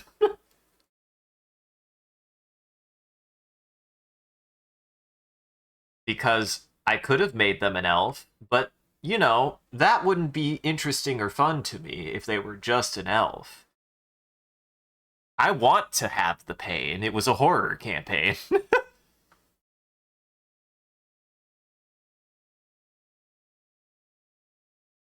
Mm-hmm. There we go.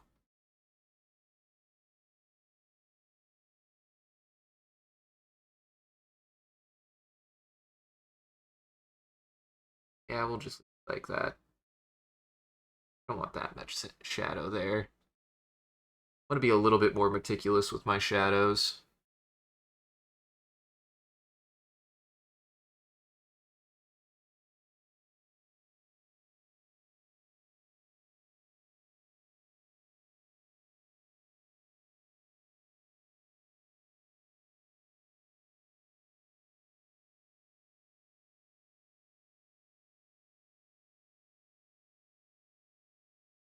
Mm-hmm.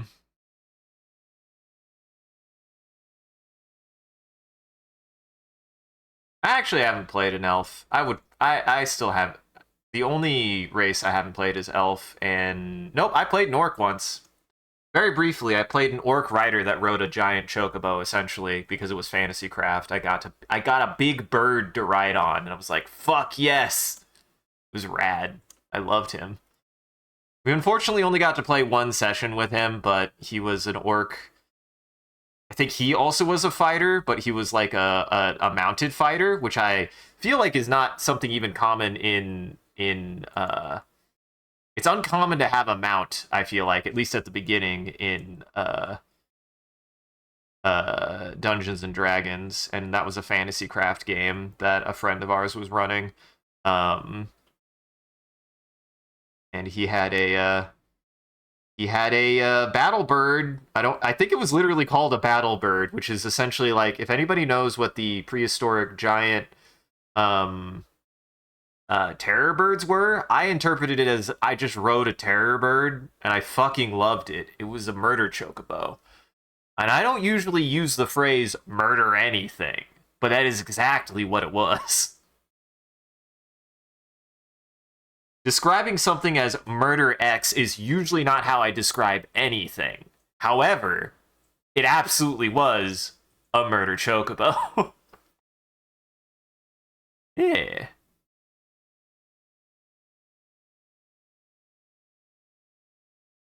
Named Buzzbeak.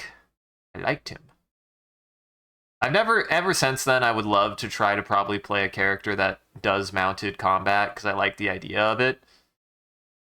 I mean, I love the cavalry types from that game, Fire Emblem. So I could see me actually playing a cavalry type character in a tabletop game at some point. It'd be fun.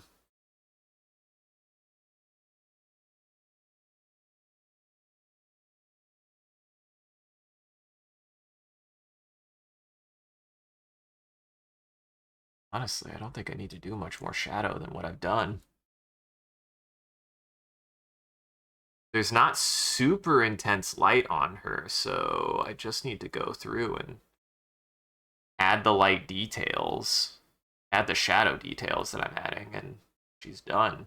Maybe add, I was thinking, while I was on the toilet, I was thinking, like, maybe I should add a soft light layer. I haven't done soft light before. I might try giving her some soft light, but other than that, she's pretty much done.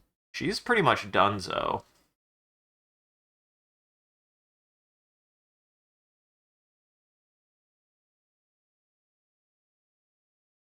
Anything with a tail looked too much like a worm.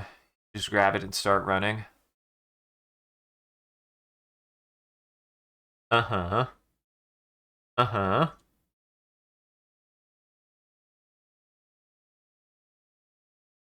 Like I said, unfortunately we didn't get to play more of that session, so I didn't get to really characterize the bird much, but I definitely was just gonna have it be a terrifying looking bird that acted just kind of like a mixture between a regular bird and a horse and probably like a cat or a dog.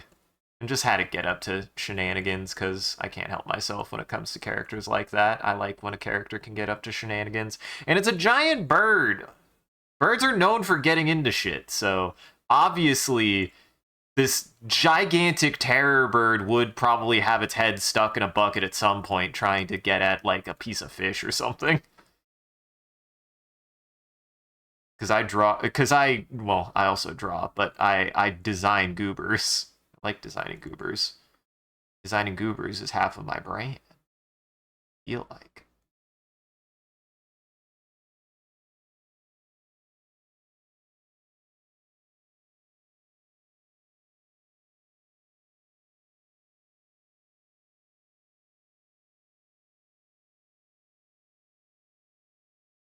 Ooh, like the way that I'm handling this time around. This looks really good. I like that hair effect.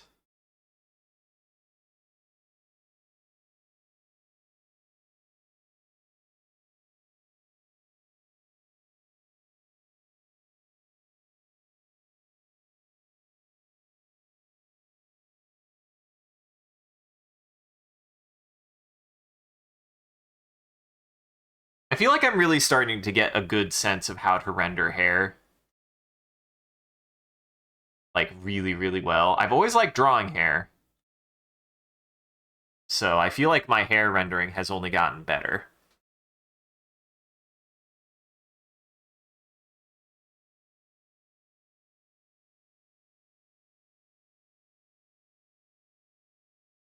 You know, it certainly has improved a lot. That's for dang sure.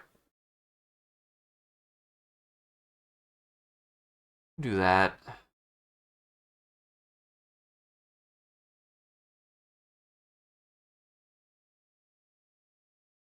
You played a monk who spoke to the gigantic bird like it was a human. It wasn't, but the GM was so comedic that the chocobo would pretend to be dumb around the other characters and be exceptionally clever cat, dog, or horse around my character. Yeah.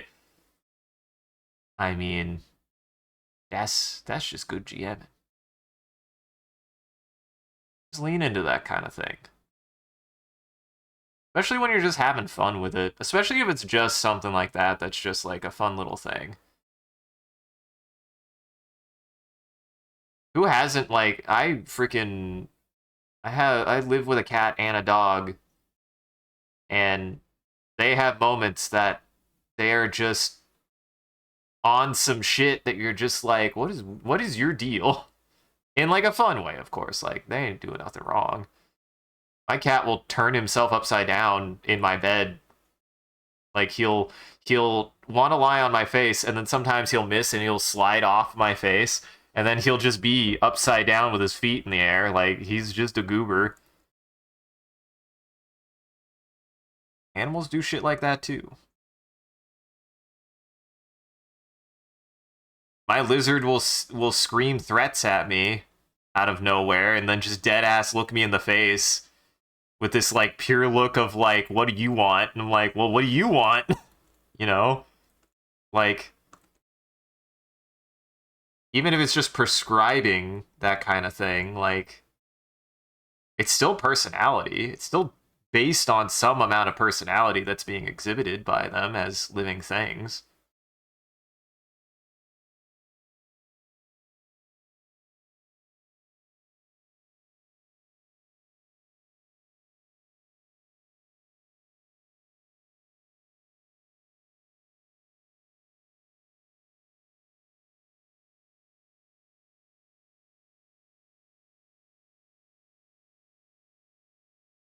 That's cool.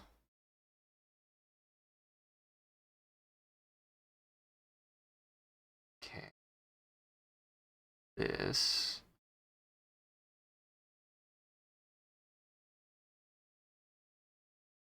Almost done.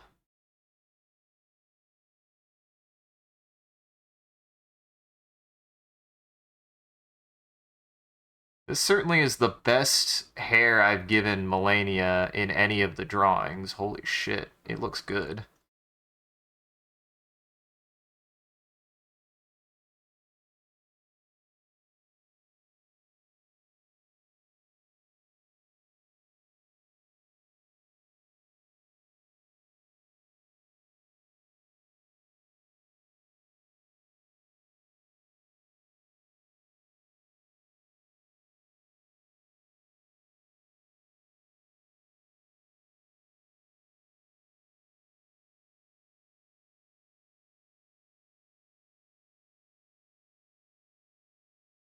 I think that's good enough. I think I'm going to add a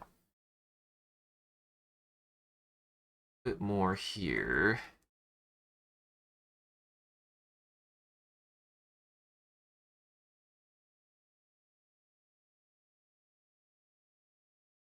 Give it a little bit more roundness.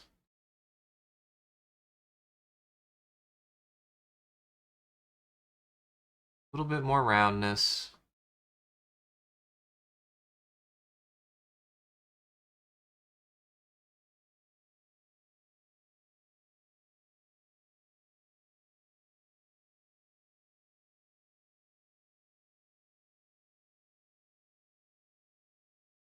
Oh, add that there. Realize I hadn't done that yet. I hadn't even realized I hadn't added it there.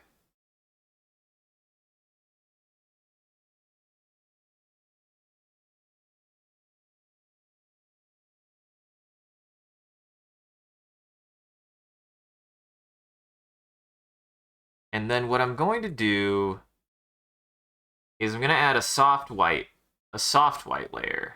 So we're going to drew this. We're going to go white.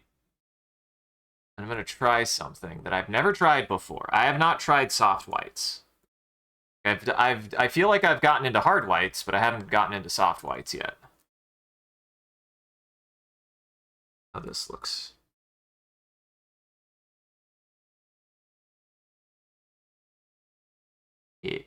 My computer doesn't like it. Why does my computer like doing this?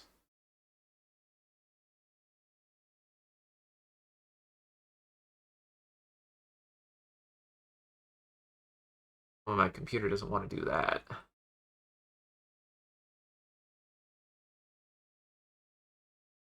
Oddly specific into why it's like being like, I really just don't want to. Yeah, well, why not? Why not, computer? Just white. Just white.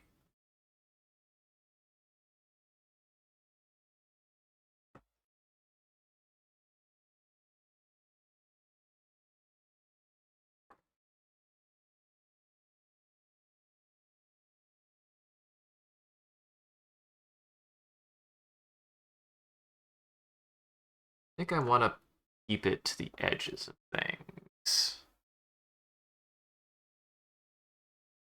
Uh-huh.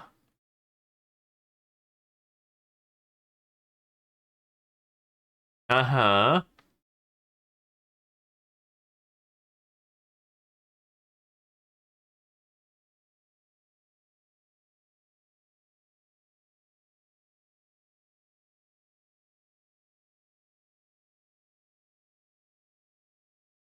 Ish. Definitely like it on the fur here.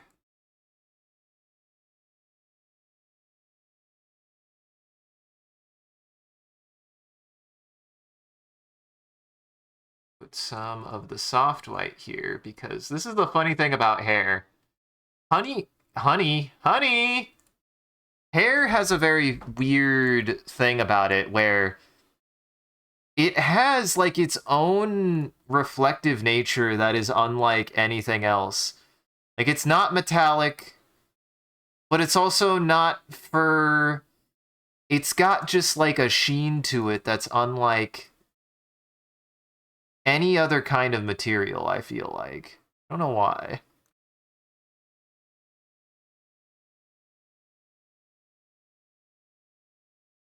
It's almost got like some iridescence to it. not enough to be like substantial.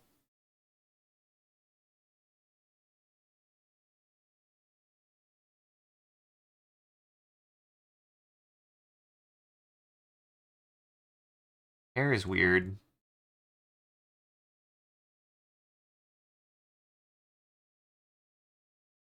Most of this piece is just getting the hair really good, honestly.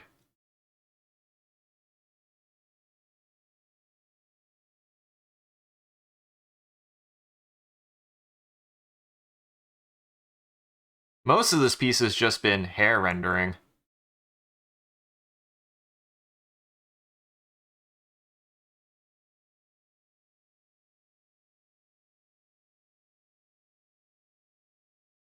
I'm gonna have to use this kind of like faint white more, I think. Certainly in more things, that's for damn sure.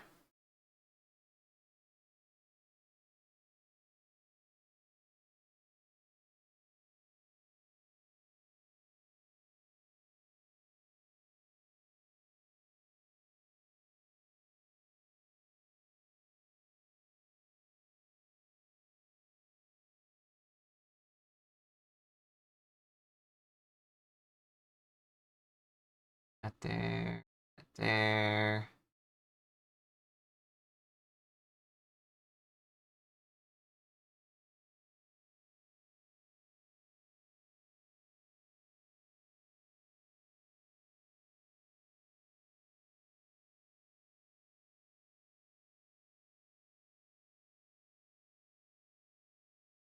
And it doesn't have to be a lot, is what I'm noticing. Is it doesn't have to be a lot, just like enough to be there.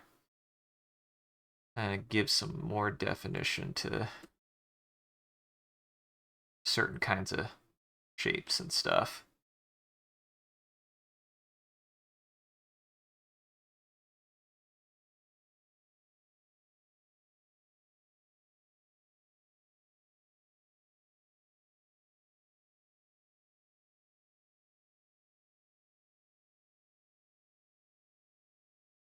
Just to kind of backlight it too. Give it a little bit more rim lighting.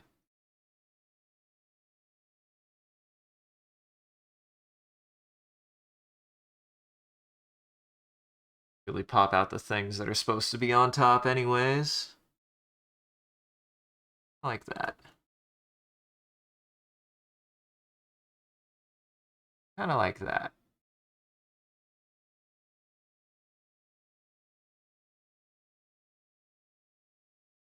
Look at me rendering like a big boy.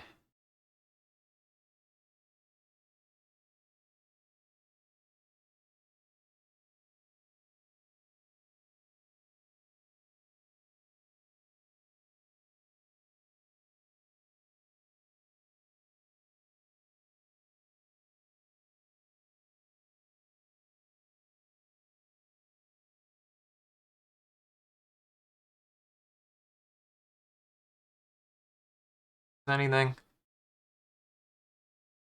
Is anything? No. I don't like it.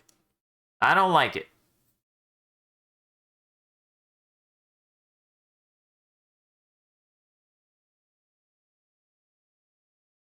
Maybe if it was a little bit of a thicker line.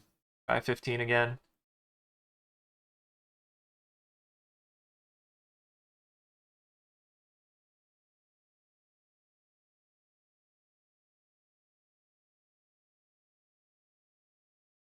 Maybe that's something. Maybe that's something.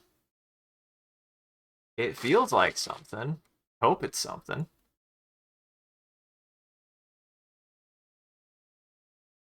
Yeah, I think the one thing I add is I add some hard white into the hair.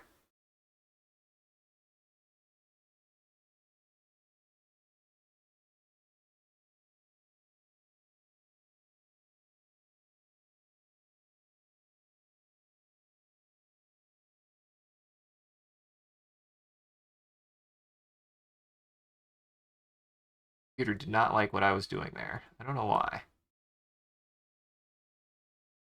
The computer doesn't like anything that I'm doing right now. I have a feeling like it might crash, actually.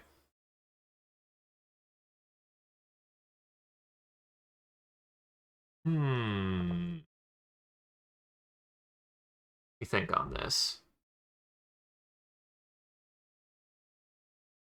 Is a little bit more of a thinker than I expected. Can't just scribble it in.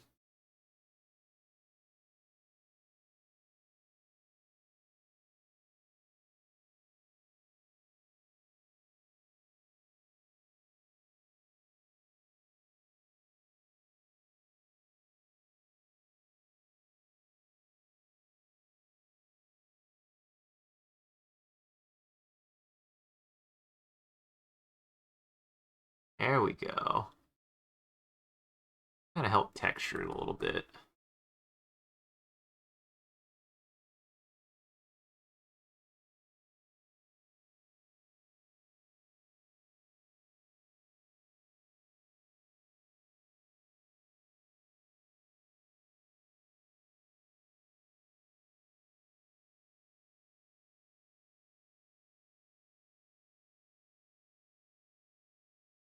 There we go.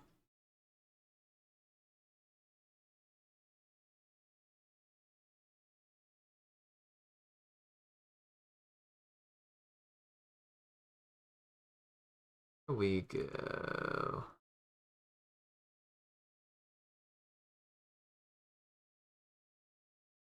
There we go.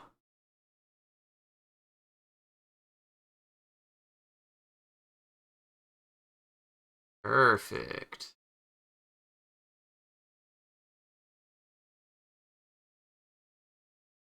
That's probably about as good as it's gonna get for this.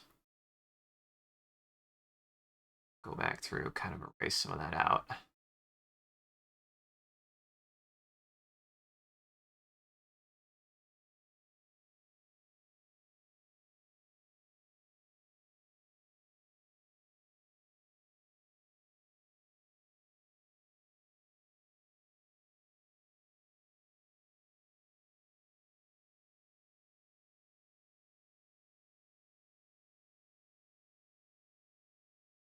Give her a little bit more color back into her hair.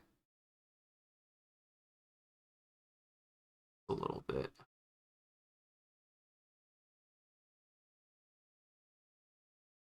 That effect is coming out real nice.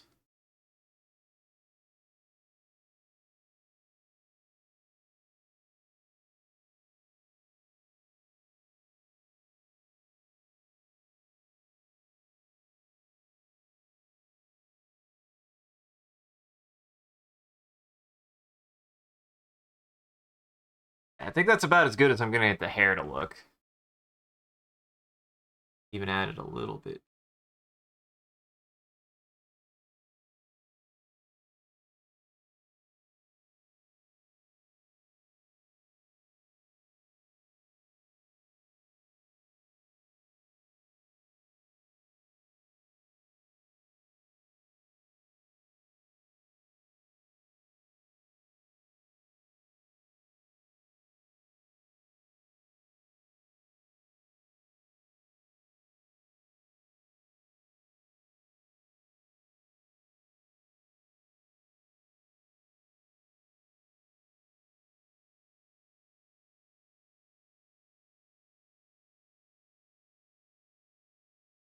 Funny is, we're going back and removing this has made this much more cohesive in a way that I like quite a bit.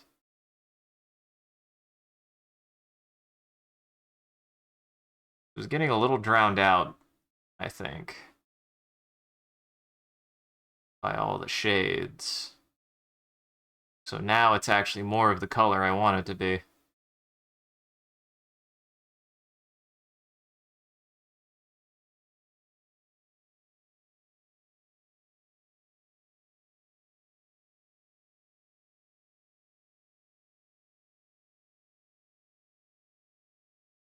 Honestly, that came out really good. Came out pretty dang good, I would say.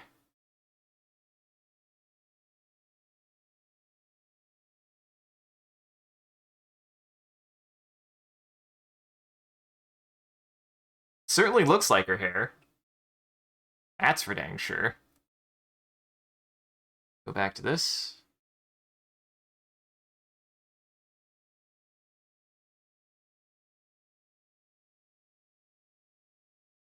Back to 15.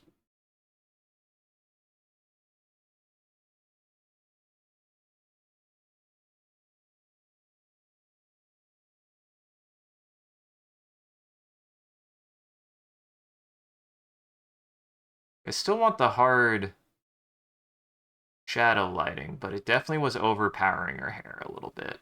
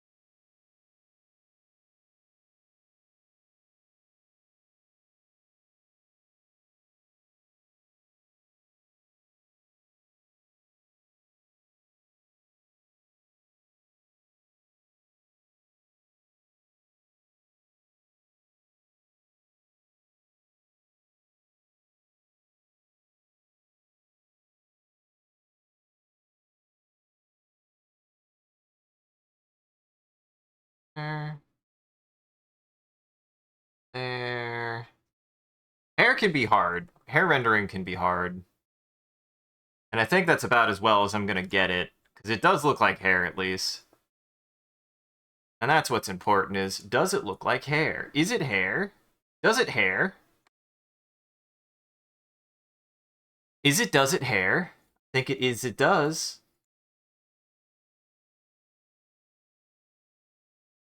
And perfect timing. Perfect timing.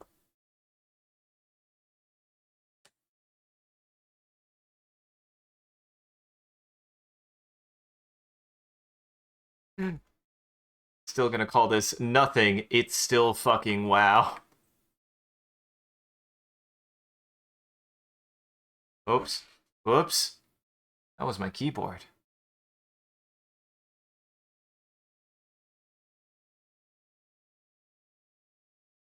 My H key is not working. My H key is not working. My H key is not working. What the hell is this? Not ding. It's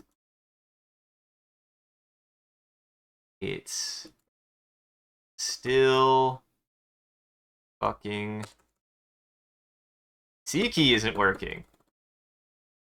Now the C key makes sense. I use Control C a lot. The H key does not. Oh, nope, it wasn't that either. I thought maybe it was trying to hit a shortcut. Add the C, the H, here.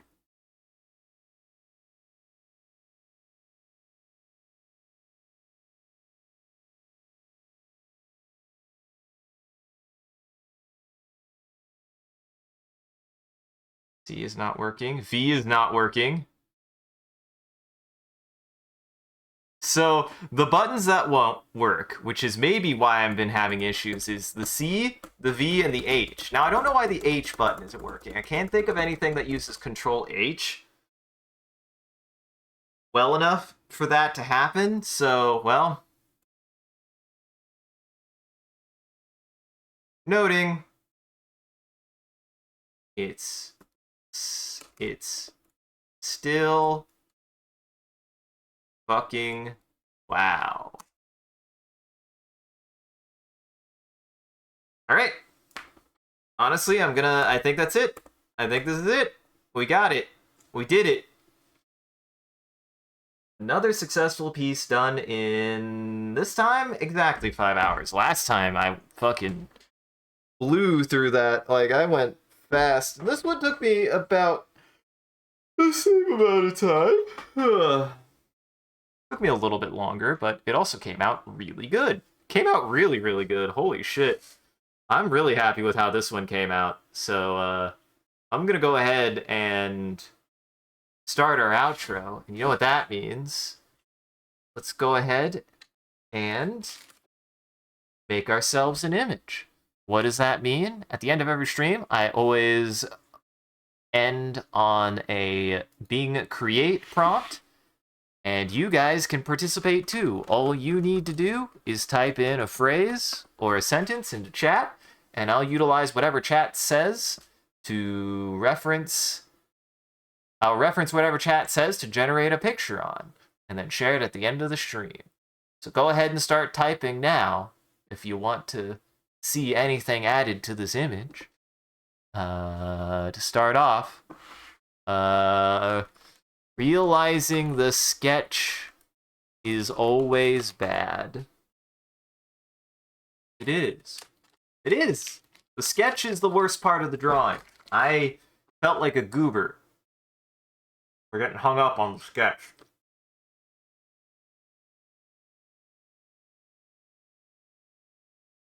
The sketch is always the worst part of the drawing. E?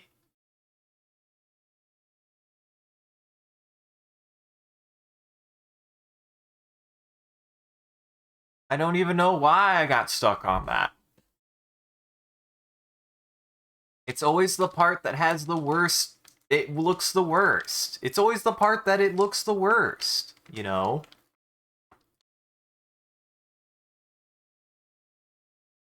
Only to add lines and color to still say, wow. To still say nothing, it's still freaking wow.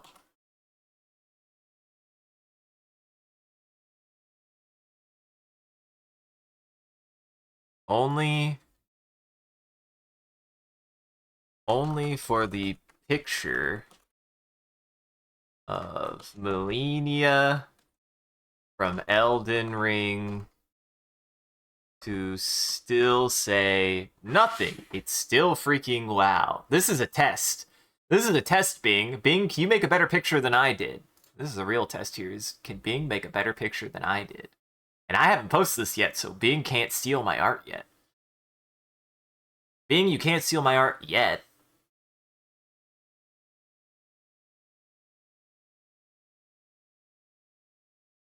I think this went through, yeah. So we'll go ahead, and if you want to see that image, stick around to the very end. I also do a bit of a closing bit, and we do raid after every stream, so that way the Daywalkers in our chat can keep watching.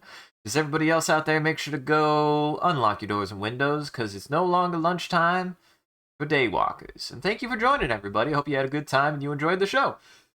If you're able to join the live show, thank you for stopping by and chatting and watching. If you're watching this in the future, if you take the time of going back and rewatching the VOD, we appreciate it. If you're out there and you enjoyed this and you want to see more of what we're up to, I recommend scrolling down below and following or clicking any of the links. There's a link to an Instagram, a Facebook, a Twitter, and a Discord.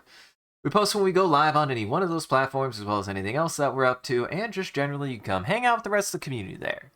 It's a good time on the Discord. Speaking of which, a shout out to our community there and everyone who follows. You guys are a wonderful audience and we appreciate you. If we do anything particularly entertaining or noteworthy, feel free to clip it and share it on the internet. Just make sure to also hashtag it with MCCanary or link it back to the stream so people can find more of the good stuff we do here. Yeah, no problem. And as always, if you want to see the stream grow, you gotta let people know. Honestly, I'm glad that people are talking about the stream, and I encourage you guys to do it more. It means a lot to me that you're willing to do that, and it does help us out. So it's really neat seeing people come in who heard about it from somebody else, and I recommend you do it. You won't. And as always, a huge thank you to Mo Shrimp and all of our supporters on Patreon and Twitch. Your generosity allows us to continue to expand the stream as well as to take on more projects. The stream would not be made possible without viewers like you. So we thank you. If you want to see your name added to this list, as well as a couple of the benefits you could get, you could always subscribe directly on Twitch or check out the Patreon page here. Check out your Patreon page here. It'll show you everything that you can get, and any amount is always appreciated. Once again, thank you. And thank you to Amount to do a wonderful job holding back the robot army and preventing becoming famous. Well, thank you everybody for coming and hanging out and watching me draw Melania one last time. I promise, now we'll do spooky stuff. I just had to do one more. I realized doing my edit, I had to do one more drawing. And honestly, this drawing came out even better than I expected it to. So yeah, I'm glad you guys could help me out with it. Get you through housekeeping and get you on your way. Make sure to check out the rest of my friends in our network of Goblin Entertainment. That link tree will show you everything that my friends have been up to and all of their channels, so you can find all of their stuff there. And you can find all the rest of my stuff here. I have my own link tree that has everything that I post to, such as a VOD channel for the Twitch, as well as a YouTube for my own videos, an ArtStation for my art, a SoundCloud for my music, and much, much more. So go check everybody out. Goblin Entertainment. Alright, stick around, we'll be heading over to Prin. Printers is playing Liza P, which I think is topical. It's a Souls game. So we'll go say hi to her. She was like, I always appreciate that she likes my art. I really do. All the people that I raid to, I'm glad that they like my art, and I'm glad they let me share it. This is a shout out to you guys. You make me day. So everybody go say hi to Prin. Be nice. Otherwise, have a good afternoon. Take it easy.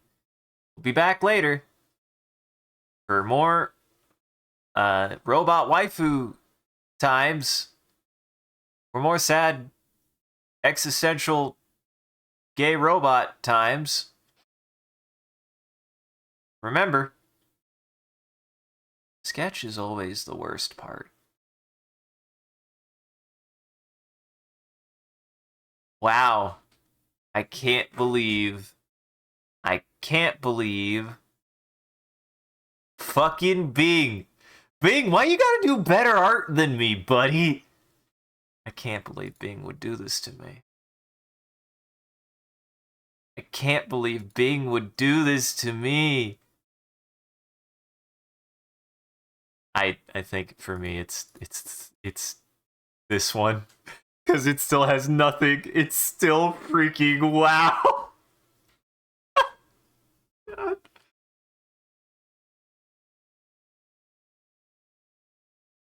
Oh, my